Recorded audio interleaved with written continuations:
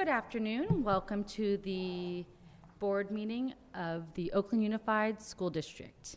Mr. Rakestraw, can we have a roll call, please?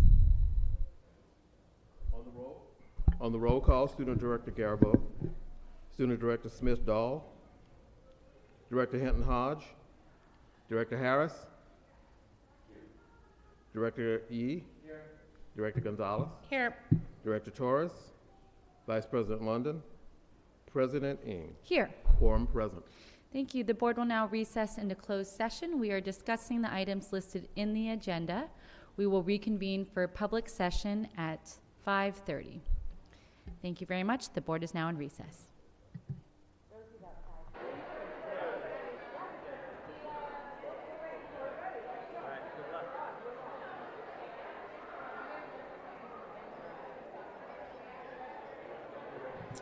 So we are going to start our meeting. If everyone could take your seats, we're going to start the meeting.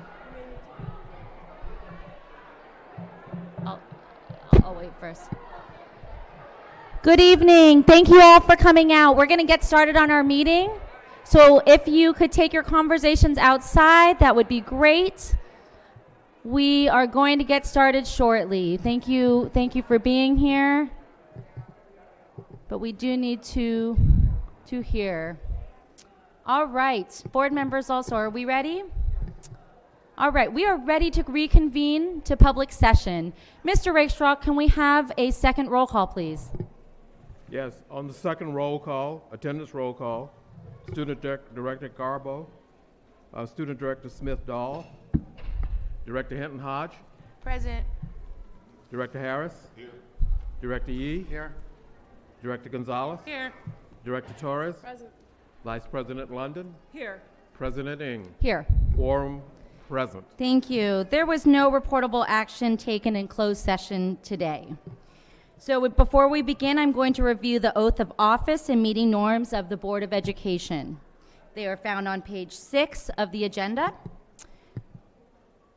Those norms are: honor the time, act as a collective body, check for understanding and surface assumptions, share divergent views, value this as a learning opportunity, celebrate successes and each other's contributions, presume positive intent, and no personal attacks. So before we begin, I'm going to provide a brief overview of tonight's meeting, including noting the order in which we're taking various items tonight. We are going to be going a little out of order for the agenda, so I want to go through that right now. So the next item, which will be the first item we address tonight, listed under special order of the day, it's a presentation from members of the public regarding the future of Kaiser Elementary. We have allocated 45 minutes for this item. The presentation will be no more than 15 minutes, with the remaining 30 minutes allocated for public comment on this topic. There is no time allotted for board discussion on this item. Please note that public comment period is specifically for individuals to speak on the future of Kaiser Elementary, which is the topic of the special order of the day. And as I will describe, there'll be other opportunities for individuals to speak on the future of other school sites later in the agenda. The special order of the day will be followed by reports from the student board directors, the report from the board president, and the report from the superintendent. That's sections, I believe, K, L, and M in the agenda. This will be followed by an opportunity to hear from our union partners, listed as section N. And then, as always, there will be a single public comment period on all of the items up to that point in the agenda, other than the Kaiser presentation, because that public comment is being taken separately. We're then going to move on directly to new business. So we're going to move the consent report and the unfinished business to the end of the agenda so that we can move on to new business. We have received a lot of requests that families will be interested in wanting to participate in public comment for new business. So we will move directly to new business after the public comments. The first item of new business will be T1, which is the first reading of the Blueprint for Quality Schools Cohort 2. This is a discussion item. There is no vote tonight. For this item, we will hear the staff presentation first. The staff will go through the entire presentation. Board members will hold questions or comments until the end. We will go directly to public comment after the presentation, and then we'll have board discussion. The public comment period is the appropriate time for individuals to speak on the future of school sites mentioned in the staff presentation. And after this item, we will take public comment on non-agenda items. We typically do that at 7:30. It will likely be later than 7:30 tonight because we do also have a lot of families that will be here to speak on the previous item that I just mentioned. So we will take public comment on non-agenda items afterwards, and then we'll move on to unfinished business, consent calendar, and finish the rest of new business.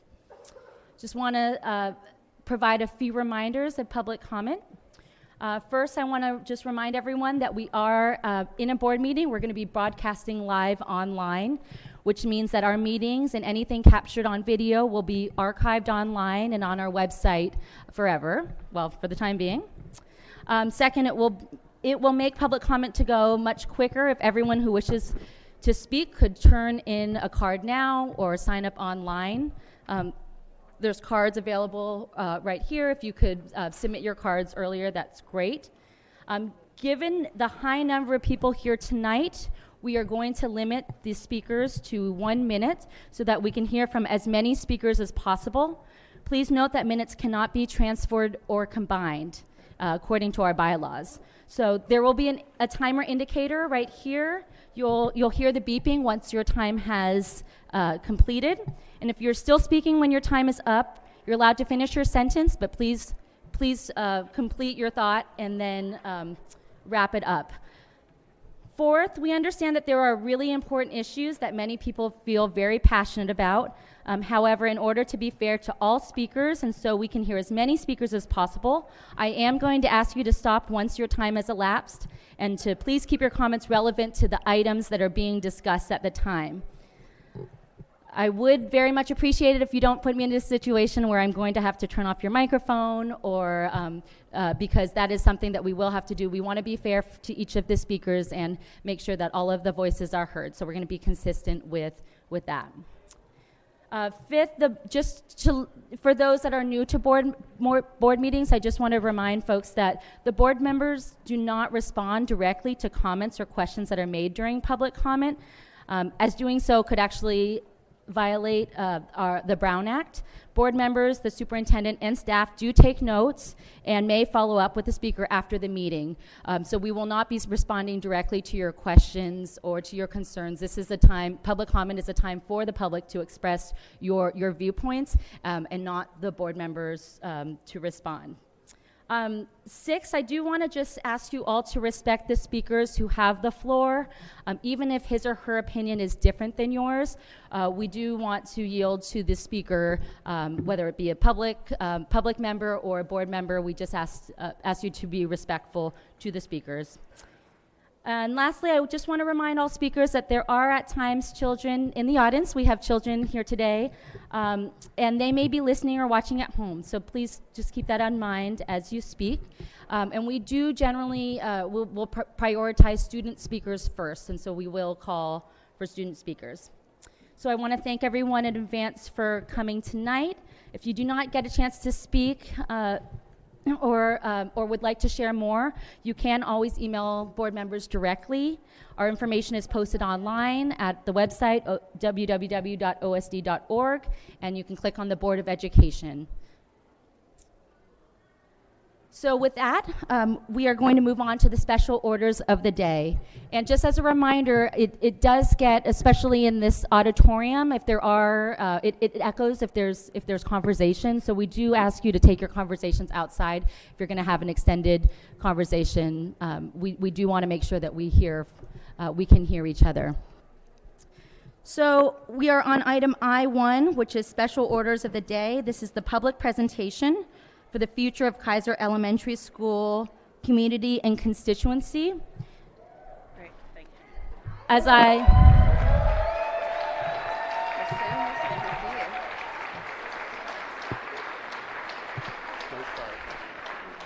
I just shared, this will be a 15-minute presentation. The clicker went down? You have the clicker? This will be a 15-minute presentation, and it will be followed by the 30 minutes of public comment. I'll turn it over now to members from the Kaiser community. If you could please introduce yourself. Thank you. Okay, good evening. Thank you for giving us this time to present. I'd like to acknowledge our wonderful Kaiser community who's present today.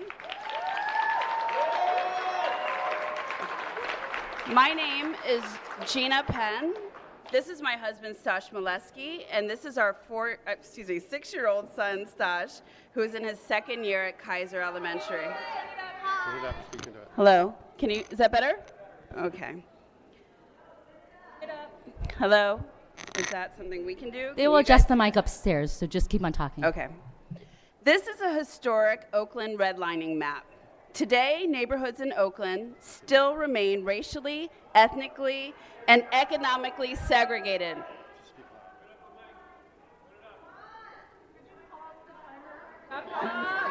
Can we pause the timer?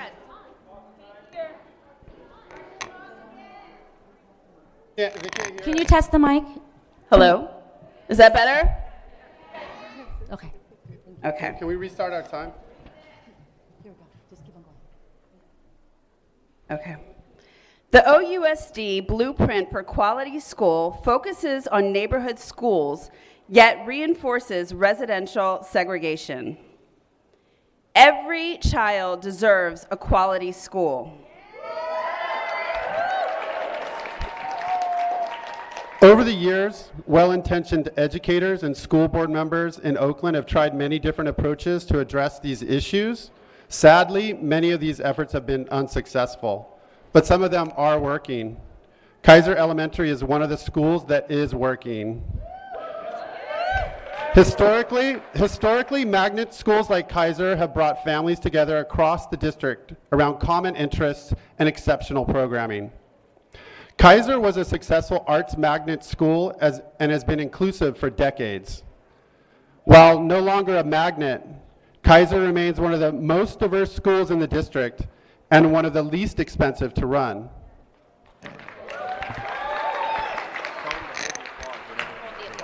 Please hold the pause. One of the criticisms of Kaiser is that it is not accessible by public transportation. We'd like to ask Sharice Gash to share her experience as both a student and a parent at Kaiser Elementary. Hello. I arrived at Henry J. Kaiser School in the mid-'80s, and I had a private interview with the principal at the time. He asked me an array of questions about what type of student I was and how I best learned. At the time, I asked him if there were any active gun emergency drills, because at that time was the height of the 80s. He said to me, I can guarantee you that you have not had that issue here. Here you are just free to learn. That is what Kaiser is about, a healing place where students are free to come as you are and to learn, a place where ethnicity, class, economics, religion, cultural, sexuality, nationality, disability, transitioning, trauma, and all can be educated together. Kaiser educates students beyond the public education school system and curriculum. Kaiser students learn self, family, community, city, religion, statehood, nationality, our global connection and footprint. It was from these connections that Kaiser that I was able to meet Nelson Mandela and Muhammad Ali.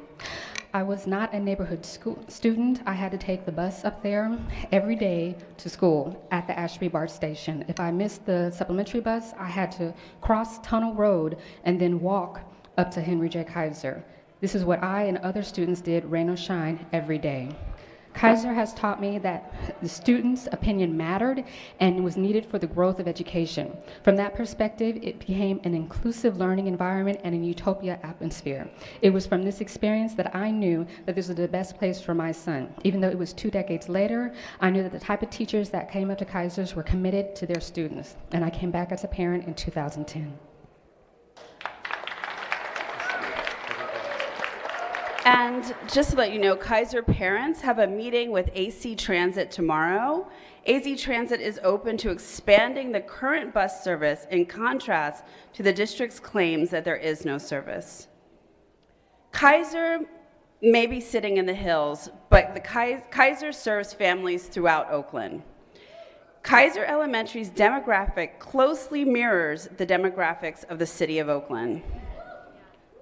District staff claim they want to increase access to Kaiser's high-quality programming and also claim Kaiser has no room to expand on site. The reality is Kaiser has space to expand, and in fact, the district funded plans for expansion in 2012, but the district refuses to share them with Kaiser, even though they promised multiple times they would, including at a meeting this past May with the superintendent. The district claims we are unstable because of Kaiser's size, but the fact is Kaiser has been a sustainable school since 1962. Kaiser Elementary has the second highest teacher retention rate in the district at 78%. Okay. All right. Here we go. Let's get through this. The district claims they value teacher retention, yet teachers are fleeing the district at alarming rates. Kaiser is beating the odds, providing much needed stability and experience for students. We would like to invite Kaiser teacher Ms. Hariyama to share why she chose to stay at Kaiser. Good evening. My name is Amy Hariyama, and I am a first grade teacher at Kaiser Elementary School, where I've taught for the past 15 years. I've taught in OUSD for 26 years under 9 principals and 12 superintendents.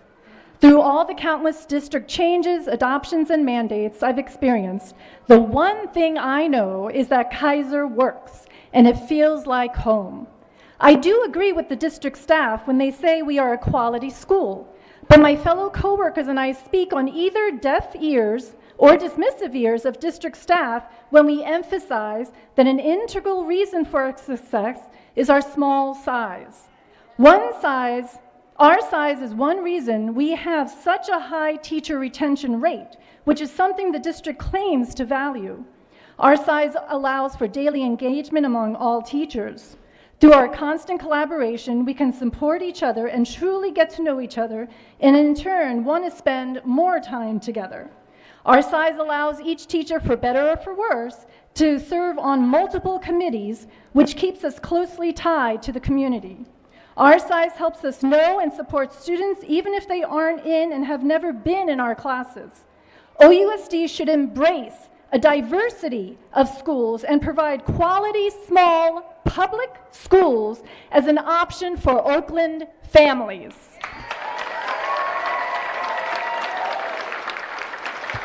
Here we go. Teacher retention creates continuity that leads to success. Here are the results. Kaiser Elementary is closing the achievement gap in math with a 7.6% increase by African American students.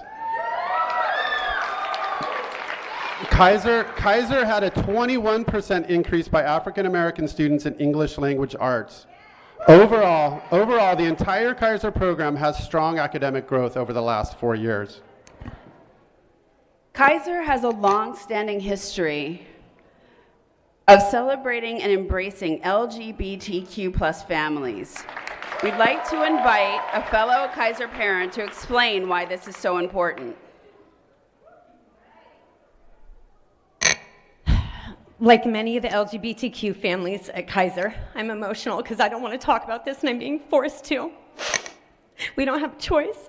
We sought out this school specifically because of its safe haven ability to protect our fragile and vulnerable community. For my child and many others just like them, this can be life or death. The suicide rate attempt is over 40% in these kids. The district knows this.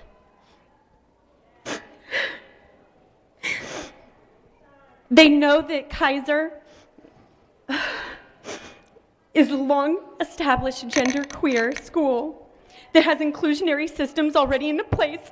It's the only one that has it. They know that uprooting this community can be an actual death sentence. They also know that most of the parents won't go to the media and haven't spoken up about this because they don't want to out their children. That's why I don't want to stand here right now. But shame on you for putting us in this position. We haven't failed the families of Sankofa. You have.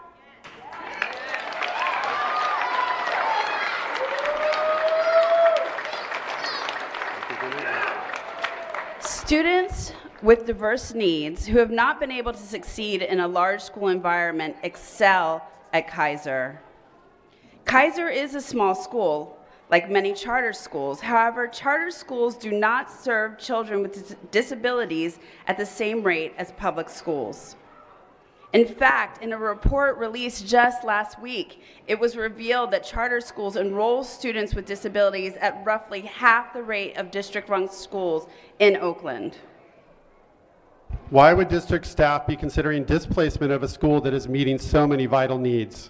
Let's not forget the 2018-2019 Alameda County Grand Jury Report findings, and I quote, that misguided priorities and poor business practices have greatly contributed to a broken administrative culture that thrives on dysfunction and self-interest, and that the district's poor business practices and broken culture have greatly contributed to its financial instability. And now the children are paying the price. The district claims this is a plan to expand the service to more students. Sankofa can only accommodate 330 students, which is only 50 more students than Kaiser has now. All this trouble and disruption for a school with 50 more students? Sankofa has a current enrollment of 180. Kaiser has 280 students now. Together, Kaiser and Sankofa students would total 460 students. That's 130 students who have no place at the Sankofa campus. The district claims that there will be no impact on Chabot, Hillcrest, and Peralta. The fact is the district expects Chabot to absorb 60 neighborhood children currently attending Kaiser Elementary at the expense of Chabot neighborhood students. We welcome the North Hills Community Association member Elizabeth Stage to speak about the value of Kaiser as a public resource.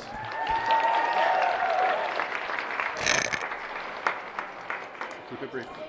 The North Hills Community Association represents the 1,800 families from the Kaiser catchment area and considers Kaiser a valuable community asset, a gathering place for neighbors who lost their homes in the 1991 fire, our only community space, our only playground.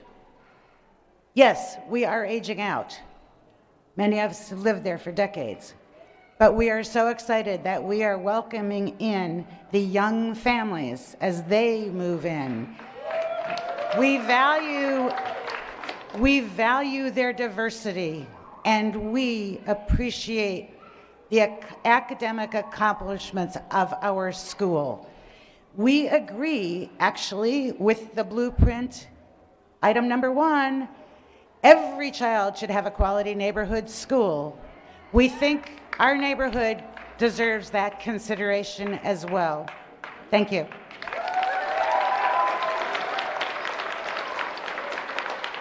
So what's the point? All school closures hurt OUSD families and children. School closures cost more than they save. Implementation costs outweigh the savings, and enrollment drops result in a significant loss of funding.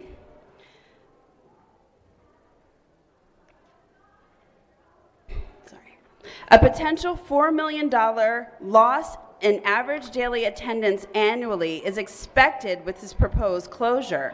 How do you make up that loss? Because of OUSD's mismanagement and lack of comprehensive planning, many families are already in the process of making stable plans for their children outside of the district, and some have already left. Thus, the school and the program that OUSD claims to be transplanting will no longer exist. School closures negatively impact academic achievement. Research shows that school closures and consolidations have a negative impact on the academic achievement and the emotional well-being of the children for years. Closures result in less than 50% of students going to better performing schools. The district has not provided any plan to support the academic and emotional needs of these children in our community. School closures impact us all. They disproportionately impact families in low-income neighborhoods and communities of color. Families who can will flee the district rather than put their children's future at risk. This will tear apart a thriving network of public school families. We will lose seasoned and committed teachers and administrative staff through consolidation process. Thousands of students will be displaced through this plan, creating enormous demand for the few remaining high-performing schools in the district. Our communities deserve solutions that work. We deserve a district-wide plan before approving the blueprint. This plan should include the financial transparency that demonstrates any projected cost savings, concrete and comprehensive plans for how OUSD intends to implement all closures and consolidations, real collaborative engagement with parents, caregivers, students, and teachers. The district keeps referring to the blueprint. There is no comprehensive blueprint. The district has taken a piecemeal approach to the school closures, consolidations, and mergers. The students of Oakland deserve a concrete and comprehensive district-wide plan before approving the Cohort 2 process. Instead, the district has offered false promises, deceit, and stonewalling. There was a lack of true community engagement. This district reports fabricated meetings that never occurred, and there have been legal requests for documentation that were ignored, and much more. The problem in Oakland isn't too many schools. It's that too few students are getting the education they deserve. We request the district do right by all Oakland children by putting a pause on all school closures and mergers until the development of a concrete, comprehensive plan that has broad community support for the future of our schools. Thank you. Go Kaiser! Kaiser stays.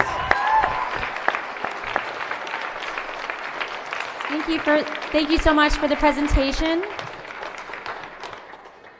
We are now going to transition to public comment. I just want to remind speakers this is up to 30-minute public comment on the future of Kaiser Elementary.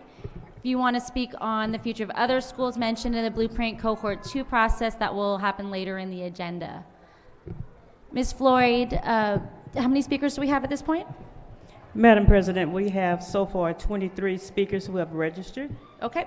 If you still are holding your speaker cards, you can bring them up. She'll call the speakers that we have now, and we'll continue to collect speaker cards. Okay. Go ahead, Ms. Floyd. Of those 23 speakers, I have 3 that are students.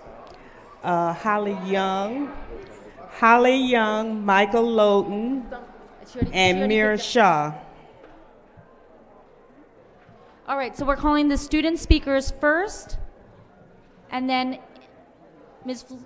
Floyd, could you call 10 of the other speakers just so they can start lining up? Samantha Embry Lowden, Bastetta Bryant, Ann Mills, Michael Johnson, Randall Adayan, Stacy Gordon, Steve Young, Asada Olabala, Mike Hutchinson, Kate Angelo, Clarence Hunt, Chester Isaacs. Thank you, Ms. Floyd. So if your name was called, if you could form a line, we are going to try to get as many speakers as we can in this 30-minute time period. But we will have to conclude after 30 minutes. And if you're still here to speak on the item, your name has not been called, then you can speak during the Blueprint Cohort 2 item later in the agenda. All right, first speaker, please. If you could come up and introduce yourself, that would be great. Thank you. And if, before you begin, folks, if we really want to be able to hear each of our public speakers, if you have comments and conversations, if you could please go outside. It's difficult to hear public speakers when there is conversation in the room. Hold on just one second. I just want it to quiet down a little bit more before we begin. All right, thank you for that. Please go ahead.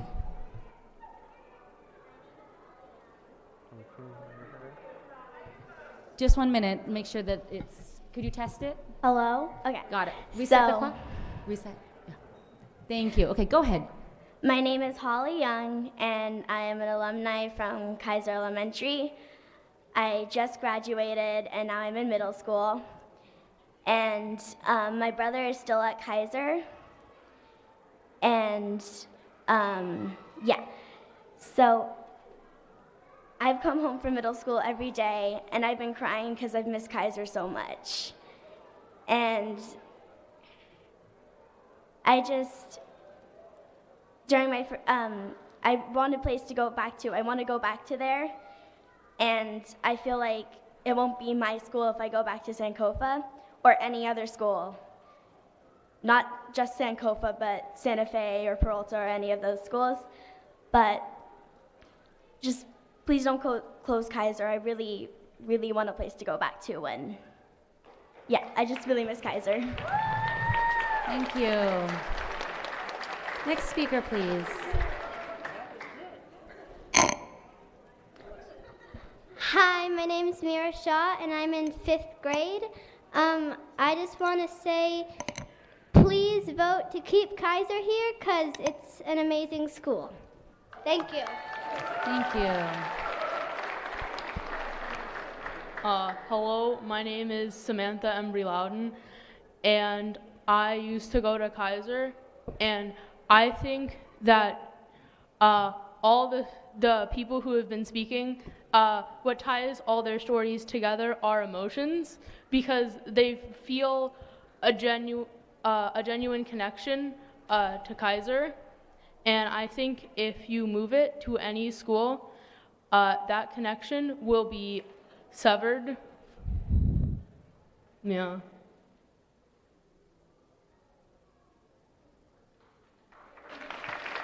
Thank you. Hi, my name is Briah. I'm a 5th grader at Kaiser Elementary. My time at Kaiser has been amazing. I love all the teachers and our principal. They have all taught me so much. My friends, my teachers, my school have made me who I am, and I believe every kid should feel this way. Please don't close my school. Please don't close any schools. No kids should ever have their communities taken away. Please don't take mine or my schoolmates. Thank you.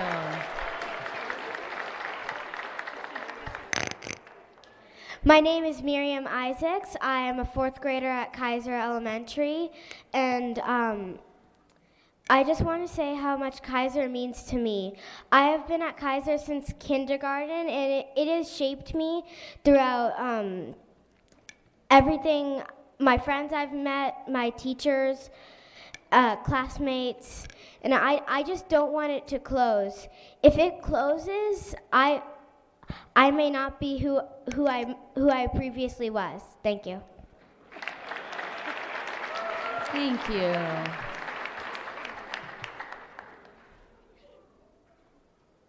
My name is Amelia, and I'm a 1st grader at Kaiser. Please don't close my school.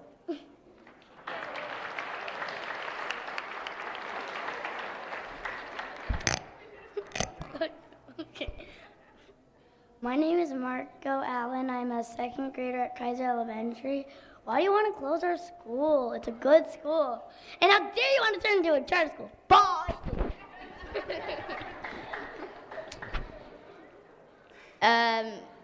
Hi, I'm Maya Allen. I'm a 4th grader at Kaiser. Really enjoyed my time there, and then now you just come in and just say, oh, I'm going to close your school. I'm trying my best here.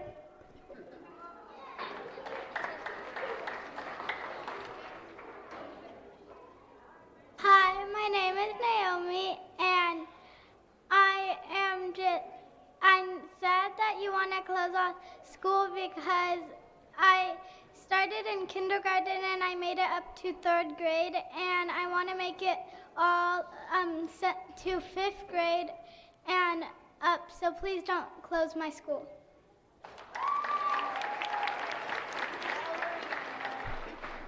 Hi, I am Eleanor.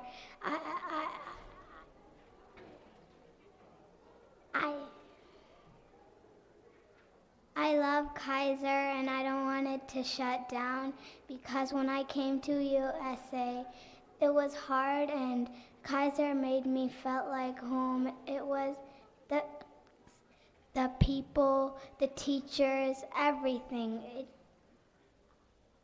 I just don't want Kaiser to shut down.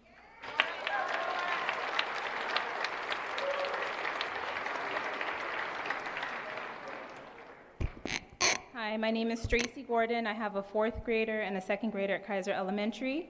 You know, I oftentimes hear the superintendent say we need to roll up our sleeves, make hard decisions. If it was easy, somebody else would have done it. Superintendent Tony Smith already implemented the failure of a plan in 2012 when he closed down my neighborhood school, Maxwell Park Elementary. Then you replace the school, Maxwell Park Elementary, with a school that does not even give priority to our neighborhood kids. Once again, kids officially displaced. But then, you know, I guess being assigned to a catchment area is supposed to make me feel better as a parent, but being assigned to a catchment area that's miles away from my home doesn't do anything for me. I used your options program to enroll my children in Kaiser Elementary because we had nowhere else to go.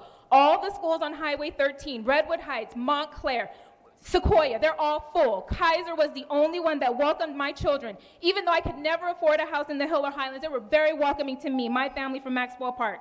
Please don't close Kaiser. Thank you.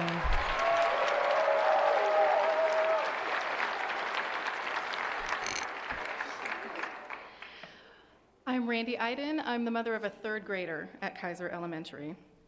And I am asking the board to reject the district's proposed cohort 2, which includes nothing more than a list of schools marked for displacement. The district has provided no plans for managing successful mergers, and its own history provides an unsuccessful track record. Ignoring this board's instructions, the district staff has failed again to engage with parents, students, caregivers, and the broader community members openly and collaboratively. The district's continued lack of transparency is appalling and likely illegal. The district has no business closing any school if they aren't even willing to publicly articulate sound and factual reasons for the closure and factual plans for success, including data points and dollar signs, with transparency and respect for the lives those decisions impact.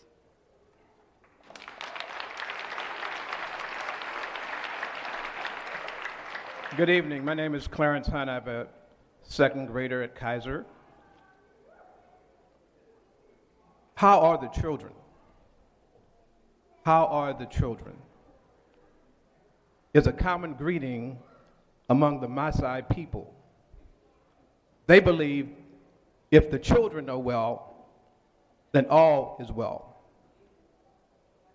How are OUSD's children?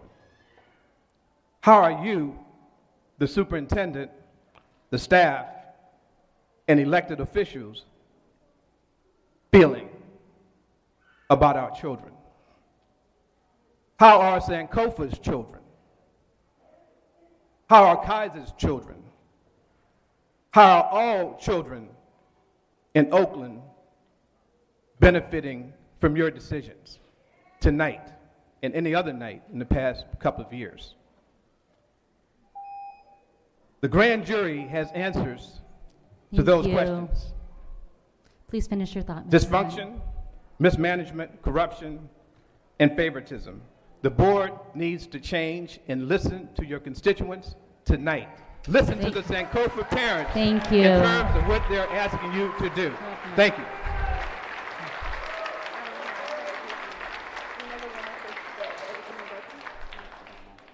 Hey guys, Steve Young, parent of a third grader at Kaiser.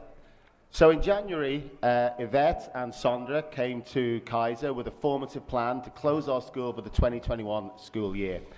They promised significant community engagement, which was later codified in the language used to resolve the teachers' strike.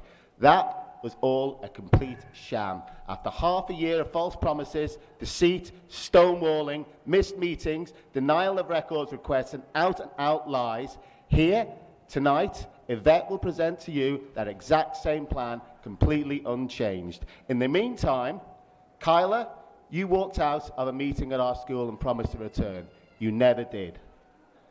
The district has stonewalled and ignored our legally entitled request for documents relating to a plan to expand on the Kaiser campus. Despite many, many emails we've sent, John Expletive Sasaki has stonewalled completely. No matter which way the board votes on September the 11th, the fight to preserve our school will only just begin and will intensify, as will our mission to shine a light on the dishonesty and bad faith of this district. Thank you.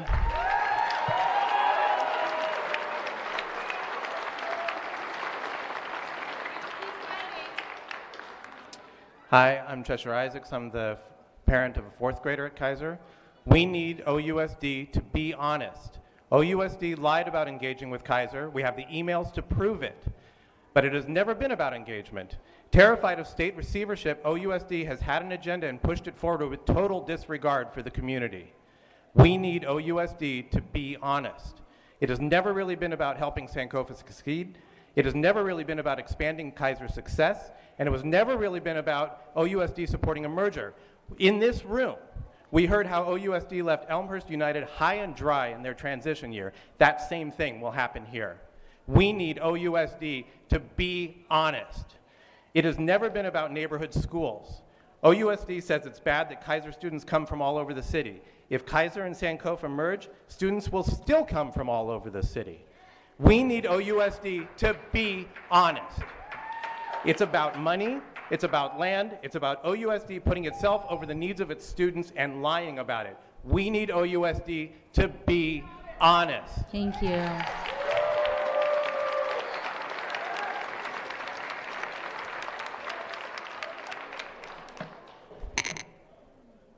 Hello, my name is Michael Johnson. I have 2 kids at Kaiser Elementary, an 8-year-old and a 6-year-old.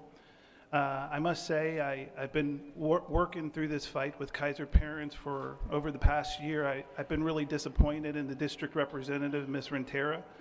She shared really what I would consider to be lies, mistruth, and sown seeds of doubt amongst parents who should be working together. You know, the truth is that Kaiser is a margin-positive school. If our understanding of average daily attendance funding is correct, we generate about $500,000 of profit for the district every single year, and Kaiser parents have offered to do more. We've offered to expand our program if we can. We've offered to fund portables if we can, and we've been met with really nothing, no openness to it. Kaiser parents want to do more. They've offered to write grants and help support parents in Sankofa. People wonder why we want to keep Kaiser open. And the truth is we understand the fragility of what we have created at Kaiser that has been created over generations. Please don't break something that's not broken. I chose Thank Kaiser. you. Please wrap up your comments. I chose Kaiser because it is a place where all children can succeed. My children, where there is virtually I'm sorry, sir, no you're over your achievement- time. I We're understand. gonna where turn there off the is microphone now, virtually no gap, achievement gap We're among going to turn off African the American microphone kids. now. Thank you. There's a long line behind you, sir. Please go ahead. Hello, my name is Michael Loudon. I'm a parent of a recently graduated 5th grader from Kaiser. I would just like to point out the inconsistency when I've heard from board members, the administration, that you guys want quality schools, you want cost effectiveness, you want diversity, you want longevity of teaching staff. We have all of that at Kaiser. Every idea you've thrown at us as to why you want to close down Kaiser just hasn't held water. I want this school to be there for generations to come. I think of the hundreds of thousands of lives that the school's already touched, and the cone of effect that goes out from the parents and the kids that pass through this and the families that have been supported. Doing away with that would be criminal. Thank you. Thank you.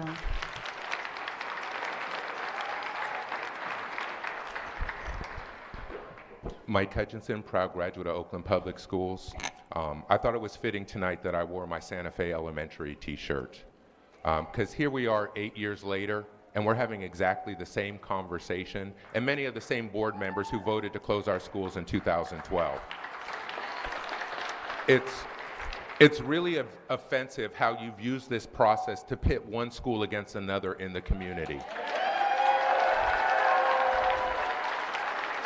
We're all on the same side out here, no matter what color t-shirt we're wearing. We all want quality schools for all of our kids in Oakland. And the thing that's most offensive about this plan is you say that this plan is about expanding access to quality. But let's look at what the plan really is. You're going to close a quality school. And we were told by Deputy Chief of Innovation, Yvette Renteria, at Kaiser on Monday, that the people who live in the Kaiser neighborhood will then be a part of the Chabot catchment area, which means the only students being displaced from that quality school are students who don't live in that neighborhood to begin with. Thank you, Mr. Hutchinson. Lastly, Thank you, Mr. Hutchinson. lastly, we all know the way to create greater quality and more access to quality is fully resourcing all of our schools, Thank you, from Mr. Santa Fe Hutchinson. to Sankofa.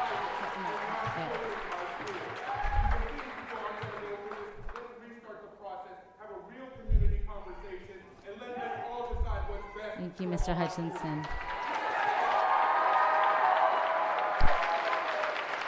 Next speaker, please. Good evening. I'm a Kaiser parent of triplet kids who have been in Kaiser for two years. I have a son on the spectrum. I have a son with special needs. I chose Kaiser because it is small. You wanted to place my son in a low-functioning school separated from his brothers. So I chose Kaiser because we could keep them together. Their needs are met. The older kids protect my son who has autism. You put him in a bigger school, he's going to fail. He's going to fail because you cannot provide my son with the appropriate education that he deserves as a special education student. I meet all of your criteria. I'm a queer parent. I'm a low-income parent. I'm a parent of children who are Latin American. I am a parent who cares, and I live in the Laurel District. I drive to this school because it is what was fitting my children. Thank you.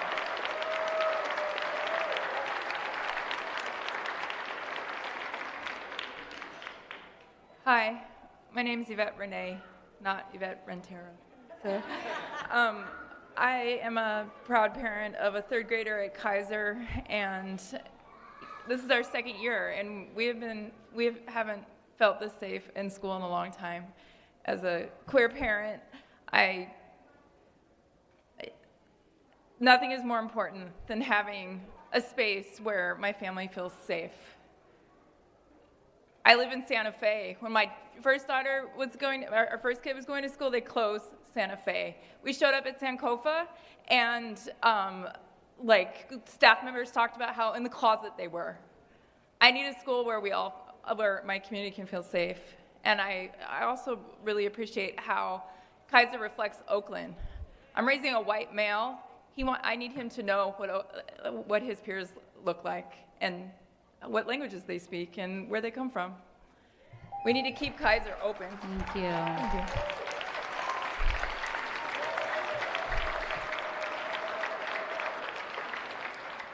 Hi, I'm an Oakland and Kaiser mom. And everyone has great arguments, and they're all so true, and you can really feel the community out here.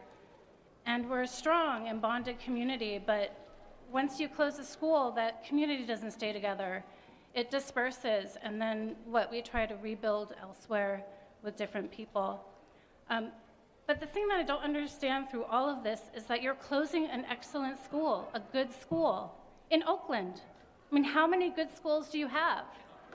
Seriously, aren't there other schools that you could close?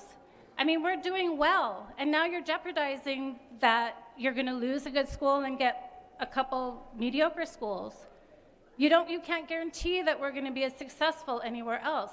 One of the reasons why we're successful is because of this community dedicating thousands of volunteer hours and tons of money that we honestly don't have to provide the programs that make Kaiser Kaiser. Thank you.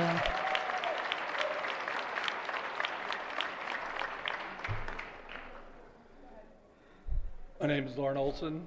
I have twins at Kaiser. They're in kindergarten. This is their first experience at school, in a sizable school. They're just doing so well. One of the problems I see is there's an old saying, if it isn't broken, why try to fix it? And when I look at the schools overall in the district, I'm new here, only 4 or 5 years, what I see is we're trying to fix the wrong things sometimes. Blame can be put everywhere.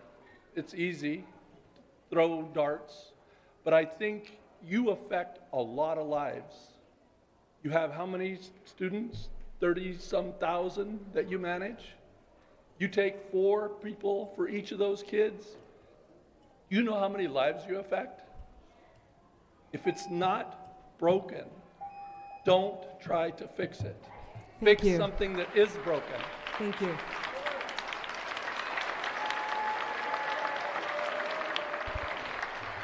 Hi, my name is Kelly Martin. I'm a proud Oakland resident and parent of a former Kaiser student and a current Kaiser second grader. A lot of the people here can speak way more eloquently than I can, but I'm just here to bear witness to what is happening.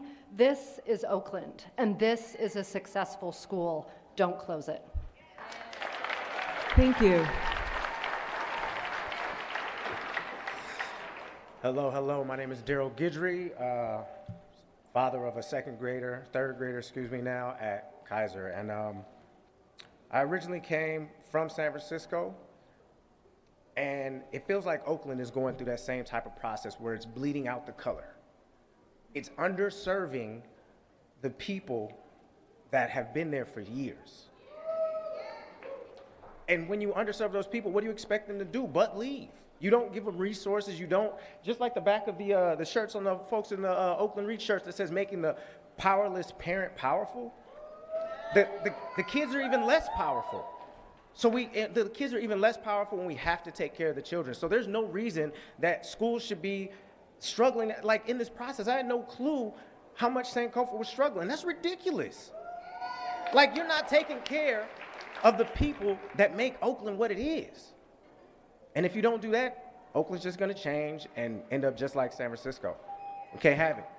Thank you. Thank you.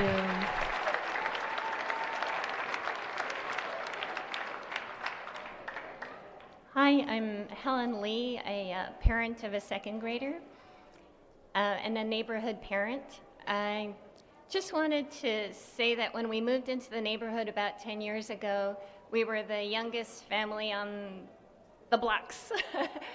But now there are babies and toddlers everywhere, and they're all looking to see what's going to happen to Kaiser. And I just wanted to also say that there's a reason why Henry J. Kaiser gifted this site to the city of Oakland. I don't know how long it took, but what we have now is pretty much magic. And this formula, how can you touch it? How can you move it? How can you even recreate it if you wanted to? And there's an attractiveness to this site, and that's why all the parents from Oakland come. And that's why we are what we are. Thank you.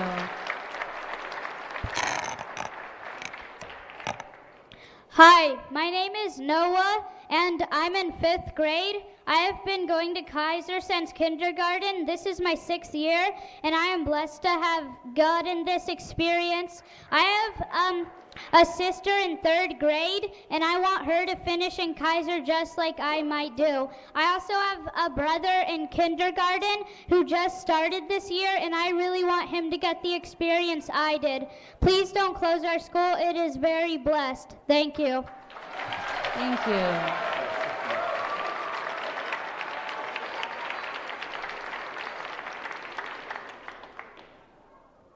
I have a question because do you even care about what we're saying? Because you guys don't show that you guys care about our school, because most people have been here for a very long time and they want their siblings to go here also. So don't close this school just because you guys want to. It's the wrong, and you guys probably know it. So keep this school. Thank you.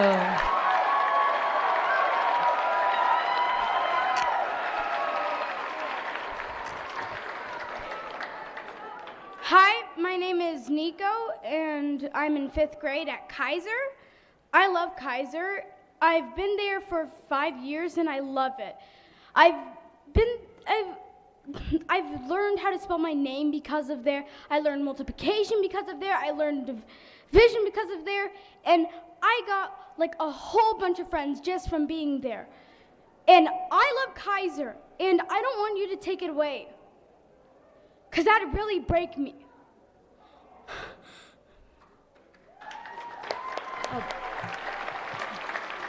So before, just 1 minute, because there's about 5 minutes left, so I just wanted to at least call the names of the remainder, just to make sure that, have we called everybody? Oh, we've called everybody, okay. So we have 5 more minutes, so we'll take the speakers that are standing. No, okay. I just want to call the remaining names, just Okay. to see if these are.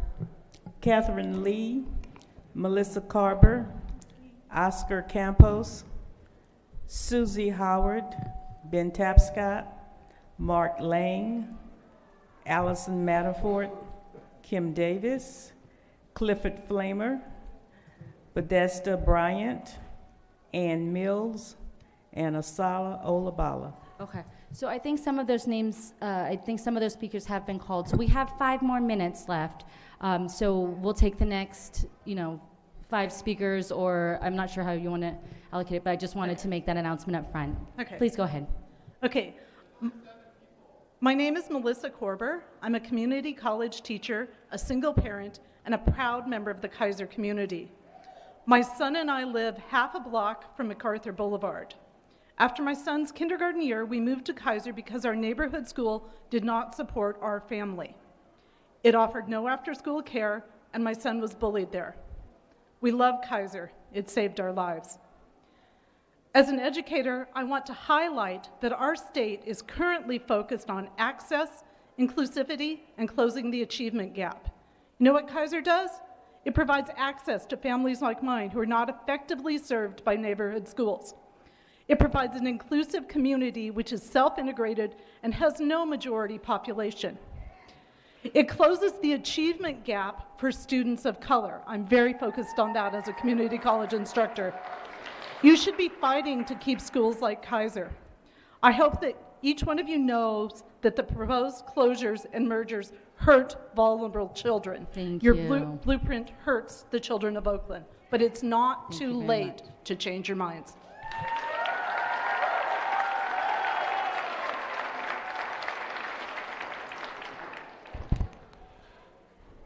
My name is Cliff Flamer.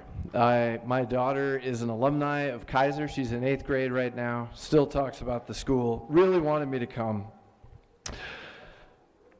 Have no illusions. You're killing something beautiful. These hearings are less like meetings and more like memorials. And this time, those of us in green and yellow shirts on our backs and yellow shirts are the family. We've been consoling each other for months because we saw the cancer coming. It came through a series of meetings in which we were given the news like patients, not partners, like accepted casualties in the perimeter of a blast. You think I'm overreacting? You think Kaiser isn't special? My daughter graduated from Kaiser 3 years ago. I don't even have any skin in the game anymore. Lots of parents here don't. I'm not just here for my Hills school. I wouldn't lose sleep over that. It's bigger than that. Thank you. Kaiser's not perfect, but it seems to be doing something the rest of the country can't figure out. Something the political, educational, judicial, and housing systems cutting into the haven't time of the other done, speakers. and something this district clearly can't or won't do, and that's bringing people. Thank you. Thank you. Next speaker, please. Okay. Go ahead. Hi. My name is Kylie Jackson, and I'm a Kaiser alumni. I'm now a student at Bishop O'Dowd High School, and there's no way I would be there if it wasn't for the foundation that Kaiser gave me. To be perfectly honest, I don't want to speak on a timer, and no one here should have to speak on the timer. So you're here to hear us, so please listen. Why close something that is working? Why close something that is loved? Why do you want to take away something that is a necessity? Education is a right, and we believe that people deserve to have an education like I did, in a good place where kids can feel safe, loved, protected. You cannot take our right away, and please know that we will not go down without a fight. Thank you. Next speaker, please. So just so you know, we are out of time, but I'm going to let the three of you that are still standing speak. So we are out of time. Hello, my name is Lena Norris Rahman, and I am a student at Kaiser Elementary. I am a second grader, and I don't want Kaiser to close because Kaiser makes me feel like I am at home, and Kaiser is something that the rest of the Oakland can't take away, because Kaiser is special. It's one of a kind. Thank you. Hi, my name is Saru Jayaraman. I'm the parent of Lena, who's a second grader and a fourth grader at Kaiser. I also run a national social justice organization and have been fighting for social justice around the country. I am currently under investigation by the Trump administration because of the fights I've been engaged in for social justice around the country. I fight for people in Mississippi, I fight for people in Pennsylvania, I fight for people in Michigan, but I live in Oakland because I thought this community reflected the values that I want my family to grow up in. I thought this community valued integration, social justice, progressive, interracial values. And when I first heard the proposal, I will tell you that I actually said to this community, I deeply support integration, I deeply support greater diversity, and I want to make sure all kids of color get everything that my kid gets. But everything that I've seen from you is the complete opposite of a desire for integration and social justice. And frankly, fighting against Donald Trump, I feel like in my own home community, you are reflecting the values that I've seen of Betsy DeVos and Donald Trump, the values of property and wealth and capitalism over social justice. Okay. Your time is up. Thank you.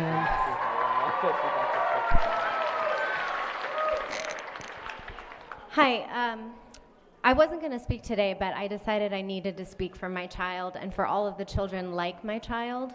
We are a transracial adoptive family. One of my daughters is black.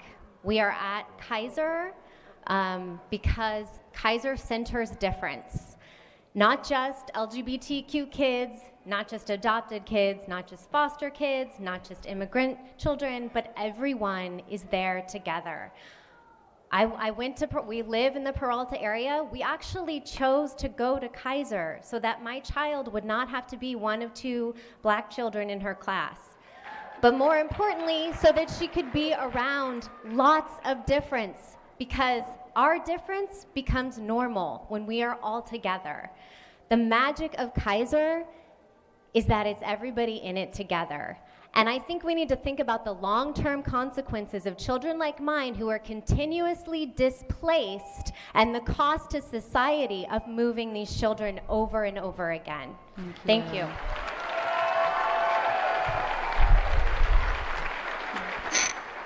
Love life, love black people. I come here and I go to City Council to talk about the needs of African American people. But the world I want to see is represented in the Kaiser community. It's a world where no matter who you are or what you are and your thinking, you're accepted. And Kaiser represents the model for the society we need to be. Even though I talk about black people all the time, Kaiser is the world I want to embrace. And they have allowed every entity to be a part, whether you be black, gay, whether you're high achieving, low achieving, they accept you. The real world we want to see is at Kaiser. How can you not allow that to not only exist, but use the model to expand throughout all the schools in this district? Thank you.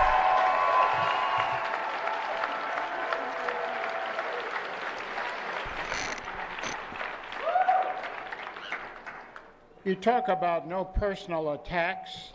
this is personal attack. Every time we close a public school, and you've closed 5 of them in 2012, and of the 5, 3 are now charter schools. So let's co-locate, let's consolidate, let's dismantle public schools so charter schools that do not integrate can move in. We lose parents, we lose kids, we lose teachers. Millionaires and billionaires are buying public officials to promote their agenda. 34 charter schools already. Now you're talking about attacking more public schools. People are leaving Oakland because of what you are doing. Not what they're doing, it's what you're doing. 5 of you sitting up there now, we know are bought and paid for by the millionaires and billionaires. And we are going to get you out. Thank you. So at this time, we are going to, is there one more? Oh, are you waiting to speak? Yes. Okay, we're going to take this last student and then we're going to move on. Okay. Hi, my name is Mila, and well, I don't think you guys are listening. I can see you guys, some of you guys are just staring up at the ceiling, fanning yourselves with pieces of paper. You guys are not listening. And Kaiser is a very special school, and you guys cannot close it down. This is like the 4th time you've tried to close it down. Why do you guys think you can close it down? You guys will not be able to close Kaiser down. Thank you. All right. So thank you to the Kaiser families and the students for coming out for the presentation and for the public speakers. At this time, we are going to move on in our agenda.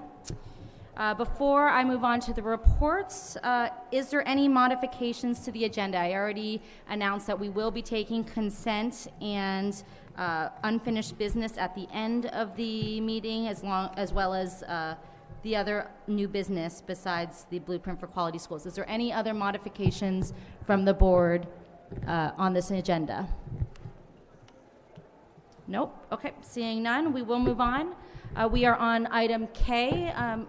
I will give a few minutes if folks are transitioning. The next item is a student board director's report. So I do want to make sure that we have full attention. So if you do need to transition at this time, if you could do so quietly so we can give our full attention to our student board members. Just give it a little second. Thank you for coming out tonight.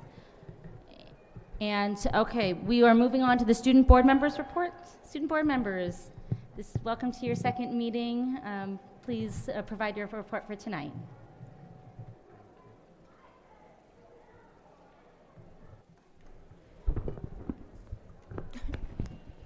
Hello.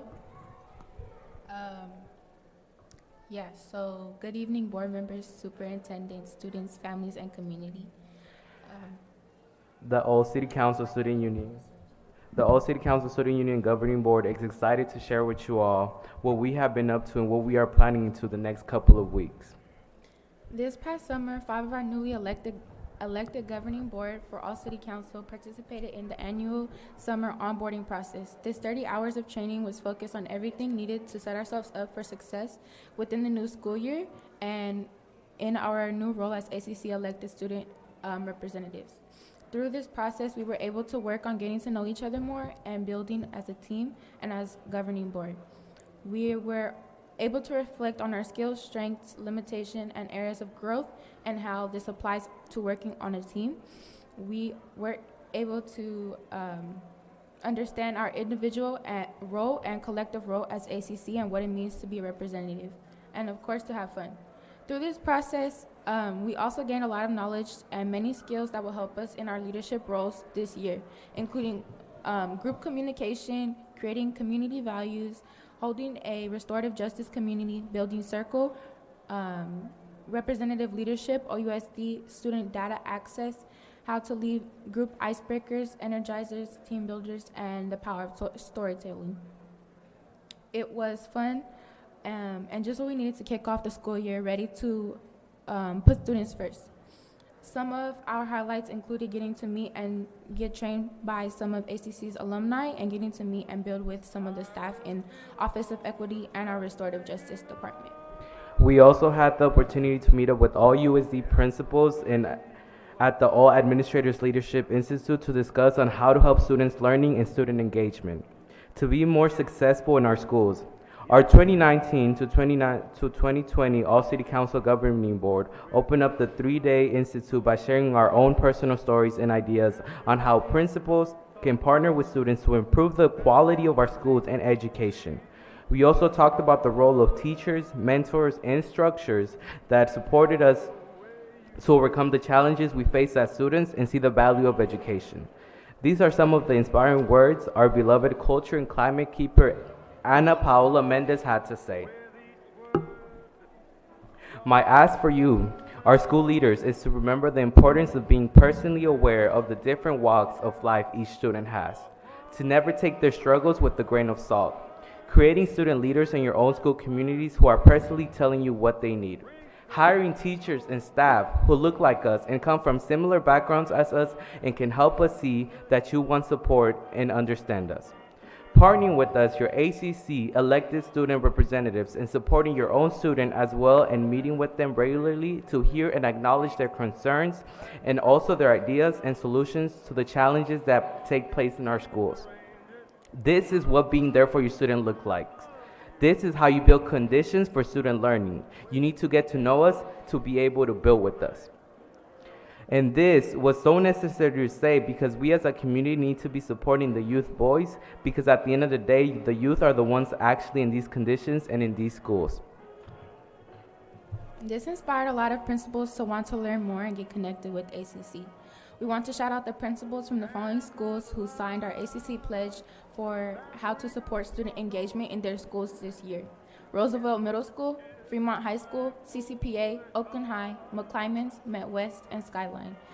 And we will be supporting them this year with strengthening student engagement at their schools and also building connection with the schools that didn't sign yet. Special shout out to the principal at Montclair Elementary School, Mrs. Barloga, who invited us to be part of their teacher professional development to kick off the school year. She was inspired to bring the challenge to our elementary school staff to implement student partnership ideas into students' way of learning.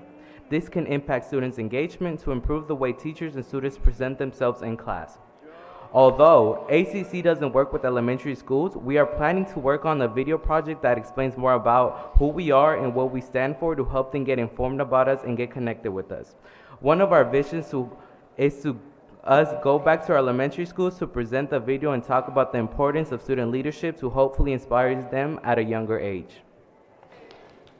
Now, 3 weeks into our school year, our ACC Governing Board has already begun to do some off-the-ground work in our schools. As a governing board, we participated with the LCAP, which stands for Local Control Accountability Plan, and PSAC, I don't know what that stands for, y'all, I'm sorry, Outreach, Parent Student Advisory Board Committee, outreach training this past week. The intention of the space was designed to I'm nervous. To design an outreach to begin building with our student leaders who are officially part of or interested in SSC, School Site Council, and LCAP.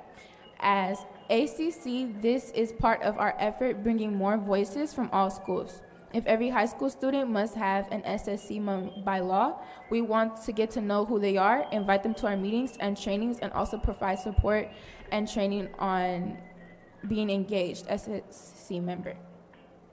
We are excited to have our ACC LCAP student budget directors, Natalie and Benjamin from Oakland Tech, leading this work in our entire ACC governing board, ready to start connecting with principals and school sites around us. We also learned that the deadline for all schools to have their SSC team established is September 30th. We have many trainings on SSC establishment before then, and we want to encourage people who want to learn more about the process to come out. One of the SSC summits was yesterday, August 27th at Frick. The other one will take place on September 26th, and we will give you the details we need you to have later. Although ACC is not leading the planning for these summits, Students are welcome, and we do believe families and communities should know more about school site decisions around budget. These trainings are also a great way to prepare students and parents on how to participate in Parent and Student Advisory Committee for LCAP, which is the district level. ACC will also be partnering with California for Justice, Youth Together, and our school governance team to host a separate training just for student SSC members and interested students. We are working out the details and can update you on that upcoming school board meetings. If you are interested in a student list, wait, hold on. If you are a student listening to this, you might be wondering what is an SSC and why it is important to have students on it. SSC stands for School Site Council. It is a group of elected individuals, including parents, students, staff, teachers who have a say-so on where they think funds should go on at their school. We personally still need to learn more about SSCs, and that is why we're supporting trainings, but we think it is important to have students on it because students are within those schools and know what's going on and should be given the power to express where funds should go. We will be reaching out to principals to connect us with the SSC student members from their schools so we can connect them with upcoming trainings. Lastly, we are excited to announce our All City Council Youth Organizing Overnight Retreat that will be happening on September 6th and September 7th. We will be focusing on meaningful student engagement and what it truly means, and students will decide on the direction for the year. We will also be holding elections for the remaining positions on ACC's governing board. We as student directors acknowledge that this role is critical for the continued institutionalization of student voice in OUSD. These are a few of the student union vacant positions available: secretary, historian, health and wellness director. All this registration information can be found on our Instagram page at All City Council OUSD. We are also excited to announce our kickoff All City Council Student Union meeting for middle school student leaders, Tuesday, September 17th, 12 to 3 p.m. at Elmhurst Community Prep. We would like to invite 3 to 4 student leaders from each of our middle schools along with their school site's leadership teacher or student engagement staff accompany the students. Please RSVP by September 11th. Look out for a flyer on our social media pages with more information, topics, and a registration link. What to expect, get to know other middle school student leaders from school sites, team building, and food will be provided. Please register. For flyers, permission slips, or more information on any other announcements above, please contact All City Council Student Union via Instagram at All City Council OUSD, or email us, Student Director Micah Smith Dahl at OUSD.org. It's Micah.SmithDahl. There we go. And Denelson.Garibo at OUSD.org, or our meaningful student engagement staff, Aurora Lopez at OUSD.org. Thank you so much. Thank you. Thank you. Thank you to our student board members. You both did a great job. Thank you for all of the information and for keeping us updated on all the great leadership opportunities that are available and all the great work you're doing. We are at the President's Report. I will save most of my comments for later today. You can have a quick comment. We're trying to move through the reports with just the reports without board. So there's a couple of things. Thank you so much for the report. You're hot. I need that fan too. Two things that you brought up that I think are really important, and it got triggered for me in the presentation. So I don't know, your experience of the last hour and a half or so, right? And these are elementary schools, and if you witnessed, right, the capacity and the agency of young people, elementary school students, to kind of speak about what their needs are, etc. But it also made me think about that there's also an elementary school that's not in the room. And I question whether or not that same kind of capacity or agency is really supported and inspired in them. And so I would hope that in this transitional work that we are doing inside the district that is super, super hard, that you may look at schools like Sankofa And if that's like Montclair sounds like a great school, but it made me think, wow, those are kids that already kind of have access to have privilege, have some agency. And so what would it look like for you all to be leading in spaces where often young people are not even thought to even have voice around that? They're labeled as traumatized, et cetera, et cetera. And so I just kind of wanted to put that out there to you all. And the last thing very quickly, in the budget space, and it made me think about being in college, around how I didn't know much about budgets, but because I didn't do that in high school really, but I was thinking like, you all are setting yourselves up to be on college campuses to run activities, to run clubs, to do those types of things. So there's some real skill building that happens on SSCs, I think, around looking at budgets.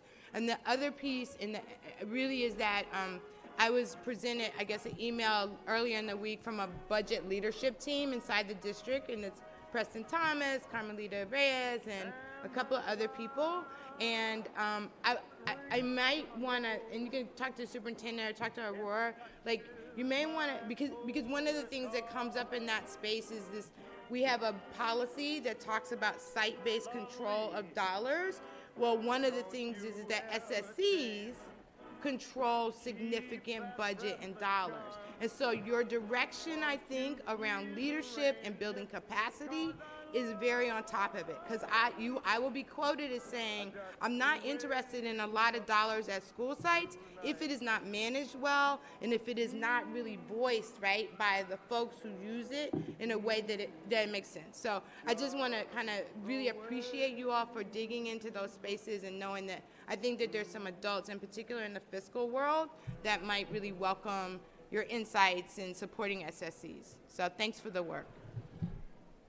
Thank you, Director Hinhotch. I think they're trying to see if there's something they can do about getting more air in, so I'm sure the lights will go back on shortly. Okay, at this time we're moving on to the President's report. As I was saying, I will save most of my remarks for later. I did want to announce a couple upcoming meetings that we have going on next week. We have a special meeting, speaking of budgets, we have a meeting to kick off the 2020 to 2021 budget development process. And we know that there is a lot of room for improvement around our budget development process. So the meeting 1 week from today, 1 week from today, will be at 6 p.m. It will be upstairs in the committee room. We will have a special meeting that will kick off our budget development process and provide a timeline of what that will look like for the year. It will be a bit like a work session as well, but that will be the first opportunity to be able to have a discussion around planning and engagement for this upcoming year. We know from our conversations just a few months ago that we do want to move up the timeline for presenting the budget to the public earlier in the calendar, before June. So for us to meet that goal, we need to start having conversations about where we are around our budget earlier in the school year. So next Wednesday, 6 p.m. is the first opportunity to have that discussion. That is followed by Friday. We will have a special meeting, which it will be a board retreat from 1 to 4 p.m. upstairs in the committee room also. This is an opportunity for the board to discuss and hopefully provide input in order to finalize our board work plan, as well as the superintendent work plan. We had drafts of those at the last meeting. We integrated the feedback. We are integrating feedback based off of the last meeting. We do want to have an opportunity to talk more in depth as a board around some of the policies we want to be focused on this year and prioritizing the work so that we can be moving the large buckets of work forward as a district. So next week we do have 2 special meetings. They will be on our legislative calendar, and they are on the future legislative meetings calendar already. With that, I'll turn it over to Superintendent Johnson-Trammell for the superintendent's report. Thank you, Board President Ng. Good evening, board members and members of the community. This week's superintendent's report provides more beginning of the year updates Please read the detailed information. I just wanted to provide one acknowledgement. I had the pleasure of visiting Ralph Bunche Academy last week and received the warm hospitality from the culinary team, both the students and staff. The culinary students prepared a delicious meal that was beautifully presented, and so I just wanted to give a shout out to the students. They often cater events for different community partnerships, and I wanted to give a special appreciation to Chef David Eisenberg, who works with the culinary high school students at Ralph Bunche. And I'm looking forward. We discussed having the students having more opportunities to prepare meals for different district and school events this year. So again, thank you for the food. It was delicious, and just glad to see that students are getting a chance to learn some real world skills that they can put to use when they graduate.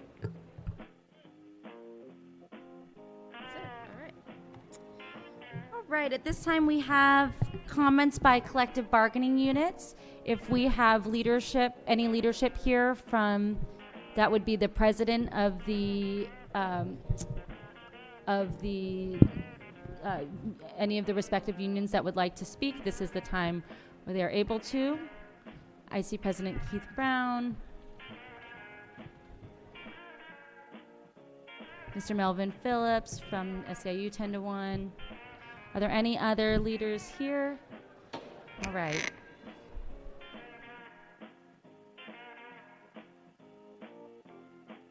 Good evening, Superintendent and Board. I here first of all to say, for me personally, it's been a great start to the school year because I had an opportunity, along with our OEA officers, to visit students and teachers all over Oakland for the last 2 weeks, and it's been a lot of positive energy.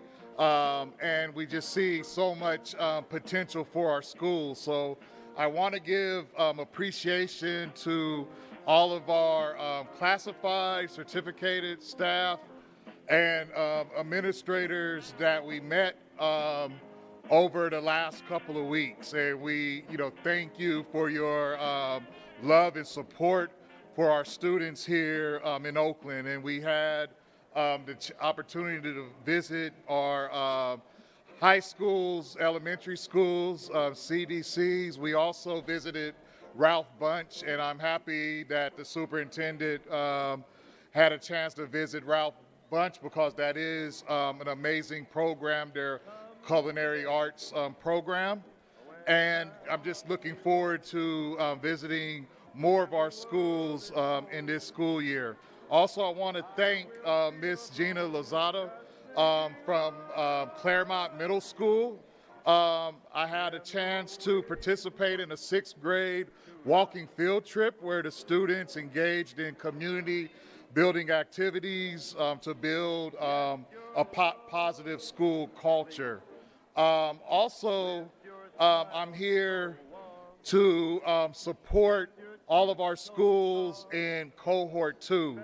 And I'm here just to say that we really need to stop the chaos that's going on, that this process has unfortunately divided our community, and I'm calling on the superintendent and school board to stop, take a pause on this process, and have a chance to engage with our families, engage with our school communities in a deep fashion. No, not just presenting surveys where people in our community don't have access to them, and not just coming in and presenting options without having a chance for real dialogue and real discussion with our school communities. So we need to stop, and we need to truly engage our communities, and the most important thing, we need to work together to invest in these schools. Every school that I visited, it has so much potential. There's great learning happening. Our schools need more resources. We need to invest in community schools. So the community is very skeptical in the district being able to get this process correct. Over the weekend, I got a lot of emails and calls around the confusion around the Kaiser and Sankofa merger, where first families were told that the merger was taking place in Sankofa, then they heard Santa Fe, and then now just this is really indicative of the district and how we need to just really assess where we are. We need to get our house in order. We need to be able to just pause, look at some of the mergers that has happened, such as Elmhurst, and really just examine so that we could be in a position to make the right decisions. We won't be able to make the right decision on September 11th. So board, I call on you to stop this process, stop the mergers, stop the closures, and it's time to invest in our schools. Thank you. Thank you, President Keith Brown. Mr. Phillips. Good evening, Superintendent and Board. Melvin Phillips, interim president of SEIU 10-1. Truly, it's a blessing to be in the position that I am in today. And one of the things that I'm hearing tonight is the closure of Kaiser. Knowing that in closing that it would displace a lot of the children that goes to that school, as well as probably losing some quality teachers as well. Not only that, I do have quite a few members that work in the classified field at those schools, and pretty much we're gonna end up losing some of them also. So I'm here to urge you to think about the situations of closing schools. Number one, when we've seen schools close in West Oakland, where 5 of my children attended, going from Cole to Lowell, then to Mac, and a few up to Skyline. At that time, it was a thriving community, and it was working for the families with the feeder schools. All of a sudden, the feeder schools start closing, and parents start sending their children other places.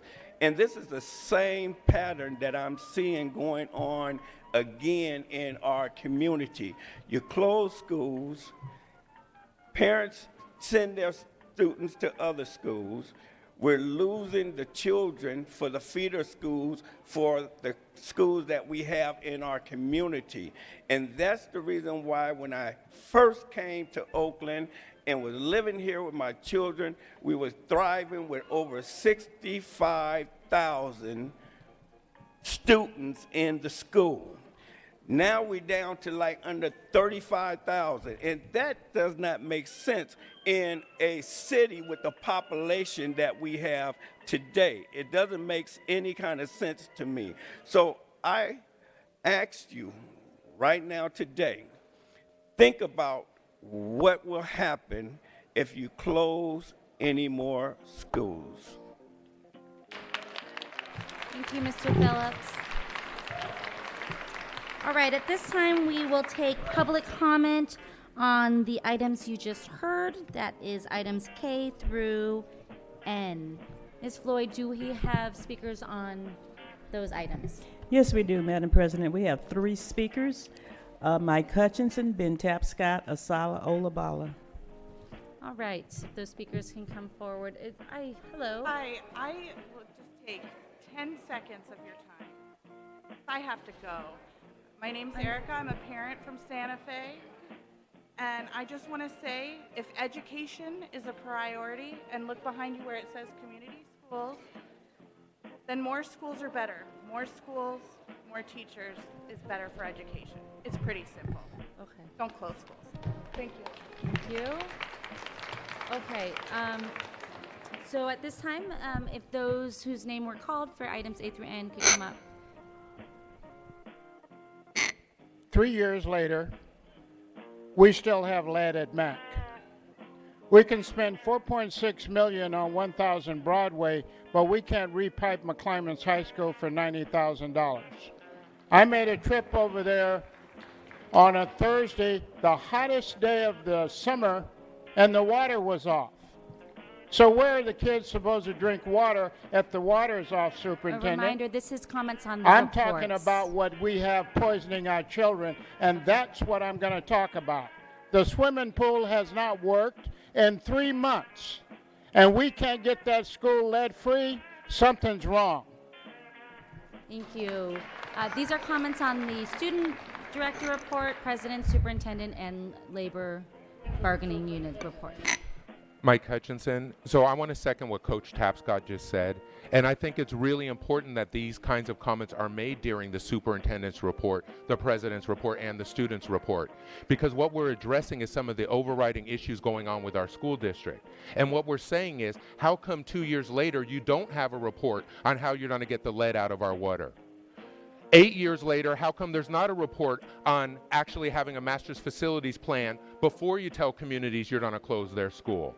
How come there's not a report on what the 7-Eleven committee's doing, and at the same time you have a plan to merge 2 schools into Sankofa, the 7-Eleven committee is looking at selling part of the Sankofa property and campus?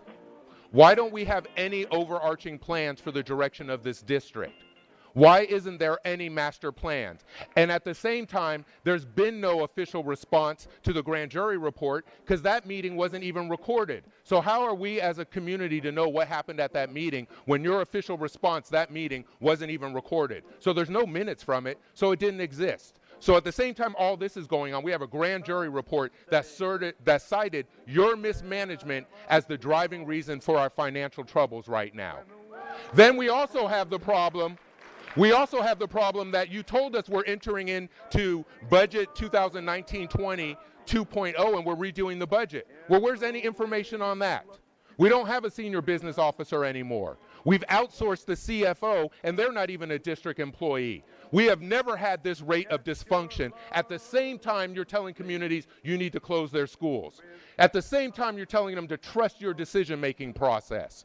And what I really want to bring up, which was illegal, is when you posted on the agenda the resolution for cohort 2, the original posting, the resolution said you would place that schools at Santa Fe. That resolution was pulled with no notice off the agenda, and a different one reading differently was substituted in. That is patently illegal under the Brown Act, and that is how you've been operating. We deserve better, and we will get better because we're not going to take this from you. Next speaker, please.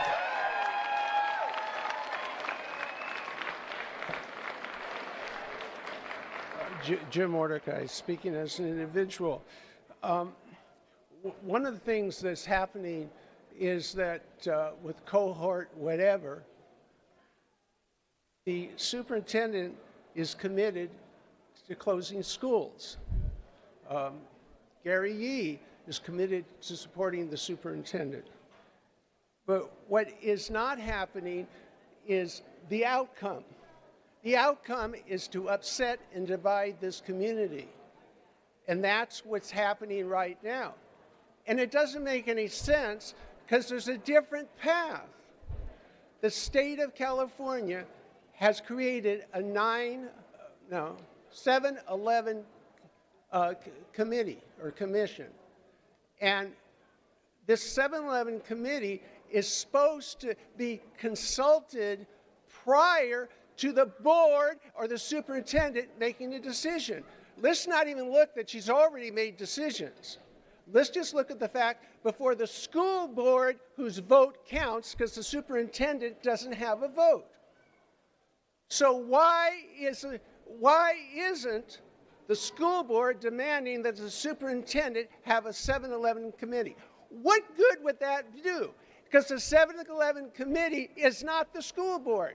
It's the representatives of the school board, and the 7-11 committee makes a report to the school board. And they go out into the community, into the assigned areas where the schools are going to be closed, and they ask the community, what do you think about closing this school down? You don't get that information in this type of format. The state has that tool to be used. School board, why don't you have the 7-Eleven committee that's already been appointed look at Thank you, Kaiser Mr. Mordecai. attendance area? Why don't you follow the law?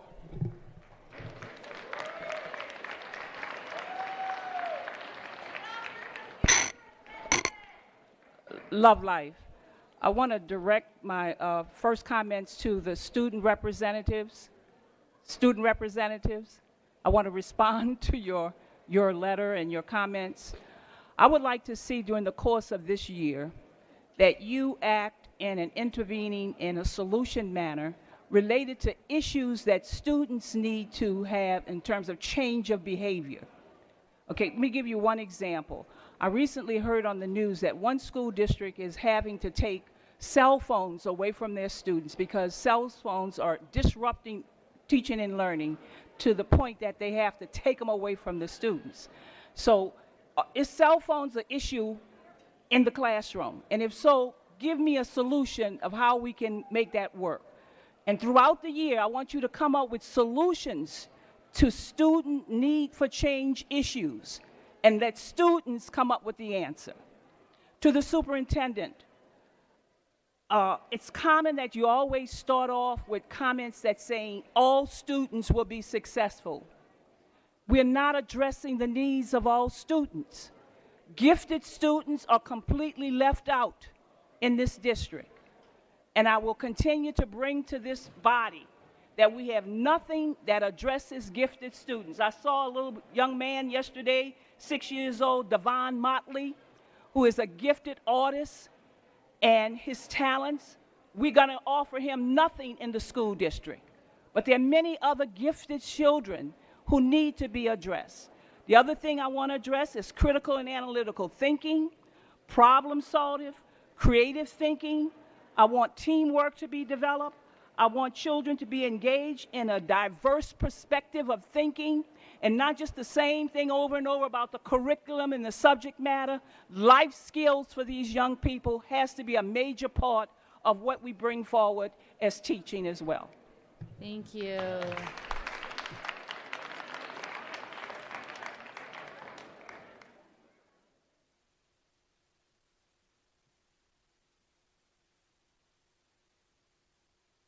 Okay, at this time, we are going to move on to new business. For those who just came in, what I announced at the beginning of the meeting is we are taking the agenda a little out of order, given the interest in this next item, T1. So we're going to go directly to the this item, T1, adopt. This is a first reading. This is just for discussion only tonight. This is not a vote. We will hear the presentation. We will then take public comment. Which will likely be 1 minute per person because I'm sure that we're going to have a number of speakers here. And then we will go to board discussion. Board discussion will be broken up into sections. We will be discussing it by region as it's presented in the report and presentation. So we would like staff to get through the entire presentation. I know that there are going to be a lot of questions and comments that will come up. Please take notes. We want the staff to be able to get through the presentation in its entirety first. And then after this, we will go to public comment on non-agenda items. We do expect to stay on this item for quite a while, though, so just to note for those who are here for public comment on non-agenda items.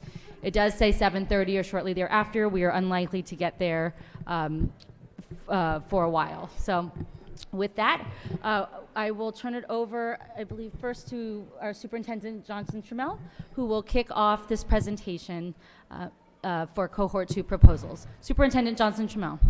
And if we can just, sorry, if we can please have the attention of the audience. If you do have conversations, if you can take it outside, that would be great. Superintendent Johnson Trammell. Thank you. Good evening again, everyone. Tonight I will present the district's Cohort 2 recommendations for board deliberation, which will shape the final recommendation for a board decision on September 11th. When I was a student in OUSD, a quality education was not within reach for every student in every school. Different kids had access to school experiences where quality varied widely. An appealing physical learning environment, stable school staff, rigorous and engaging academic programs, robust enrichment programs, nurturing student and family supports, and dedicated community partnerships were not common quality conditions that every student had, which led to stark differences in student achievement and student preparation for life. While we have made many improvements as a system since the time that I was a little girl, the legacy of quality for some, but not for all, is still deeply entrenched in our public school system. This is the reality of what we must change. Oakland graduates are facing a rapidly changing world that we may scarcely recognize, and our students deserve to graduate prepared for college, work, and life so that they can become our future leaders, advocates, entrepreneurs, and game changers that they are destined to become. The change that we need to be about is creating a quality public school system where opportunity is not concentrated in the hands of a few, but granted to all. To realize our collective vision, we must act boldly and courageously to disrupt our past practice of incremental improvement because our kids simply don't have time to wait. We have pushed aside many of these tough and complicated decisions for far too long, and now the city is counting on us to exercise creative and strategic problem solving that keeps students and families at the center while we wrestle with thorny and complex issues to make the best recommendation possible. The ultimate goal of the Blueprint for Quality Schools process is to dramatically increase quality while ensuring school sustainability across the city. This level of change is difficult and complex. There are no easy answers, but the outcome will mean more students thriving in well-resourced schools across the city.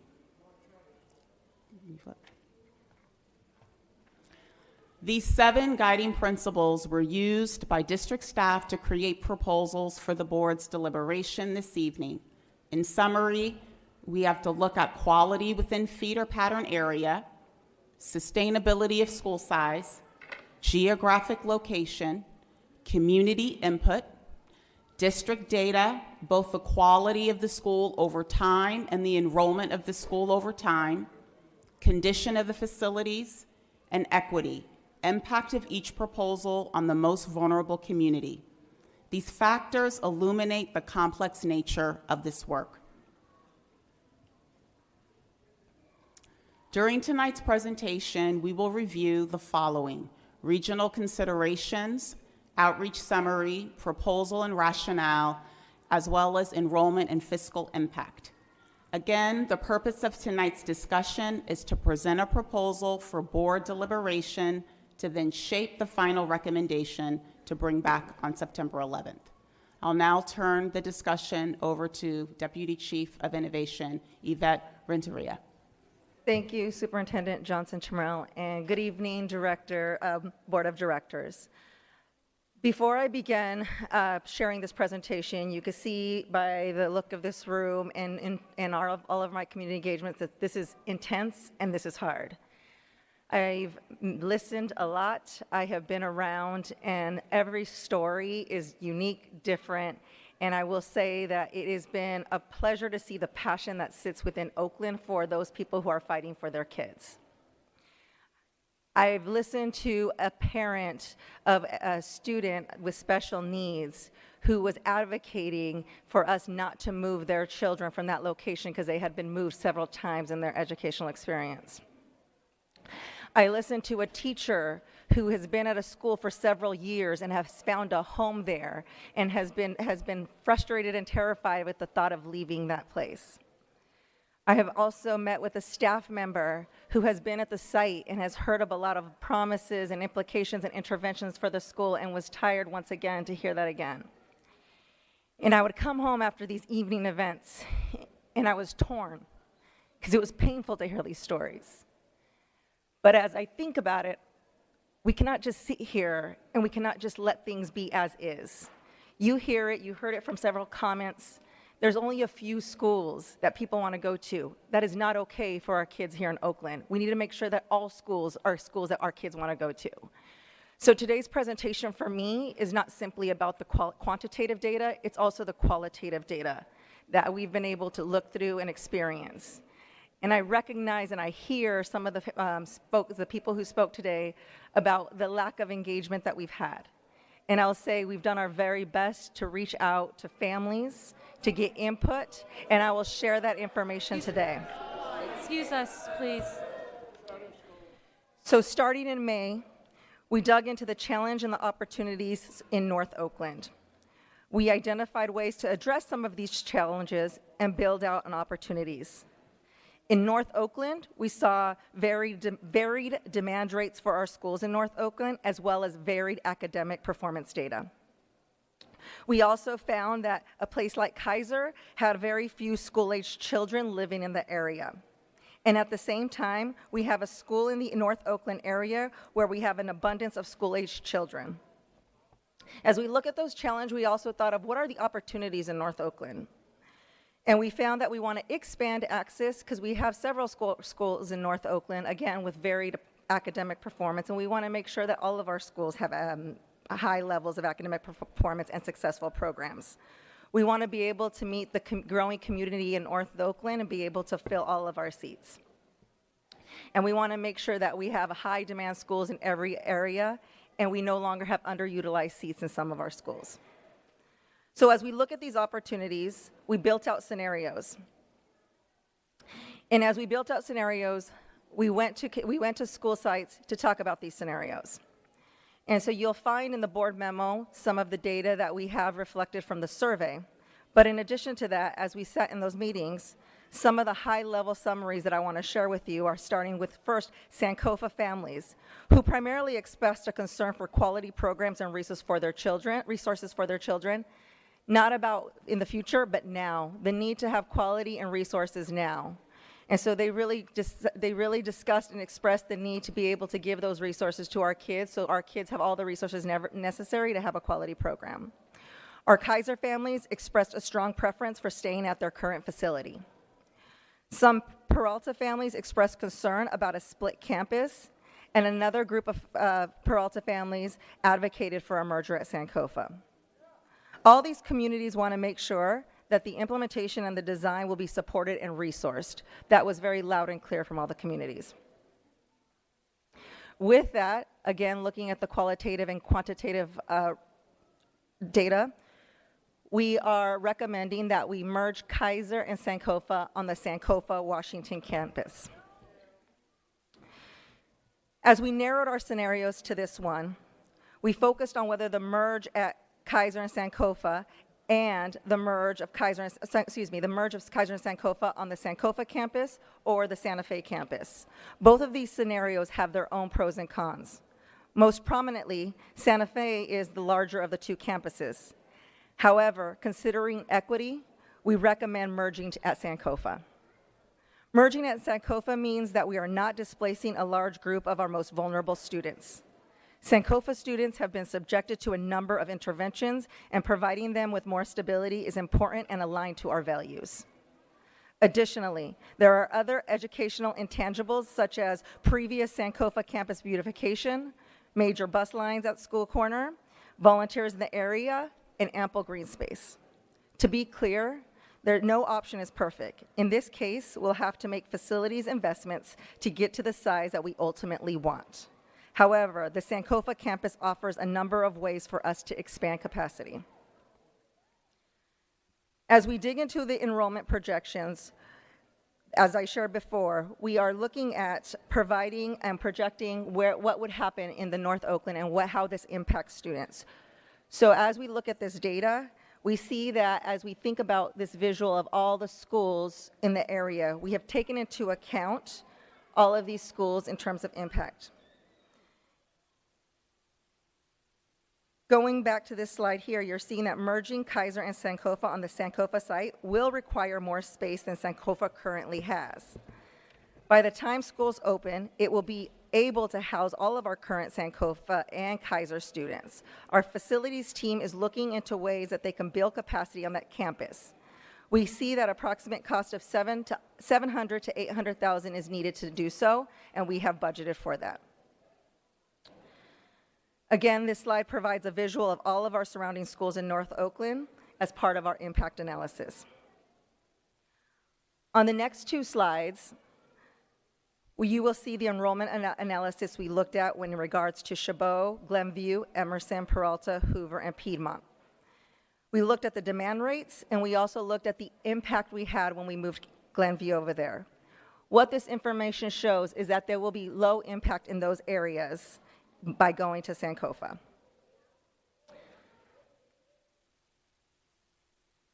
In preparing for the fiscal impact model, we utilized a wide range of assumptions based on our past experience, our staffing models, and other best practices. Since implementation of Cohort 1, we have learned about additional costs, which are now factored into Cohort 2 cost assumptions. Realizing the budget impact requires 1, rigorously protecting the staffing model, 2, staying within budget with implementation cost estimated, and 3, stemming enrollment loss. The table on this screen shows the projected expenses and savings over the coming 5 years. The impact shows OUSD experiencing additional cost and enrollment losses associated with the first 2 years. However, by year 3, the structural savings associated with the school change scenarios are a little over $550,000 annually. Note, this slide does not account for the installation of additional classrooms. Also, this does not incorporate the discretionary funds such as Title I. I want to move on to our East Oakland proposal, which involves Melrose Leadership Academy, Frick Impact Academy, and the School of Language, also known as SOL. Again, I'm going to provide a combination of the qualitative and quantitative data that will best reflect how we thought about this proposal and the final recommendation moving forward. As we think through the considerations for East Oakland, we find that we need a few things. We need more space for our SOL students because they have outgrown their current space. This has been a known challenge for the last 3 years. We need more space for our Melrose Leadership Academy students. It is a high-demand school, and we want to make sure we don't have enough space for the next year. We also have underutilized space for Frick that we need to solve for in that area. With that said, I'm so sorry. Let me get back to this one. So we went out to engage our communities in a few scenarios, and I want to share a high-level summary of those. Again, within the board memo, you will find the data. When we met with Frick, the Frick community members expressed some concern about the merger with SOL and confusion about SOL's program model. We also heard frustration from Frick families and staff who wanted to see Frick expanded to a 612 program and never did, so are also wondering and skeptical about this move. We met with SOL families who generally expressed a willingness to move to a new site, and some of the original design leaders spoke to their understanding that they were aware that they had to move from the Rudsdale SOL campus in 3 years. And we met with MLA families who expressed frustration with the way the summer 2019 expansion to Sherman was implemented, and skepticism about OUSC's capacity to effectively support the work required successfully to implement the blueprint changes. Also, at the MLA meeting, we had families who were overwhelmingly wanting to hear from Frick, and at this time I had not met with Frick. With all the information that we have, we are recommending that we merge Frick and SOL on the Frick campus and expand Melrose leadership across the Maxwell Park and Sherman campus. This would also lead to us having to relocate Urban Montessori from their Sherman campus. We know that this proposal allows us to expand MLA, which is a thriving school program. Currently, MLA 4th and 5th grade students are at the Sherman campus as a short-term satellite site. We did have challenges moving them in a timely manner, and this is why we want to make a decision sooner so that we have ample time to be ready for this, for a more permanent move. We recognize that the merger between Frick and Soul lends itself to dig into an opportunity to figure out how we create the best program for these two communities. At a high level, as we look through the enrollment impact, we see that as the enrollment analysis states, there is very little impact on the surrounding schools. The closest school to Soul and Frick that takes in 6th through 8th graders are CCPA, and we see very little impact. Given that MLA is a specialized program, which is dual language, there already have students from all over the city that go to there, so we also continue to see limited impact. This is just further sharing the dual language programs we have and what impact an MLA expansion would look like. And looking at this data points, you also see limited impact.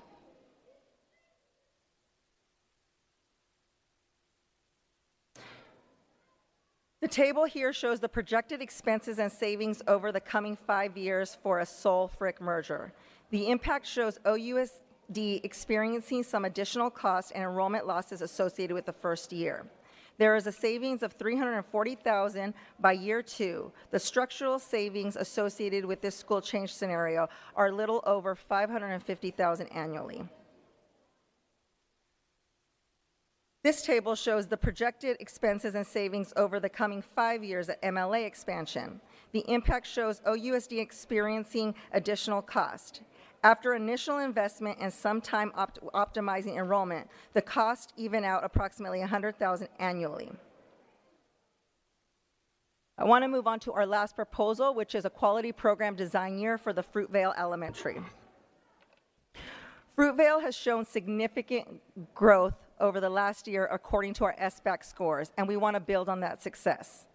I want to congratulate Principal Eugene Stovall, who has done an incredible job working really hard to make sure that we see those improvements.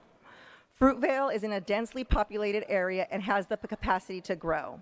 We are looking to support the school by building a community-based design team process which provides time, resources, and opportunities for staff, parents, students, and community to collaborate to build on all the successes this year. This is our cost implementation for a Fruitvale redesign, which is the money associated with the stipends and the professional development for our design team.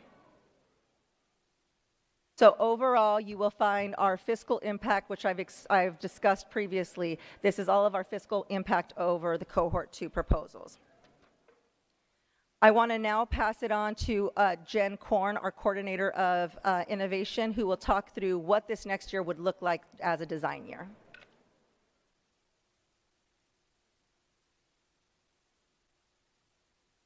Thank you, Yvette. Good evening, board members and Superintendent Johnson-Trammell. It will be my role this year to support the schools that you've been hearing about through the design work involved with merging or expanding. I want to start by talking about the critical importance of the design year. The design work is where the school communities involved in the blueprint will take the lead in developing their own school rooted in the particularities of their school communities, their values, and their dreams for their children and their communities. What you're seeing here is a timeline for the programmatic supports for Cohort 2. I will also be sharing about operational supports, and I will end with a discussion of what will be different between Cohort 2 and Cohort 1. To support programmatic design, our office has been working to secure philanthropic funds to help us provide coaching and professional development for the design leaders and ongoing support for their design teams throughout this planning year. The multi-stakeholder design teams that will lead the work will include families and educators. Student voice will also be integral to the design process. The design work will begin with a school quality review at each school to ground the design teams in the lived experiences of the students, the families, and the educators in each school community, and to help identify the assets that each school brings to the design process. From there, the design teams will be supported to clarify their mission, their vision, their values, and their goals. These decisions will then drive their work around their educational program and their school culture. And through this process, they will also think through their approaches to professional development, governance, decision-making, and family involvement. We will be partnering with staff from academics and community schools, including departments like ELMA and special education, to support the design teams throughout this process. We also know that these school changes require significant operational work. In some cases, we will be moving schools to new sites, and in the case of MLA, we are recommending an expansion to an additional site. We must, therefore, begin this fall to identify the work that needs to be done by departments like facilities, buildings and grounds, nutrition services, and tech services to prepare for these changes, and our office will be coordinating closely with staff from across the district to prepare for a smooth opening of school in fall of 2020. All of our planning for this year's design work is informed by the lessons learned from Cohort 1. The Cohort 1 school leaders began their design process last year without a roadmap and with much less support than we will be providing to Cohort 2. They did amazing work with their school communities, and we are immensely grateful to them. But we know that moving forward, we must provide robust programmatic and operational support to these school communities that we are asking to undergo such significant transformation. To that end, we have revised our fiscal models to reflect more accurately the investment necessary to support school changes, particularly the operational costs that were unanticipated in Cohort 1. And as I mentioned earlier, we've been lining up coaches for the design leaders and planning professional learning for the design teams. We are dedicated to leveraging every possible resource to support these school leaders and design teams to realize a powerful new future for their transformed school communities.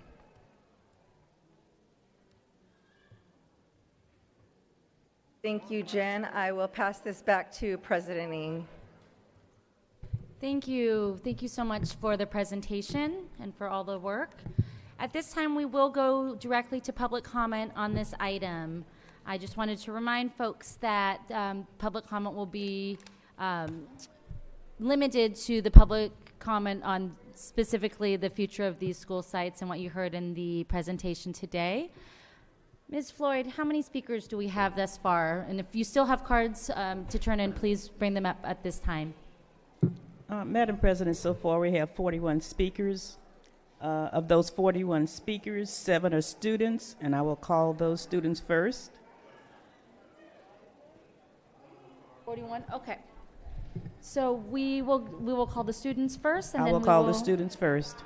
And then we will call the rest of the speakers, and looks like folks are already starting to line up. We will be calling students first. So can you call the student speakers, please? President Ng, I'm going to just ask if we could turn the lights up on the floor, please. I think it's hard for folks to see. It's starting to get dark.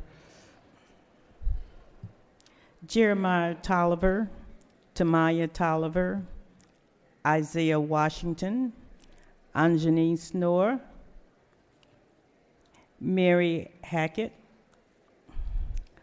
Lanaya Williams, Sahara Curley.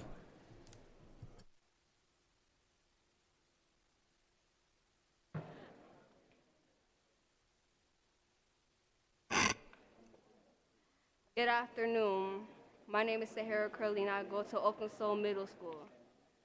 I am here today to tell you that I'm learning a second language and it is important to me. The mic down. There. Hello. Wonderful. I'll go now. Great. Go ahead. Yeah. Let's. Why don't you start again? All right. If that's okay with you. We'll reset the clock. Go ahead. Good afternoon. My name is Sahara Curley and I go to Oakland Middle School. I am here today to tell you that learning a second language is important to me. I am from Deep East Oakland, and Oakland is the only opportunity I have to learn a second language. Other East Oakland students also deserve this opportunity. I am asking the school board to give us time that we need to build relationship in other schools we will merge with. Community is everything to Oakland Soul. We learn about respect and building relationships across different languages. We need this in order to have a healthy community. Thank you again. My name is Sahara Curley, and I approve of this message. Period. Thank you. Great. Next student speaker, please. Hola, mi nombre es Lanay. El razón en que me importa el lenguaje porque hay muchas personas que no tienen una oportunidad para hablar dos lenguajes y no todo eso te ponen en tu correcta clase. Por ejemplo, si hay una nueva estudiante que no entiende español, te van a poner en tu clase de nuevo. Hello, my name is Lanai. The reason why dual language is important to me is because there is a lot of people that don't have the opportunities to speak two languages, and so Oakland SOL is a good middle school for people that only speaks one language, having opportunities to speak two languages. And not only that, they put you in your right Spanish class. For example, if there's a new student that does not know Spanish, they will put you in the beginning Spanish class. Thank you.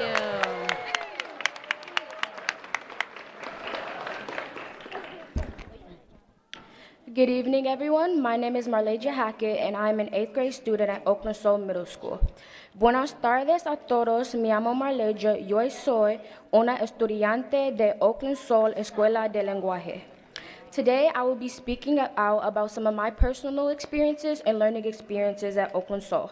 The first topic I would like to speak about is respect. Considering Oakland Soul is as diverse as it is, respecting your fellow classmates, teachers, and staffs is a must. But not only respecting culture is important, also respecting others' learning levels and comfort zones. Oakland Soul has helped me to gain confidence in myself and my academic abilities. I believe without Oakland Soul School of Language, I would not be standing here today to explain to you guys that Oakland Soul is a must for any student coming out of elementary school into middle school, trying to gain the confidence and self-love and respect for themselves that they need to learn more than one language. Thank you. Thank you.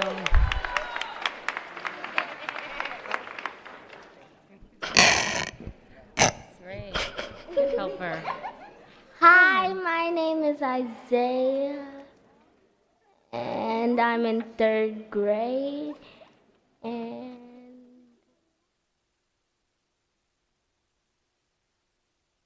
Sankofa. Yeah. Oh, Isaiah.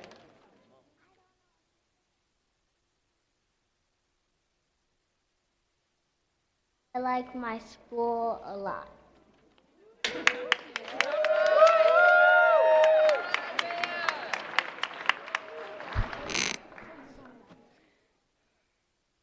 Hi, my name is Johnny, and I'm an 8th grader at Oakland Soul. Hola, me llamo Johnny, soy un 8th grader at Oakland Soul. Oakland Soul is a very important part of my academic life. The main reason is because of its dual language program. I've been in dual language since kindergarten, but without Soul, I wouldn't be here giving you my greeting in Spanish today.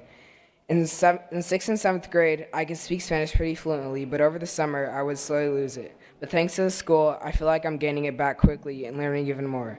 Most of my classes are now in Spanish, which at first I thought was bad, but now I've thought about it, I can see the value. My advisory also happens to be in Spanish, and there is a group of students there that only speak Spanish. So it's good for me to translate in English, and there's also people who don't understand Spanish as good as me, and it gives me an opportunity to translate. And that's why I think without Soul, I wouldn't be speaking Spanish, and that's why we should keep it open.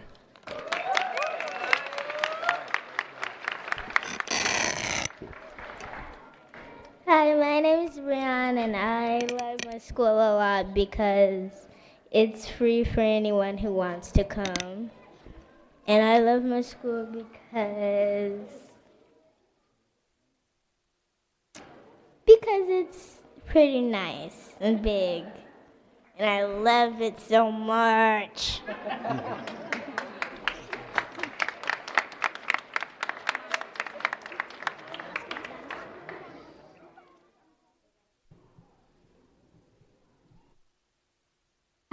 Hi, my name's Samira, and I go to Kaiser. I used to. First, I was homeschooled, but then I went to Kaiser, and Kaiser was the best size for me. And I really love it so much because there's everyone I can meet.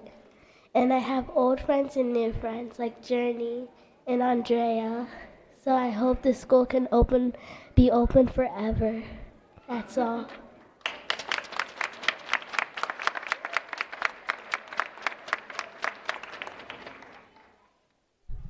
All right, are there any other speakers, student speakers? Can't see. Are there other student speakers? Okay.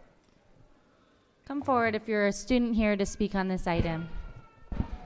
Hi, I'm Zinzi Montgomery. I'm a sophomore at Bishop Dowd High School, and I went to Kaiser Elementary from grades kindergarten to 5th grade. I don't really have anything prepared, but anytime I think of the Kaiser, I just get a sense of home and peace. I remember I was having a really stressful time during finals of my freshman year. So I went to visit Kaiser and some of my old teachers, and I immediately just felt better. It gives me a sense of hope and calm that I bring to me, that I think of every day in the morning, so I can try and be my best self. And I think that closing Kaiser would be a true tragedy because every kid that I know who goes there leaves a better person than they came in. So, thank you. Thank you. All right. Thank you to all the student speakers. At this time, we will start public comment for non-student speakers. Ms. Floyd will read the names.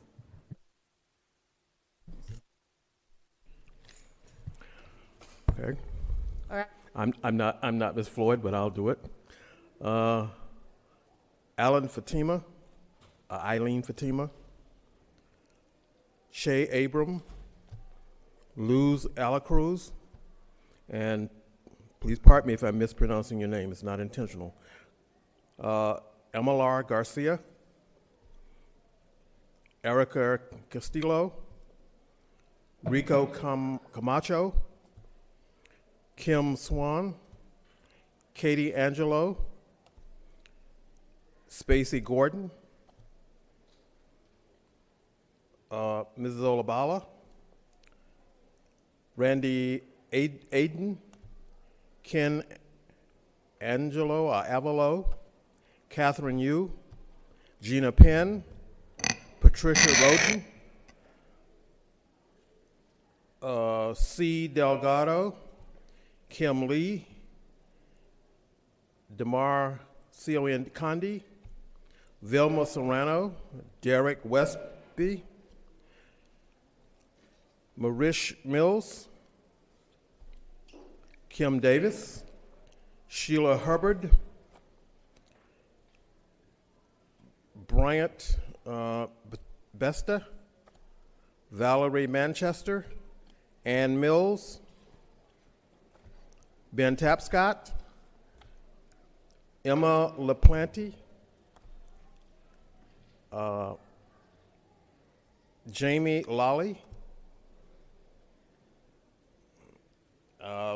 last name is Lawler, and Christy Thomas, and Clarence Haut, H-A-U-T. Those are the cards.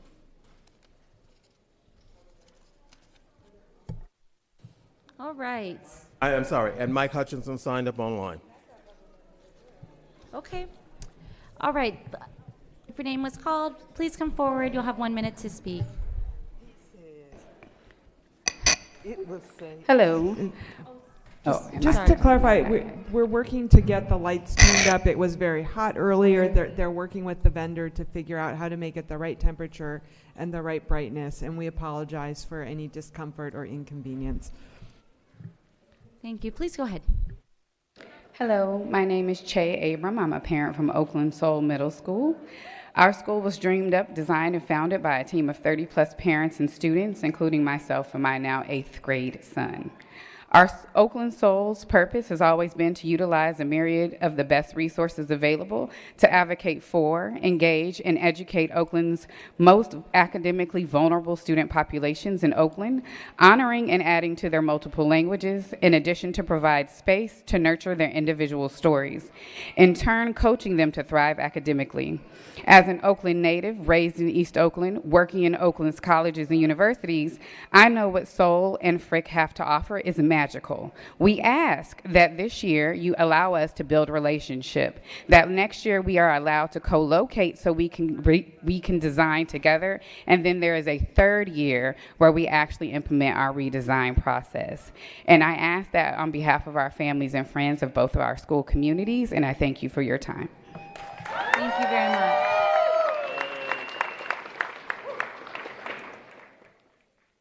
Voy a hablar en español. Mi nombre es Luz Alcaraz, soy una mamá de familia de un estudiante del 7º grado de Oakland Soul. Tanto Soul como Frick sabemos que han pasado por una transición de liderazgo. Estamos teniendo nuevos directores este año y esto va a ser un proceso más difícil para nosotros. Y los más impactados van a ser los estudiantes de color, afroamericanos, latinos, bajos recursos, con necesidades especiales y recién llegados. Sabemos que nuestras políticas también están siendo desplazados esos estudiantes. Por eso queremos hacer la petición que la votación no se lleve el 11 de septiembre, sino hasta el 25 de septiembre para tener tiempo de conectarnos con las diferentes comunidades y hacer un mejor proceso. Gracias.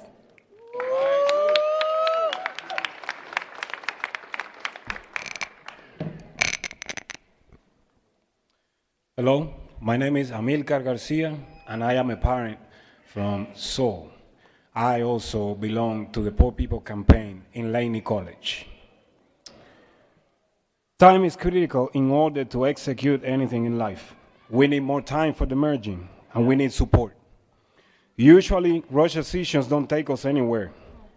Would you rush to a decision to buy a new home or a new car, for example? Of course not.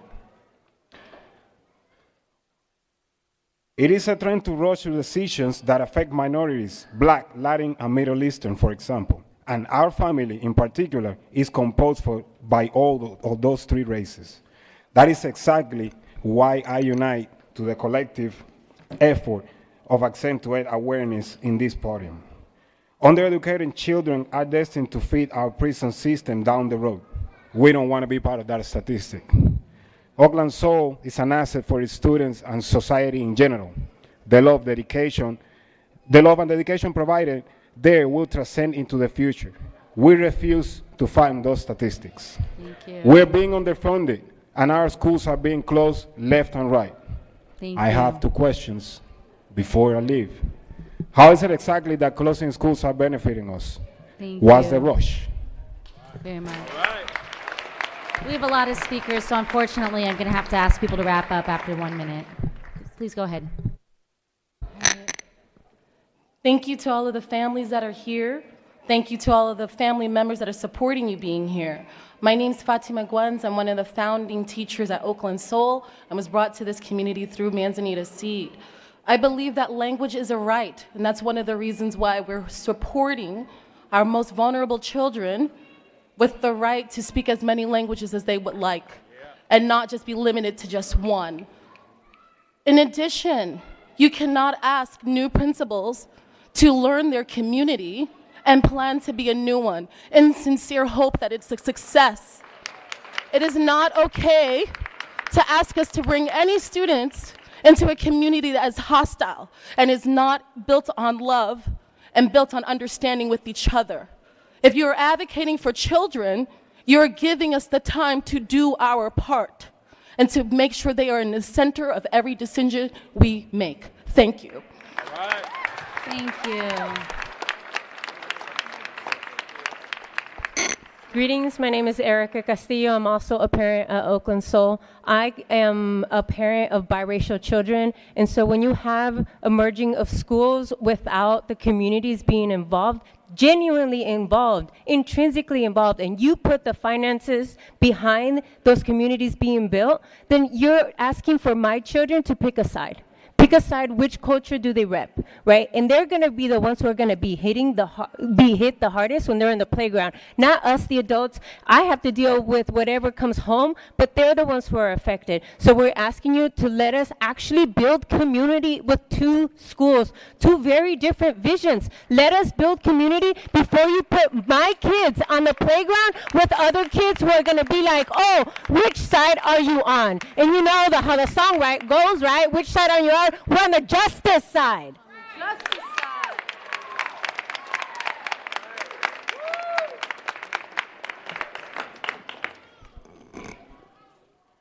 side. My name is Bryant. I'm a parent of a child who just spoke.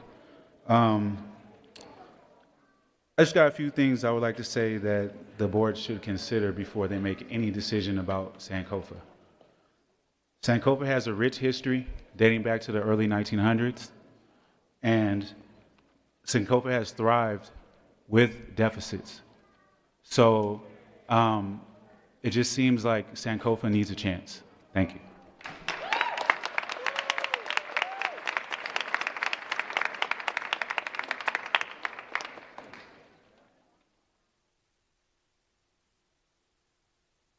Before I say something, I just wanted to turn this in because this is a recommendation for Sankofa community, parents, and staff.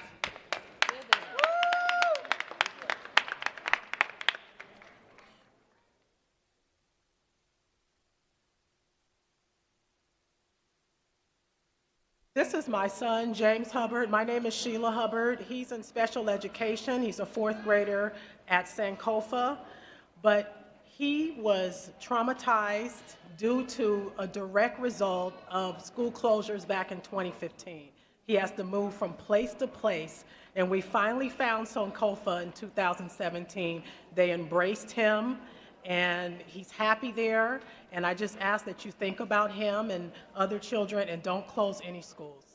Thank you. Thank you.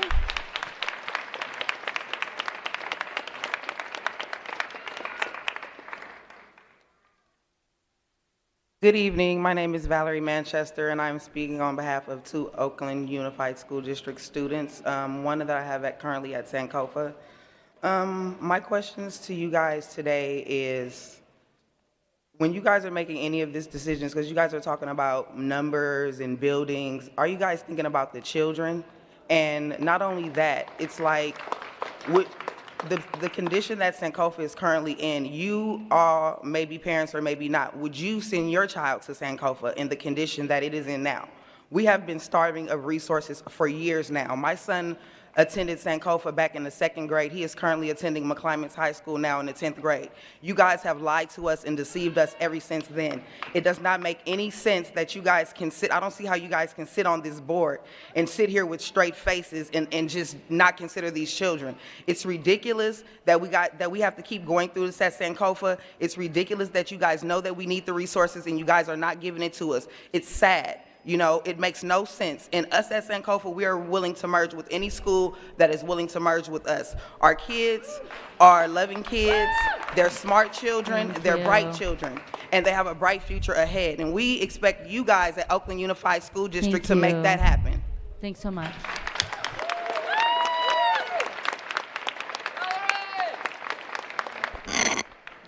Hello, everybody. My name is Derek Westby, and I'm just going to speak about my journey with the Sankofa community.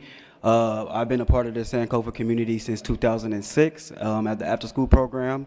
I've also held positions at Sankofa as an intervention specialist. And I've seen, our high points, I've seen our lows. But what I haven't seen is the correct and proper resources that we need and we deserve to actually see our kids thrive in the way that we want to. And I think once we get that, give us an opportunity to prove ourselves that we can do it and that we can thrive. It's a good community. It's always been a good community, even in the bad times. We stick together, and we're just a loving community. Thank you.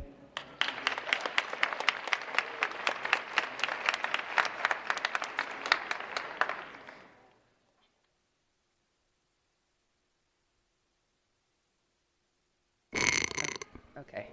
Hi, I'm Danielle.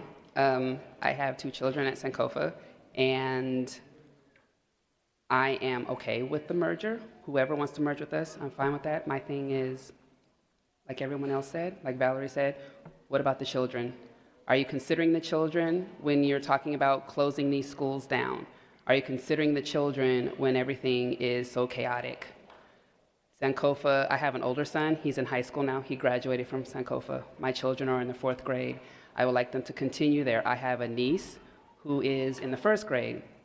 I'd like to see her continue there and for the school to be back where it was all those years ago, a decade ago. So if anyone, I'm down for the merger. I just want everyone to think about the children. It's all about the children. Thank you.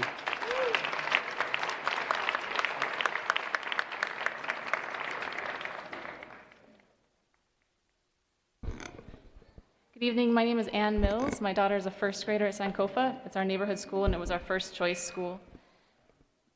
We have a handout that we put together as a Sankofa community. Kim, I think, is going to hand it around. I trust that you take your responsibility to Sankofa's children seriously, so I trust you'll take 5 minutes out of your evening to read that handout.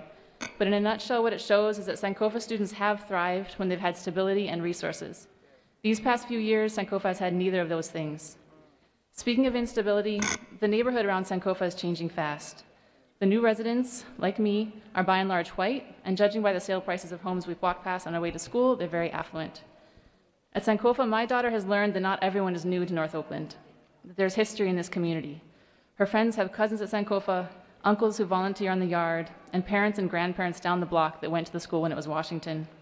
It would be an insult to this community and all that they have built to push them out of this beautiful building, just as so many families are now being priced out of the neighborhood. I know there are people here tonight who'd like to see Sankofa move to the Santa Fe campus. I empathize with them. It was a tragedy when Santa Fe closed and Golden Gate and Longfellow, but that's not an excuse to do it to Sankofa, the next black school up the road. Thank you. Thank you.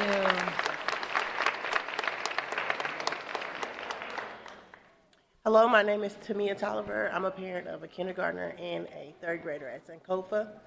I'm getting emotional because Sankofa, when it was Washington, was my school. I was relocated from another school, and I thrived there. We had accelerated programs, which I was in. All my friends, we went there, we got promoted, and we went on. That was like my family school. So our kids, they need support, we need resources, and we welcome change, we welcome new people. The only thing that I really worry about is the fact that it doesn't seem like this is a two-sided deal here. It doesn't seem like both parties want the same things. I'm in support of the other schools, but I'm also worried about, like another parent spoke of, when the kids get out on that yard, what's the scene gonna be like? What are our kids gonna feel like? I know what I felt like when I walked into the room. I know what I felt like when I went outside one day and my whole neighborhood changed. I've been in that neighborhood for years and years and years, my family 40 plus. It's important that you think of the people before you make moves. Thank you. Thank you.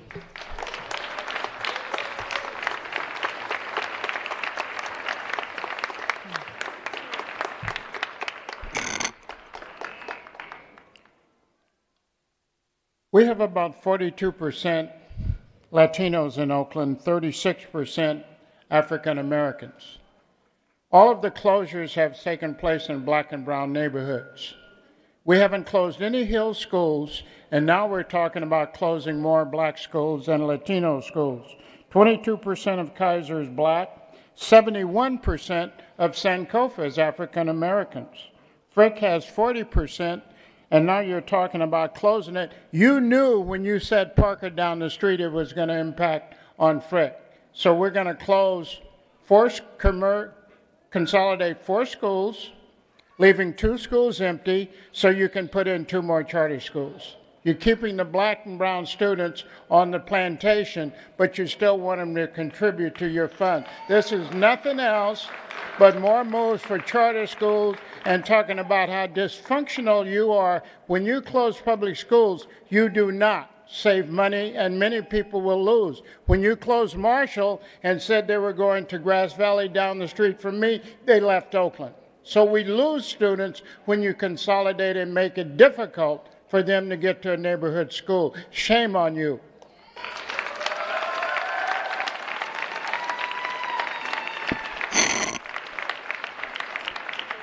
Buenas tardes a todos. Soy Rocio Camacho. Good evening. My name is Rocio Camacho. I am a parent at MLA and also was a part of the design team that started that school. The timing for cohort 2 and the community engagement, it was acknowledged by the district that it was an extremely short period of time, yet they moved forward. And to add to that difficulty, the engagement took place during the summer and during the beginning of the school year. This is the most burdensome time for parents and teachers and for the school communities.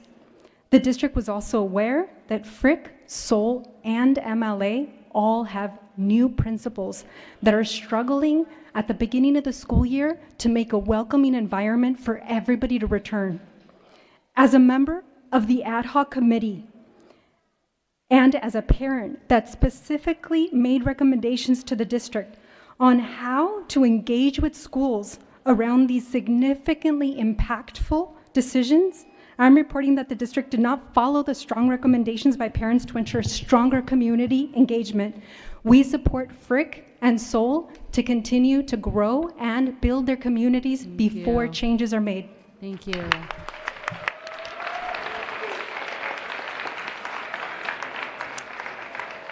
Hello, my name is Dr. Chayla Delgado. I'm also an OUSD alum, parent, and teacher, and a parent at Melrose. And we just want to acknowledge that these consolidations, we've seen them coming. They're part of a historical pattern of disinvestment in particular schools. We know that these are flatland schools. We know there's some of our only majority black schools left in Oakland. We know that small schools work. All of the research says it. So why can't we lift up and invest in our schools? We see that when there was investment in Sankofa as a small school, it saw success. So these schools, we need to give them space to thrive. We need to invest in them. We do not need to close and consolidate them. It absolutely does not work for students. All of the research points to this. I encourage you to read it.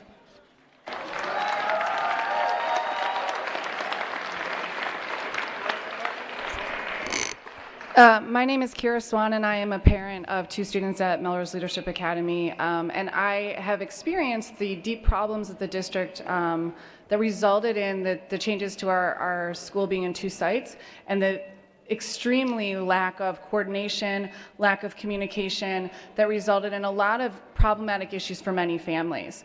And I'm very concerned that this process continues. We heard from the Office of Innovation that they learned from the issues that they didn't do successfully for cohort 1, and they're repeating them for cohort 2. There was a survey that was distributed to their school communities. It was distributed on August 16th, and it closed on August 23rd. This is the very beginning of school. As mentioned, families and teachers and the community have many things going on, and that is not a way to engage in getting input from families in an effective way. The survey was deeply flawed in the way that it framed what it was asking. That's not true engagement, and if we're saying that that's a part of the voice that needs to happen, we support the Frick and Soul community asking for more time, asking for the ability to really truly be a part of this engagement and not being told how it's supposed to go and what it looks like. Thank you.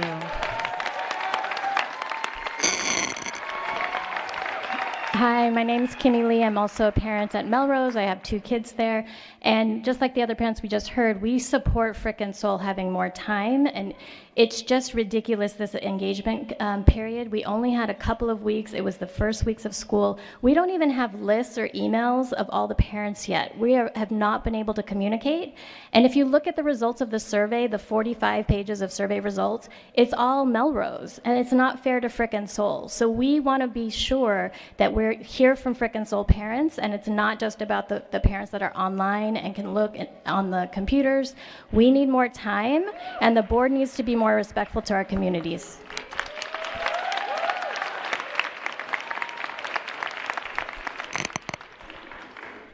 Hi everyone, my name is Vilma Serrano and I'm a teacher at Melrose Leadership Academy. And I'm really concerned about the rhetoric I hear about failing schools, high demand schools. You know, I hear in this language an absolving of your responsibility to these schools. Whose fault is it that these schools have failed? Has there been robust community support around or engagement due to enrollment patterns? So if you see that a school is under-enrolled, have you done the community input or received community input about why they're not sending their child to that school? Have you invested in robust arts programs to really support those students? My question is, where is your responsibility in this? Because I don't hear any acknowledgement of that. And so just to finish off, you know, I hear this whole thing around MLA being a high demand school. But it was a community designed process, as you heard Rocio mention. And my question is, you know, the community has done this. We have made the school function. School teachers have what they need because of the parents, not because of you, unfortunately.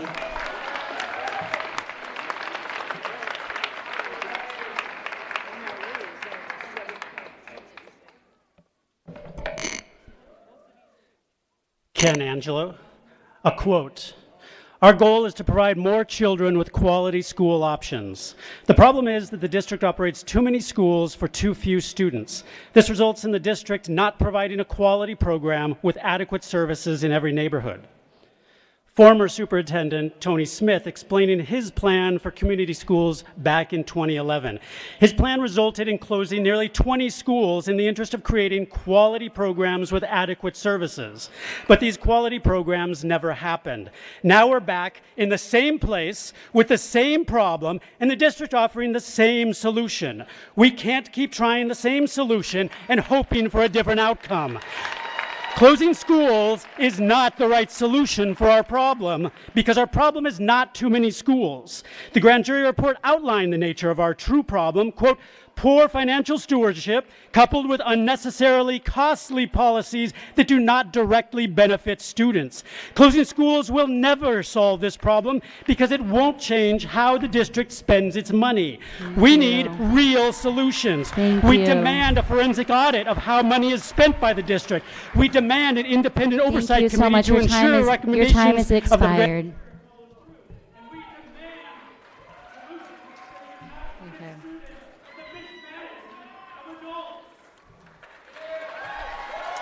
Next speaker. We want to be able to be fair and consistent to each speaker. So we'll be turning off the mic after your time is gone. Good evening. If you're a Glenview at Santa Fe parent, please come up so they can see you. Hi, I'm Bobby Lopez. I'm a Glenview at Santa Fe parent. I first want to start off by shouting at Sankofa. We 100% support the right of those parents to retain their campus. So just want to be in solidarity. Secondly, since I only have 46 seconds, we have a petition by 128 Glenview at Santa Fe parents, mostly North Oakland parents, who believe in the possibility of a district school at the site. This is not a new concept. Since it closed in 2012, there have been active parents in the neighborhood, a very diverse flatland neighborhood, income, race. We're a diverse community, and we want a flatland school. We want a school in the flatlands west of MLK because we currently don't have a school west of MLK. And I want to just say that it's important to have a school that's a district school. I get my neighbors go to Knox. I understand some parents will choose that, but myself having a disabled child and many of us in this community, we believe we need a district school that's near us. And so I just want to give it over to some of the other parents who are going to say a few words. Thank you. Thank you very much. Hi, good evening. My name is Laura Guevara. I'm on the board of the Santa Fe Community Association. The Black Panther Party was founded in Santa Fe on October of 1966. Up until the teacher strike this past spring, the Santa Fe community had been organizing to reopen Santa Fe Elementary, bringing together a school design team. Using the Black Panther Party's 10-point program and progressive pillars of their Oakland Community School, we focused on a curriculum that would have critical thinking, social justice, restorative justice, and knowledge of self as some of its guiding principles. A neighborhood steeped in history, we are strong, ready, willing, and able to continue to make equity front and center in everything we do, welcoming everyone who may come. Santa Feers are committed to all children and to making sure we have a public school. To take away a public school option in our neighborhood would mean to erase our neighborhood's history and to ignore the strides that that those before us have made to bring justice, accessibility, and a quality education to all. I ask you to cast that accessibility net as wide as you can on September 11th. Thank you. Good evening. My name is Steve Childs. I have a third grader at Glenview at Santa Fe. I want to say that every neighborhood deserves access to a quality district school. In our neighborhood, there isn't one. The Santa Fe school site is a great asset of the OUSD system. The capacity is 500 seats. It aligns with the recommendation for school size that you guys are talking about. It has served as an elementary school for the last 4 years. It's clearly built as that. I've heard the district talk about using it as offices, as a place for CDC, as other things, leaving open space that may be taken over by a charter. We ask that you would consider using it for what it's built for and considering bringing a district school into that space for our neighborhood. Thank you. Thank you.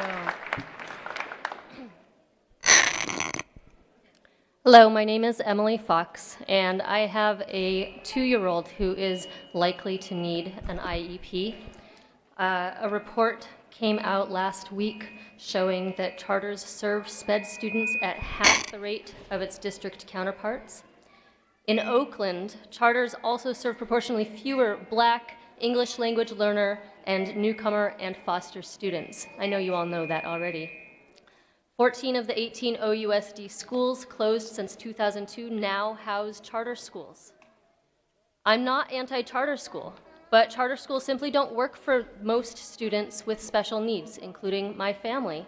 They're supposed to, but they just don't work, which is why district schools disproportionately serve the children with the most need. I live in the Santa Fe district, and there are 0 OUSD public options west of MLK. Please don't let the Santa Fe campus go that way. Thank you. Thank you.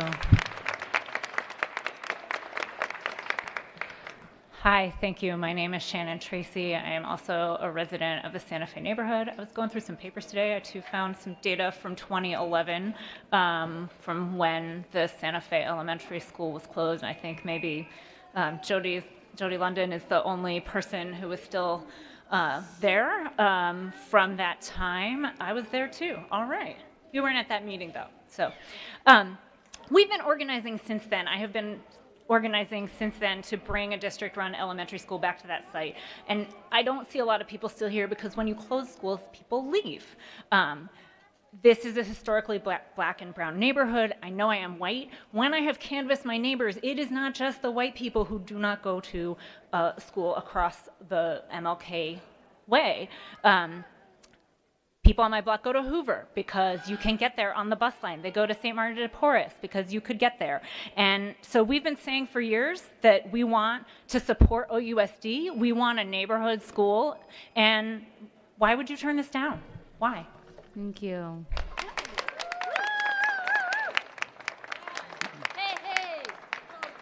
All right, my name is Sean Ward. I'm a community member in Santa Fe. This community has worked very hard for the past better part of a decade to be inclusive and reasonable, talking with every stakeholder they can find to try and get the Santa Fe school opened as a neighborhood school in the Santa Fe area. They're asking you, the Santa Fe community is asking you for the right thing. The Santa Fe community is asking you for the right thing.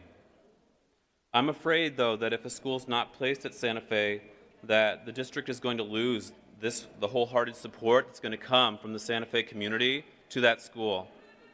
And I'm afraid that the district is going to incur a cost that you may not have calculated from the lack of attendance of children in that area, because there's not that school that's in the neighborhood. And that this narrative that the district doesn't care about the community is going to be perpetuated. That no matter what your data says, you need to respect the effort of community members.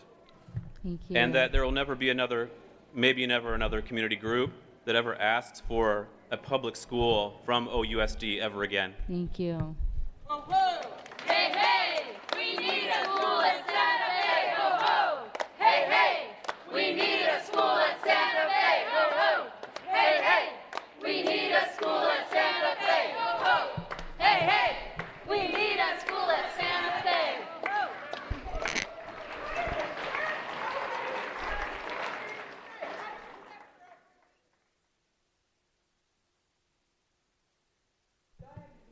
Go ahead. Jamie Lawley. I am here to represent the staff of Frick Impact Academy. The staff of Frick Impact Academy stands with our community and the communities of Seoul and MLA in feeling that the decision to merge schools is being pushed forward without the engagement with the families and schools affected. We call on the board to put a stop or, at the very least, a pause on the September 11th vote. More time is needed to authentically engage with Frick families in this conversation to ensure that their concerns see the light of day and their needs are met. The Frick community is a beautiful one that continues to find ways to thrive despite severe underfunding from OUSD. Frick's demographics have historically been ignored in such decisions, and we implore the board to slow down, take their time, and not rush through such a major merger. Thank you. Thank you. Hi, I'm Emma LaPlante. I'm speaking today as a special education teacher at Frick Impact Academy. When you look at Frick's demographics, 50% of our student body is either a newcomer or in a special ed program, not to mention that 100% of our students are kids of color and 100% are at or below the poverty line.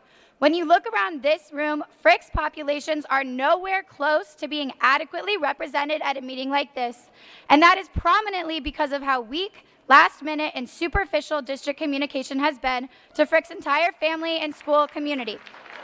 We deserve a much stronger voice in this decision that would quite likely compromise our ability to meet the very diverse needs of our existing special populations, especially my students with disabilities.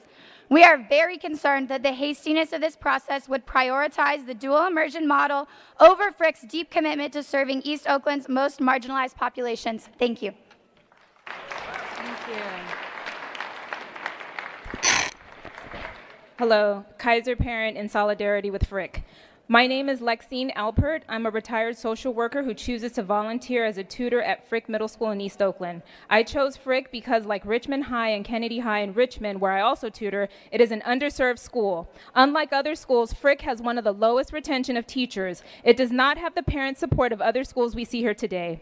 These children face so much more adversity, poverty, crime, lack of stable housing. The students here are behind, lacking in so many services and resources, and cannot be expected to merge well in a sudden dual immersion school as proposed by the merger with Seoul. In addition, the students and families of Frick have had no say in these decisions being made for them. Please don't do more damage to this already fragile student population. As stated earlier this evening, every child should have a quality school.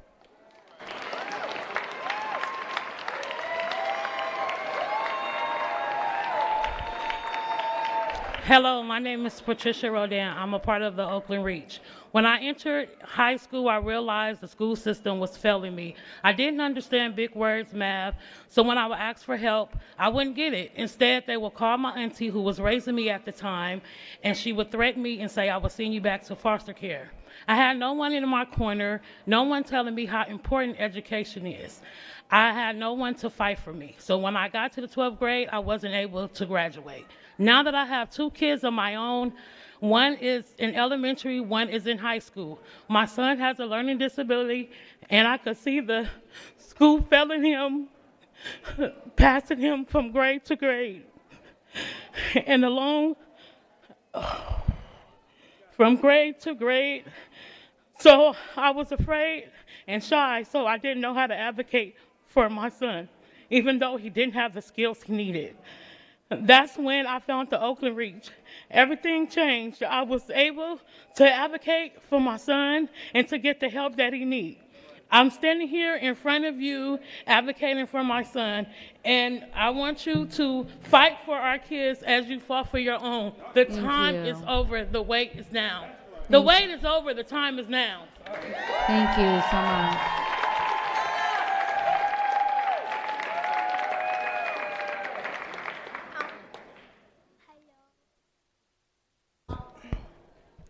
My name is Tanisa. I'm a proud member of the Oakland Reach. I'm standing here tonight with my three children, Ortez, D'Anthony, and Devin. Ortez was placed on the waiting list for 3 years.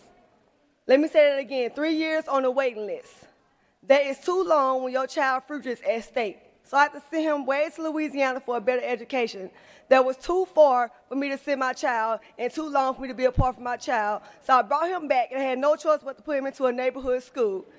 When I finally got a spot in a better school, my son was behind and had to play catch up. I joined the Oakland Reach because I got a phone call that was parents fighting for better, and I was not alone. Every family should have the right to a good school for their kids. It turns out if you're black and low income in Oakland, you have to organize and fight for their right. That's what we're doing, and that's why we're here tonight. My young children will have better. The wait is over. The time is now. Thank you.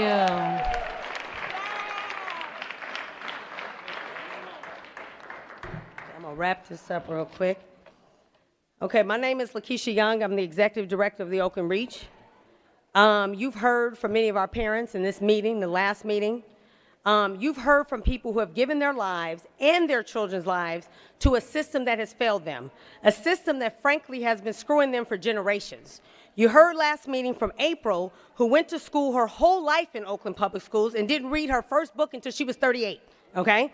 You also heard from Hakeem, who got to college only to realize he was totally unprepared and had to drop out his first semester.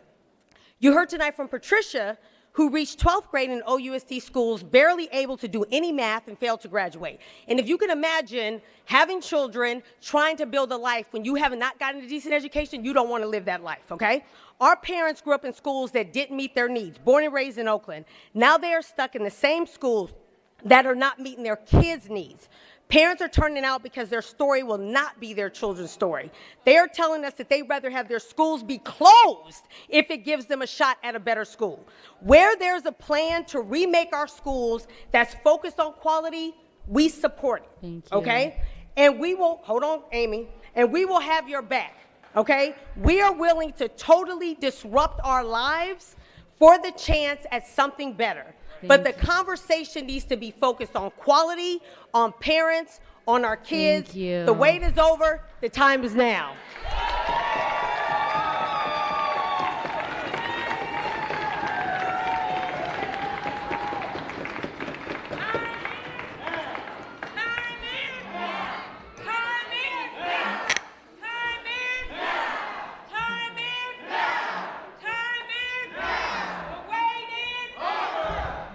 Right, thank you. Next speaker, please. Hi, my name is Michaela Rabinowitz. I'm a parent at Peralta Elementary, and I came to deliver a letter signed by 45 Peralta parents supporting a merger between Peralta and Sankofa as part of the District 1 Cohort 2 schools. We believe that this merger presents the district with a rare opportunity to address the racial segregation and resource disparities that otherwise characterize the district, and we urge you not to miss this opportunity.